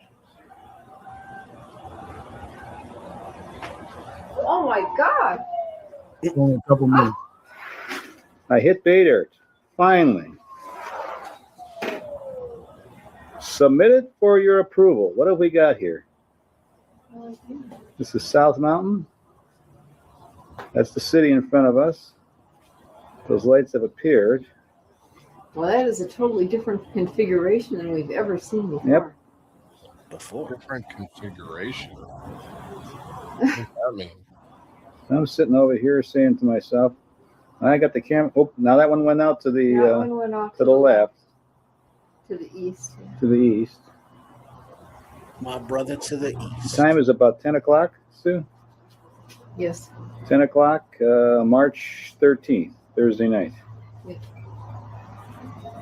Isn't that weird? Look at that. And they all went on in a sequence, too.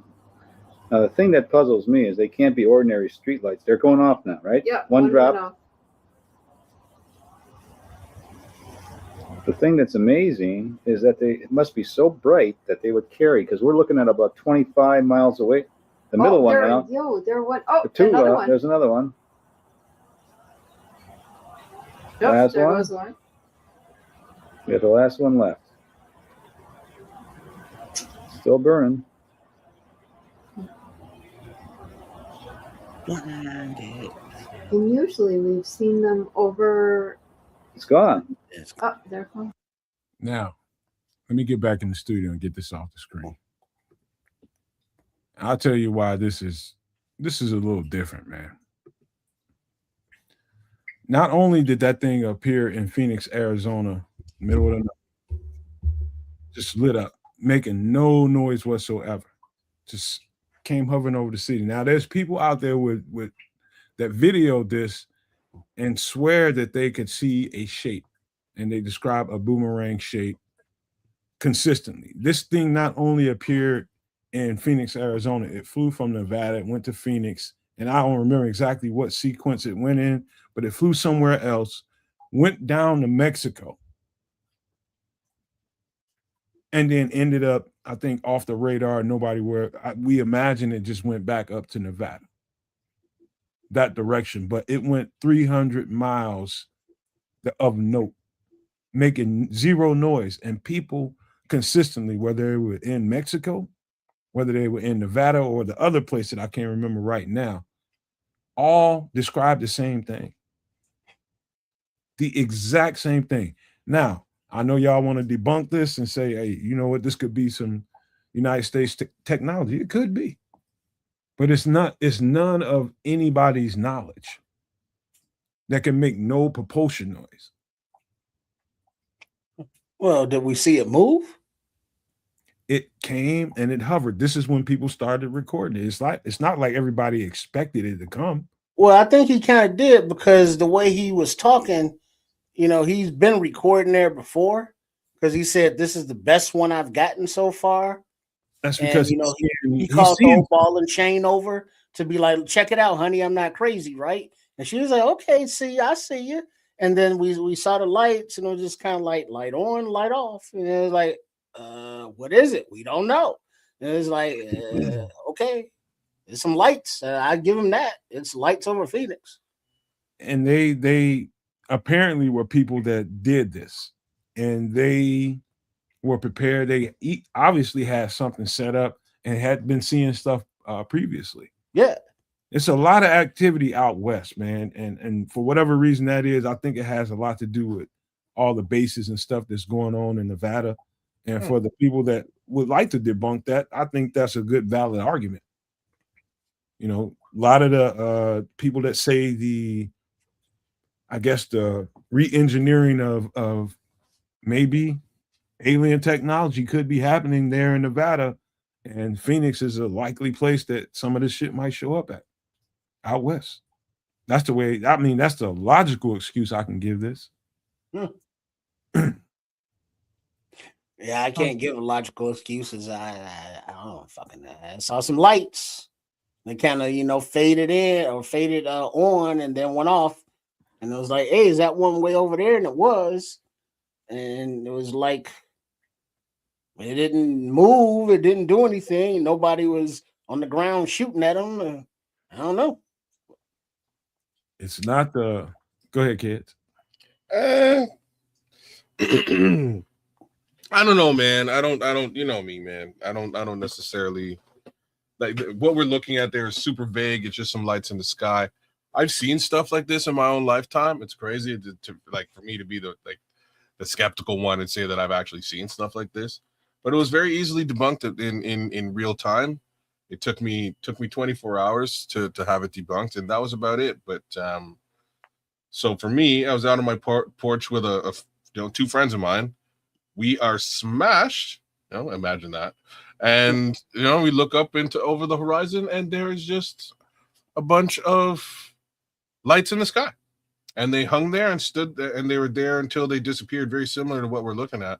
Turns out they were Chinese sky lanterns. I don't know if you guys are familiar. Yeah, I love those things. Yeah, they're super cool. You fly them up into the sky, they turn into lights until they burn out, and eventually oxygen. When the oxygen is thin in the sky, they dissipate. And yeah, but they don't stand still in formation. They can.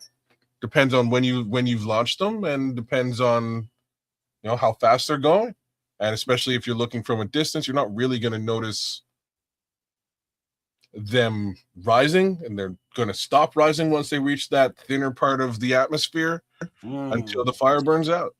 So it could easily be something in this vein, similar. You know what I mean? That's easily explainable. But wouldn't they have to rise to see it instead? Because like these kind of faded on when they were up there. It wasn't like they saw them going up. But this is what I'm saying. Like they could have been up. They could have rose up before the guy got his camera, and then what's going on over there? And now he's seen them sort of. Well, that's easily explainable if it only happened for 5 minutes only in the city of Phoenix. This thing was seen in multiple places. Yeah, went down for a long time. Maybe it was Chinese New Year. So you can't just brush March. off. What was the date?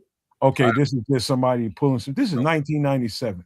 No, Chinese New Year. What the date of Chinese New Year? 97. I'm not sure, but I'm just saying if it was, maybe this is something that they were lighting up in multiple cities, and you would have the same effect in multiple cities. No, I think it's anytime this many people see something, and in multiple places, there was definitely something going on. What that something that was going on was, it's up for debate, and it's still up for debate. It's people it's a world out there that believes this is a reverse engineered United States technology that they were just floating out there to see how people will react to it. That's the baseline reaction to it. But then there's other people that think otherwise because of not having the propulsion, showing up in so many different places so fast, all that kind of stuff. It's relevant. It's not the biggest UFO story in the world for nothing. And when you have that many people see this thing, it's not like a one-off where you only had a few handful of yahoos that sees this shit. A lot of people seen it and recorded it. Chinese New Year was February 7th in 1997. Okay. Just putting it out there, take it for what it's worth. We're not here to convince nobody one way or the other. I'm just saying that that's one way to debunk it. Another one, and this probably makes a bit more sense as well. Stuff like that could just be drones, right? If we're not able to see the propulsion, they could have been 6 separate drones with a large light attached to them, testing that technology out in 97 before they eventually wind up releasing it to the rest of us in the world. So there's another conversation that we're going to have later on about some of what you're kind of inferring right now. But that's a whole conversation for another day. We're going to leave that alone. I just want to put it out there. Sure. And let people react to it, how they're going to react to it. It's the biggest one that we've ever had that It's only that big because it was seen in so many different places and so many people recorded it. It's just all over the place, man. And so put that out there. We got one more thing to talk about. And first we got to do this. It's funny that this is what we got to talk about, but here we go.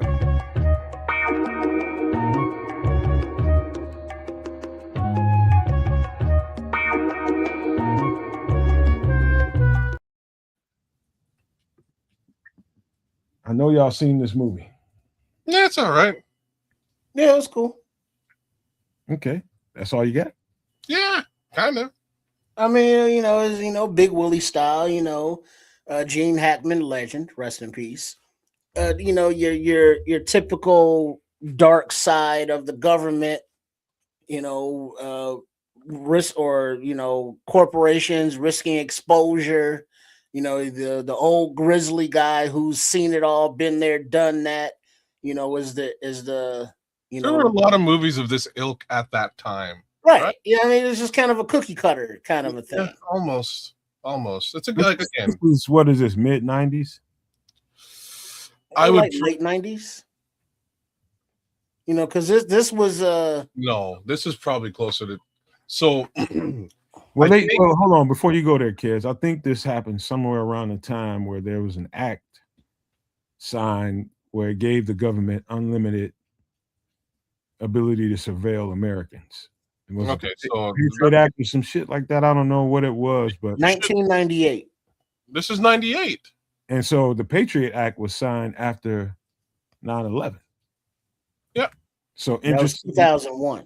Coincidence that this movie was made so close to that actually happening. When did he make Independence Day? I guess that's 97. You just said it, 97, 98. Somebody just said 98. No, he said 98 for this movie, right? I don't know. 98 for Enemy of the State.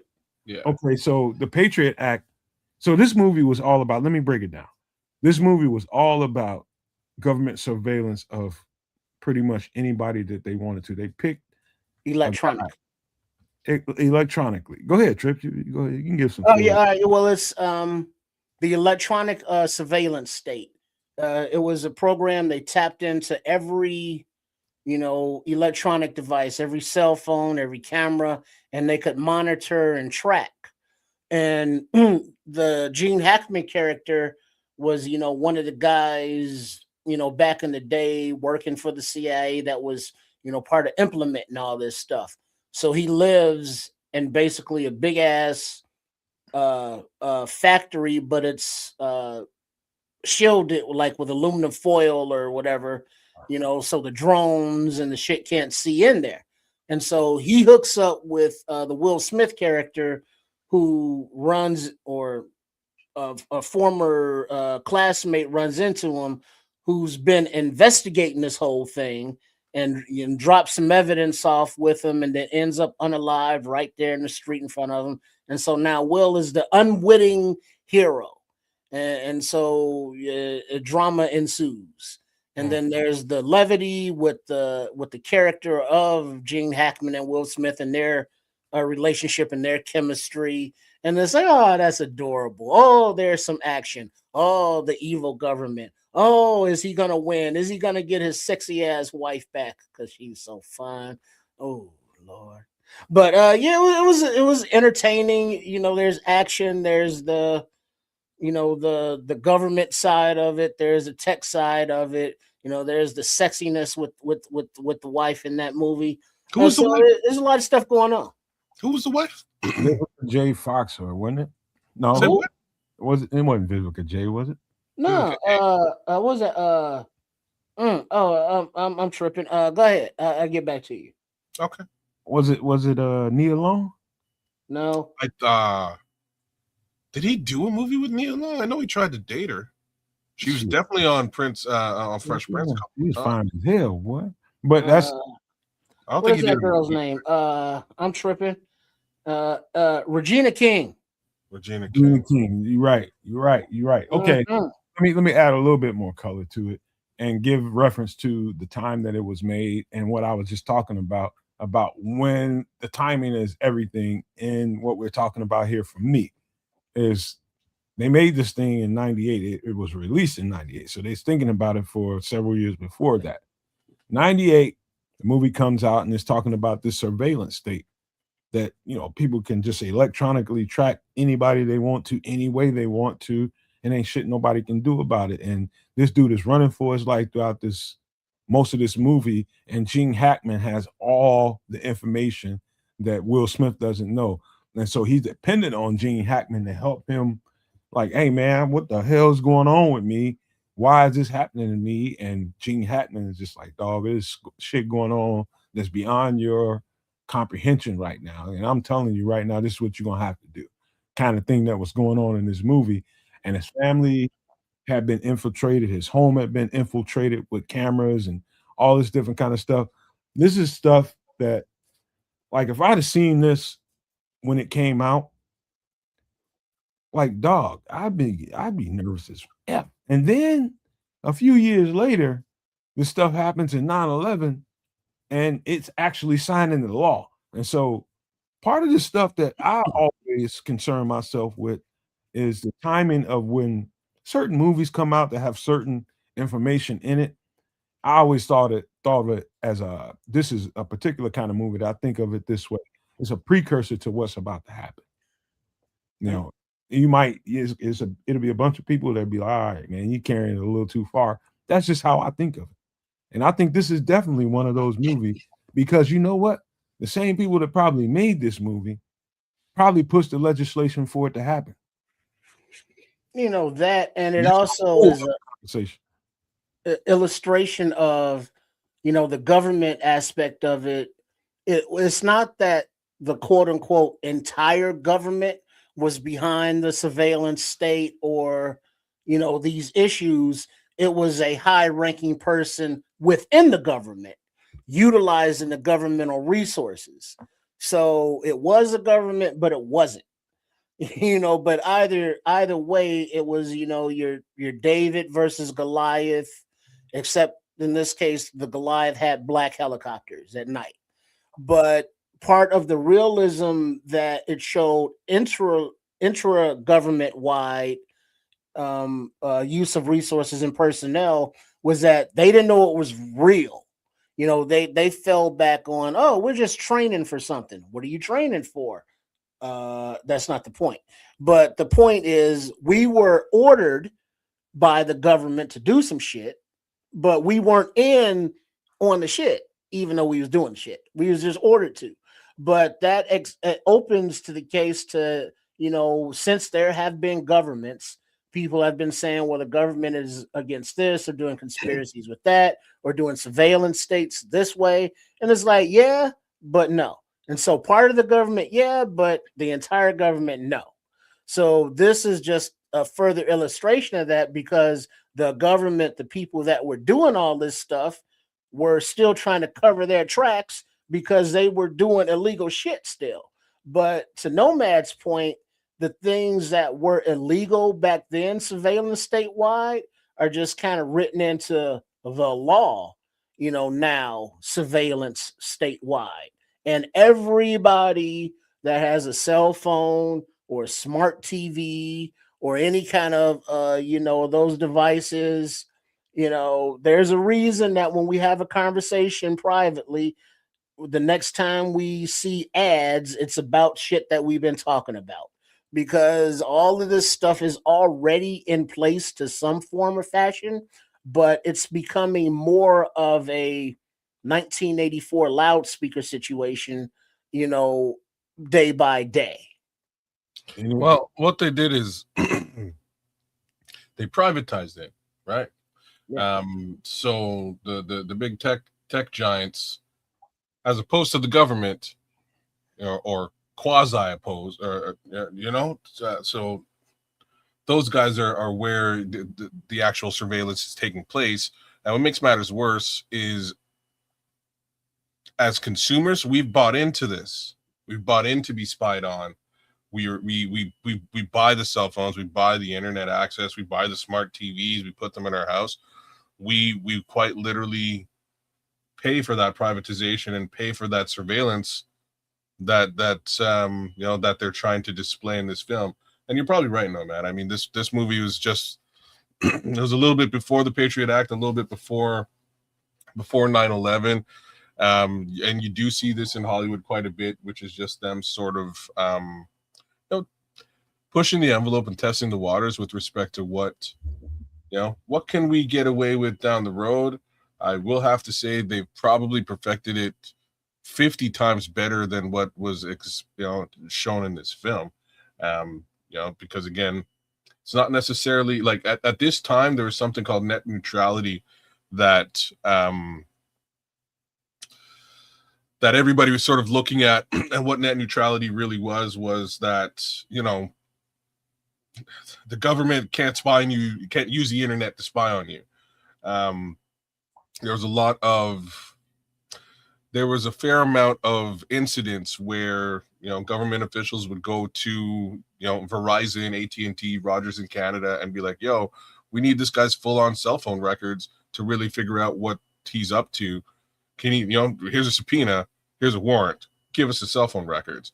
And at the time with net neutrality in place, the carriers were able to say, like, no, we have an agreement with our customer. We're not going to give you his information. That's his private information. A couple of years later, they do away with net neutrality, and now it's a situation where they, you hear this all the time. You watch any level of police show, and they're going to go out there and pull that information right off the cell phone towers, triangulate, know where he is, and dig up into his text messages and get all that information and use that in a court of law. Different world we're living in today. All of those things sort of came in and around and out of that Patriot Act. And then, as stated, they then pushed a lot of the surveillance case scenario out to the tech companies. And this is why some theorists out there say that, the Metas of the world, the Elon Musks of the world, the Amazons of the world were guys who simply just found a way to gain access to DARPA technology, right? Like the DARPA created the internet. That's where it came from. DARPA is it's a governmental program.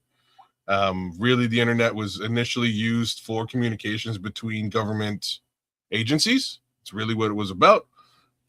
Once you kind of figure out how to utilize it and then expand it and do different things within that system, you can control it.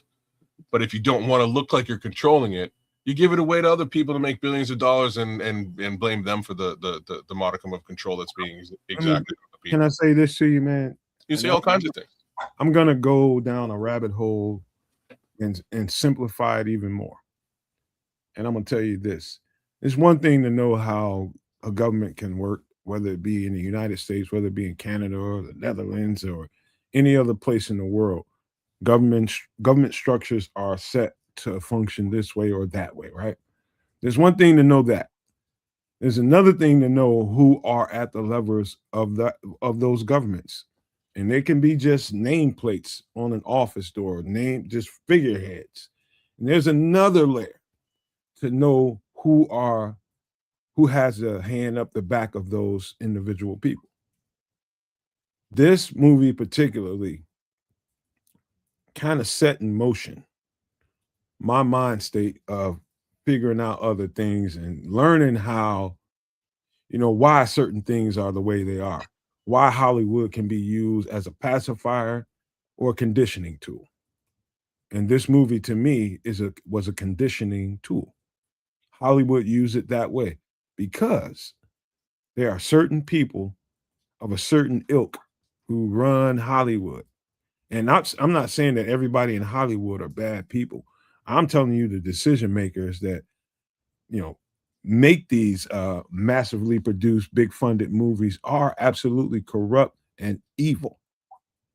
Most of them, majority of them. I think there's always a mixture of some good and evil in any construct, any of it. But the real heavy-handed big hitters are really, really evil. And they know what they plan on doing. This movie was a precursor to what an event that needed to take place here in the United States, the big difference maker. An event needed to take place here in order to enact this certain conditioning to a movie called The Enemy of the State. Cause, reaction, cause, effect. That's where we're going. And so there's people that are not necessarily localized here in the United States, maybe probably partial American citizens. A lot of them live in Israel. How about that? That are running all that money and are running legislation here.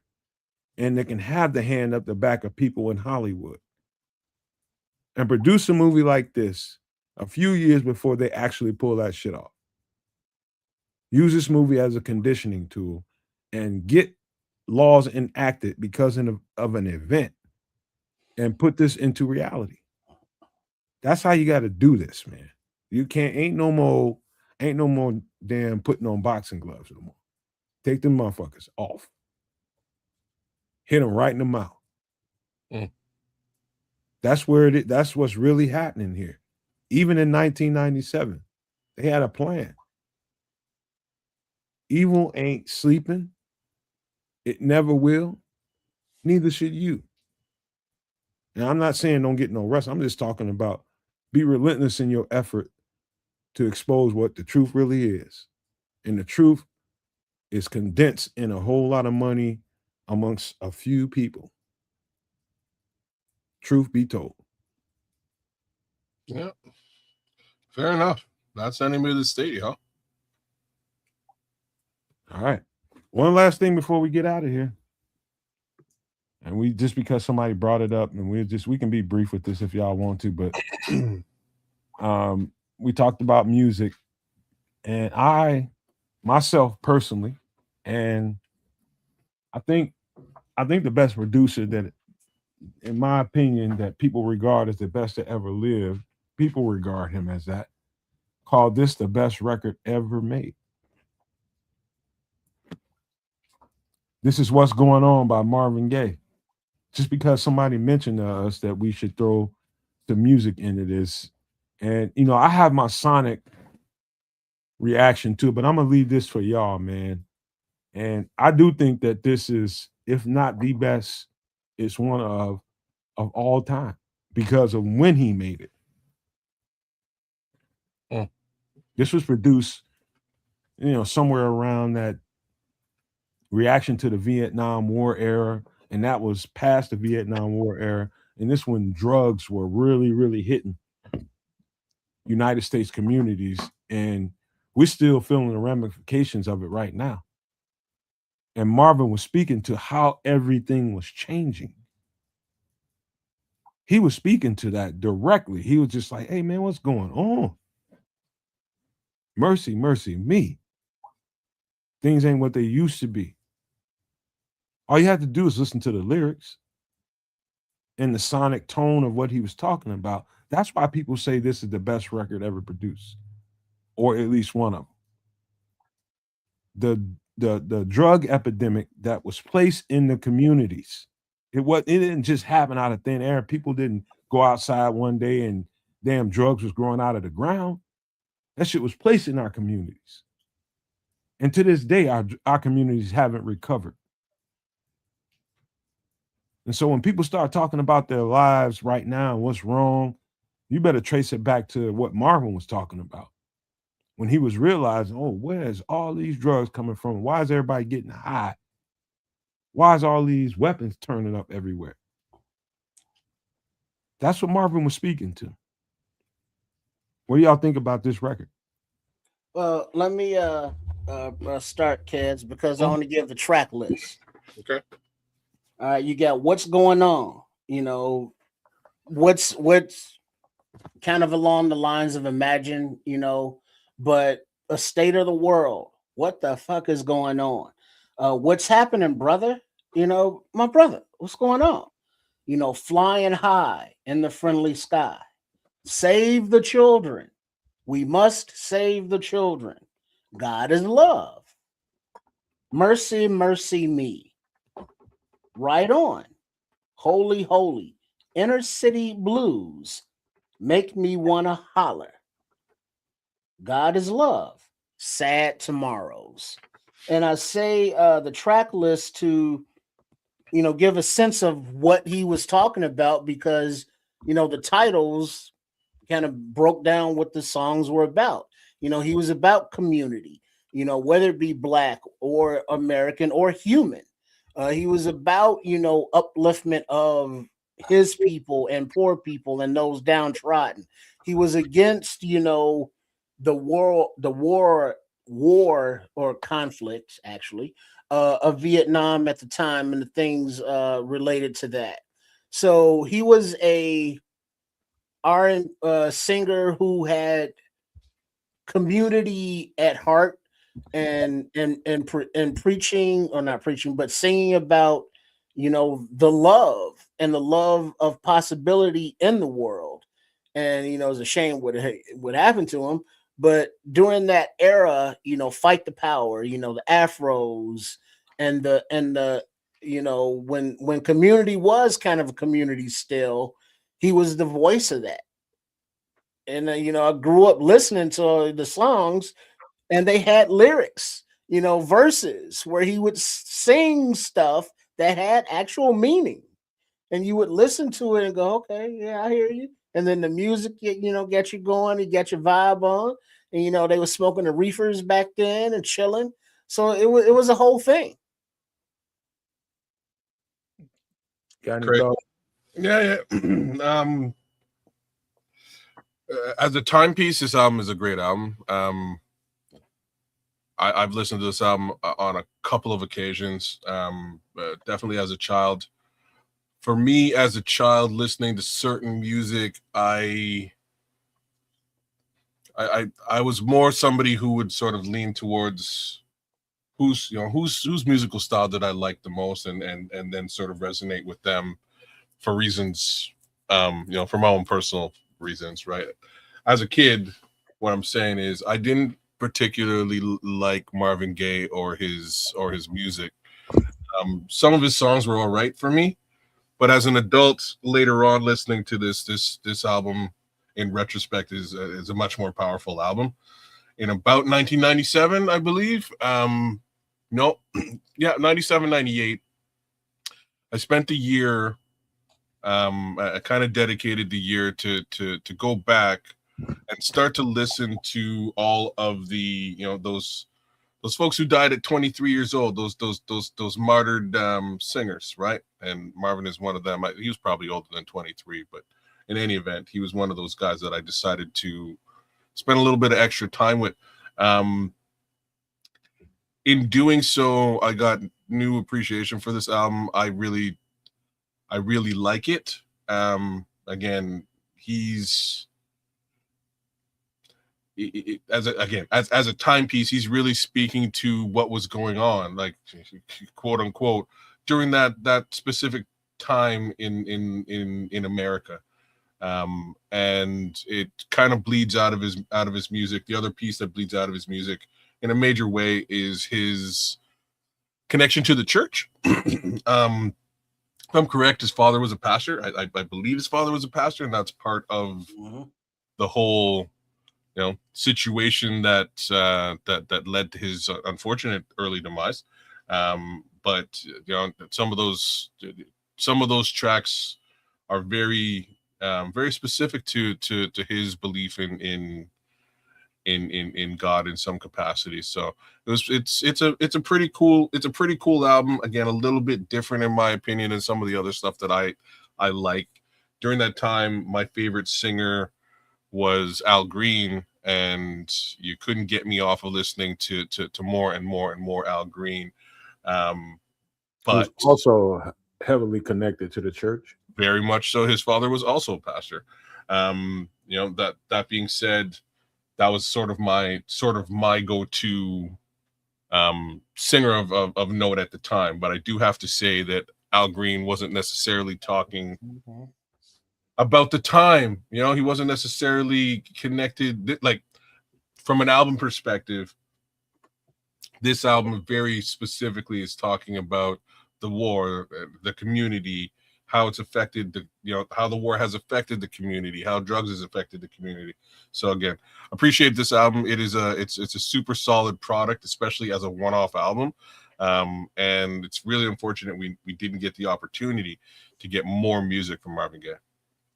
I'm going to say this, and I appreciate both of y'all's thoughts on this.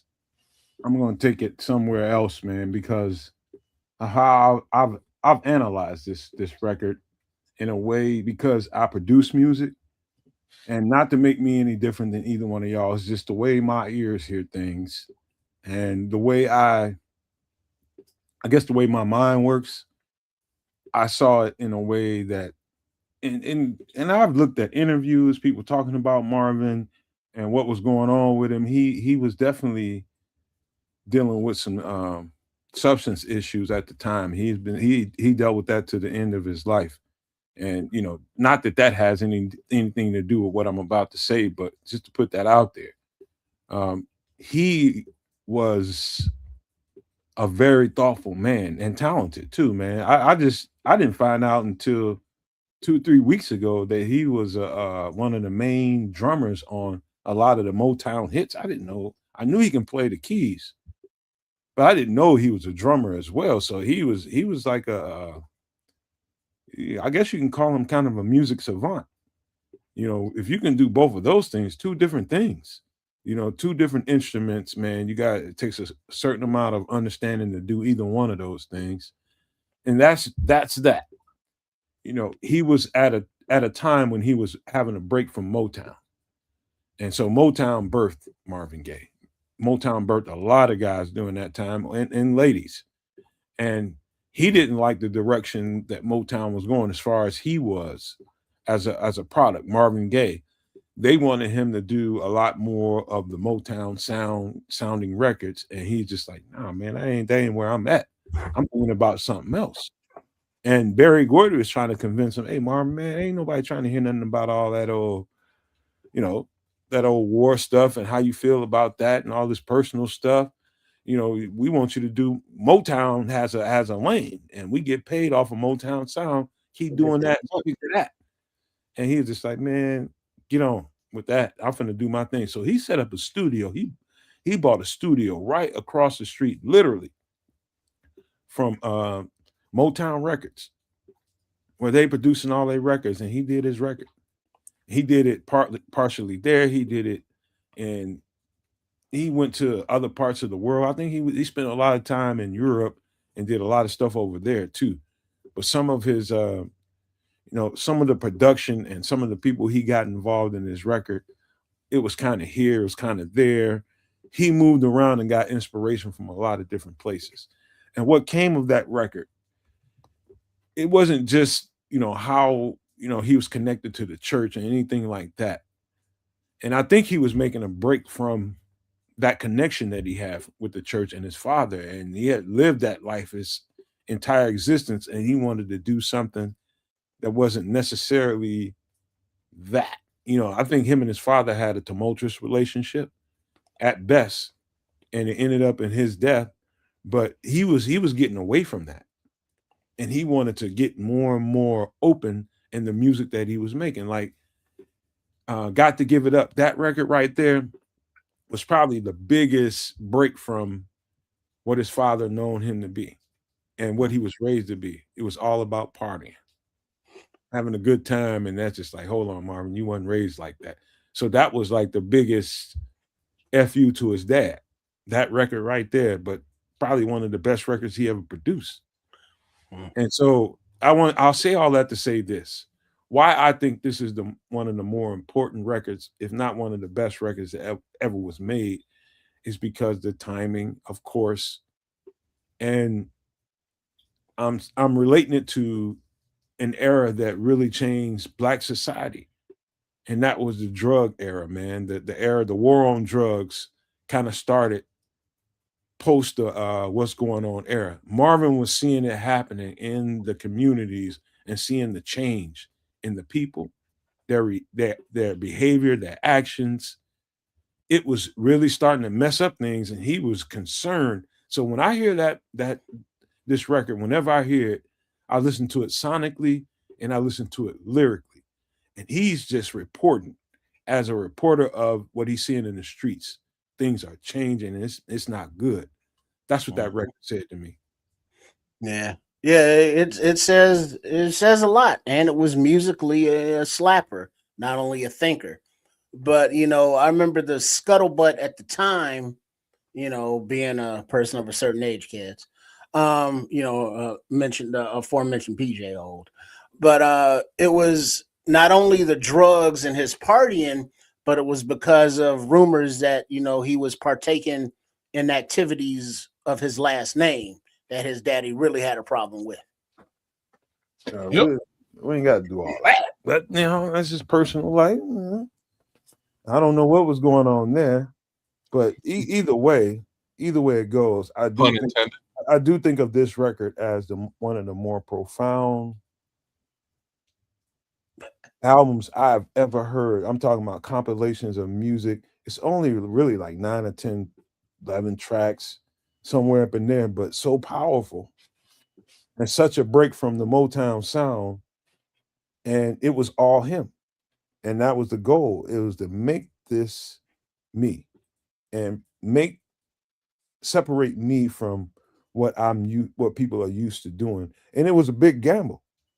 It's a huge gamble when everybody associates you and what you sound like and how you present to the Motown sound. You're gonna have to do a complete break from that and put this album out. And this album could have went north or it could have went totally south. But people felt Marvin in a deep ass way. And to this day, you turn on this record right now and you're gonna be like, okay, I need to start changing how I'm thinking about this life that I'm living. To this day, it does that for me. And so you could put on this record today and be like, did he make this last month? Yeah. I mean, that's what music is for a lot of people. It should be, especially a record like this, when you're in a state that, okay, I got chaos going on, I got confusion, whatever you got going on, and I need to get a little bit more grounded. Sonically, this music will get you, will level you. If you got any kind of connection to any frequency that's good, this will ground you for sure. It's medicine, man. Yeah. Lyrics, good music is timely. As kids knows, we fight inflation, yet the president's still on vacation. Back then and still now, what's going on. I think Mercy Mercy Me is a little bit more powerful. Mercy Mercy Me. Good, solid track. I like them both. Oh, what they go hand in hand, right? They go hand in hand. They do. They really. And he was a crooner. He could sing, carry a tune, had nice music behind him, and you could understand him. You could hear he enunciated every syllable, and it was delivered in a way that allowed you the time to actually kind of reflect on what the hell he was saying. Because it wasn't rushed, it wasn't that deep. He was very surface on what he was talking about. So you didn't have to put much thought into it. It was pretty much, what's going on? Oh, mercy me. You know what, Trip? Being somebody who composes music, it's like when you hear him having the feeling the freedom to do things in a way that, like, something that really sticks out in this record is his ability to use the bongos or the skins or the percussions, as some would call them. Are you sure that was him? He did the drums on something? I'm pretty sure there's multiple people helping him do this. He could play them. I'm talking about the skins, the percussion. I'm talking about the skins, the bongos. Like the accents that he used them as. He used them as leads. Well, that was too. That's like at the time, that's like unheard of. Musical. unheard of. Like nobody was doing that shit. That shit was hot though. And you know what I mean? So you talking about a boom, boom, cap, a boom, boom, boom, cap, that kind of sound, and then building the track and the song all together off of it. You talking about unique in its own time. You know, Marvin was like that. I'm just saying he was just like that. Well, then also you listen to that example of the the little kick drum sound, and you think about his musical background. He and how he composed a song. Did he come with the lyrics, and then write the music? And then if he wrote the music, how did he write the music? Did you start with the drums and the percussion, and get that little, because he didn't have a lot of big band sound or a lot of instrumentals. He had very low key music, that did its thing, and it laid the background to his vocals and to his message.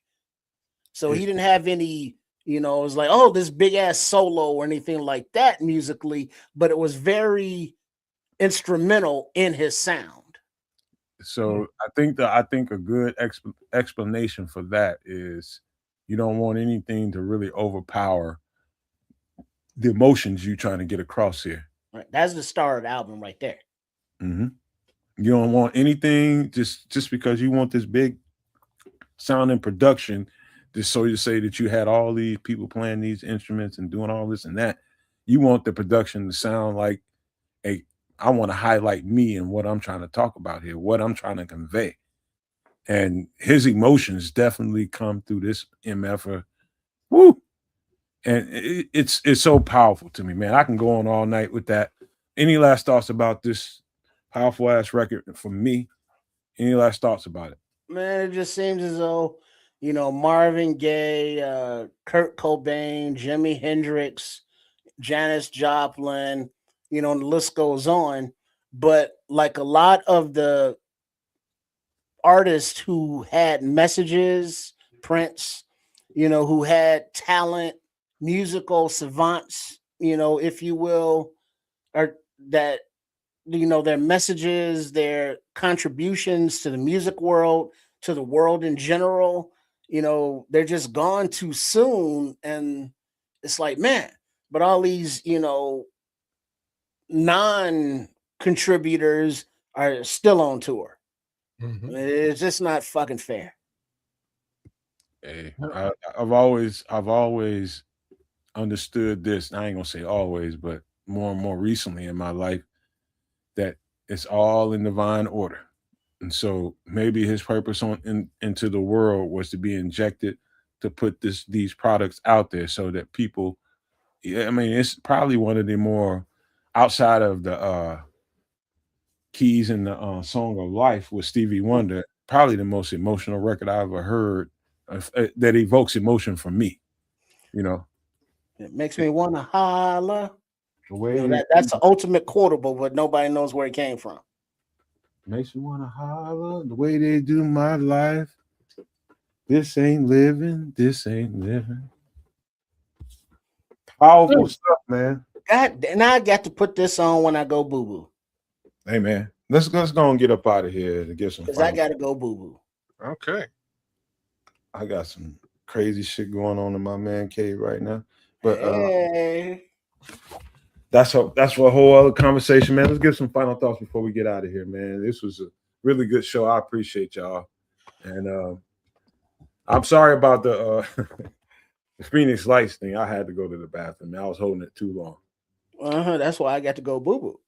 See, you ate a whole pizza, man. Anybody, we know what that's all about. Well, first of all, I didn't eat the whole goddamn pizza. Thank you very much. Well, go ahead, kid. No, there's still pizza in there. But as we wrap up, first of all, a rest in peace. A peaceful journey to former Bears coach Dave McGinnis. He passed away. So on with that. Big up to everybody for tuning in, whatever channel you may be on, as there are 3 concurrently streaming platforms going on: Nomad Network, Kids a Canuck, and Sports Chicago Style, RRSCS.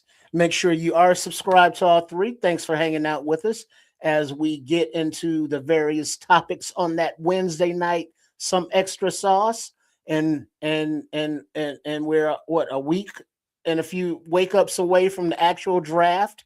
So make sure you are planning on being with us, and maybe you will see me eat a whole pizza. I don't know, but it's going to be a draft weekend. There's going to be live calls and reactions, and there will be live munchies going on as well because it's an all day, all weekend event. So make sure you are ready to be here with us and get those noties on. Big up Benji, Red Baron, Prince, Crimson, everybody that was in the chat. Kamish came through. AC was there. And, not to step on the kids' toes because that's his thing. But, big up to everybody and big up to Nomad and kids as well for partaking and opening their brains and their hearts and sharing with all of us and being, vulnerable out there, even though kids knows damn well he's eating cat food before. Don't let nobody even tell you different. Wow. Put them pinkies up, man. Shout out to all y'all in the chat, man. Thanks for kicking it with us on a Wednesday, man. Doing the whole extra sauce thing as we do. Meow. Wow. We got to touch on all kinds of different things. We got to talk about Jose and solar power generators and some drink and some food and watermelon and like I say, who knows what the heck we're gonna get into on a weekly basis. But we're definitely gonna get into some Chicago Bears, which we did as well. Took a look at some decent prospects, which I wouldn't be so mad about if they found their way onto this team. So well scouted, Nomad. We had some good looks, and we'll get right deep into that in about a week's time. I believe we're 9 days away. So come kick it with us when the draft is on.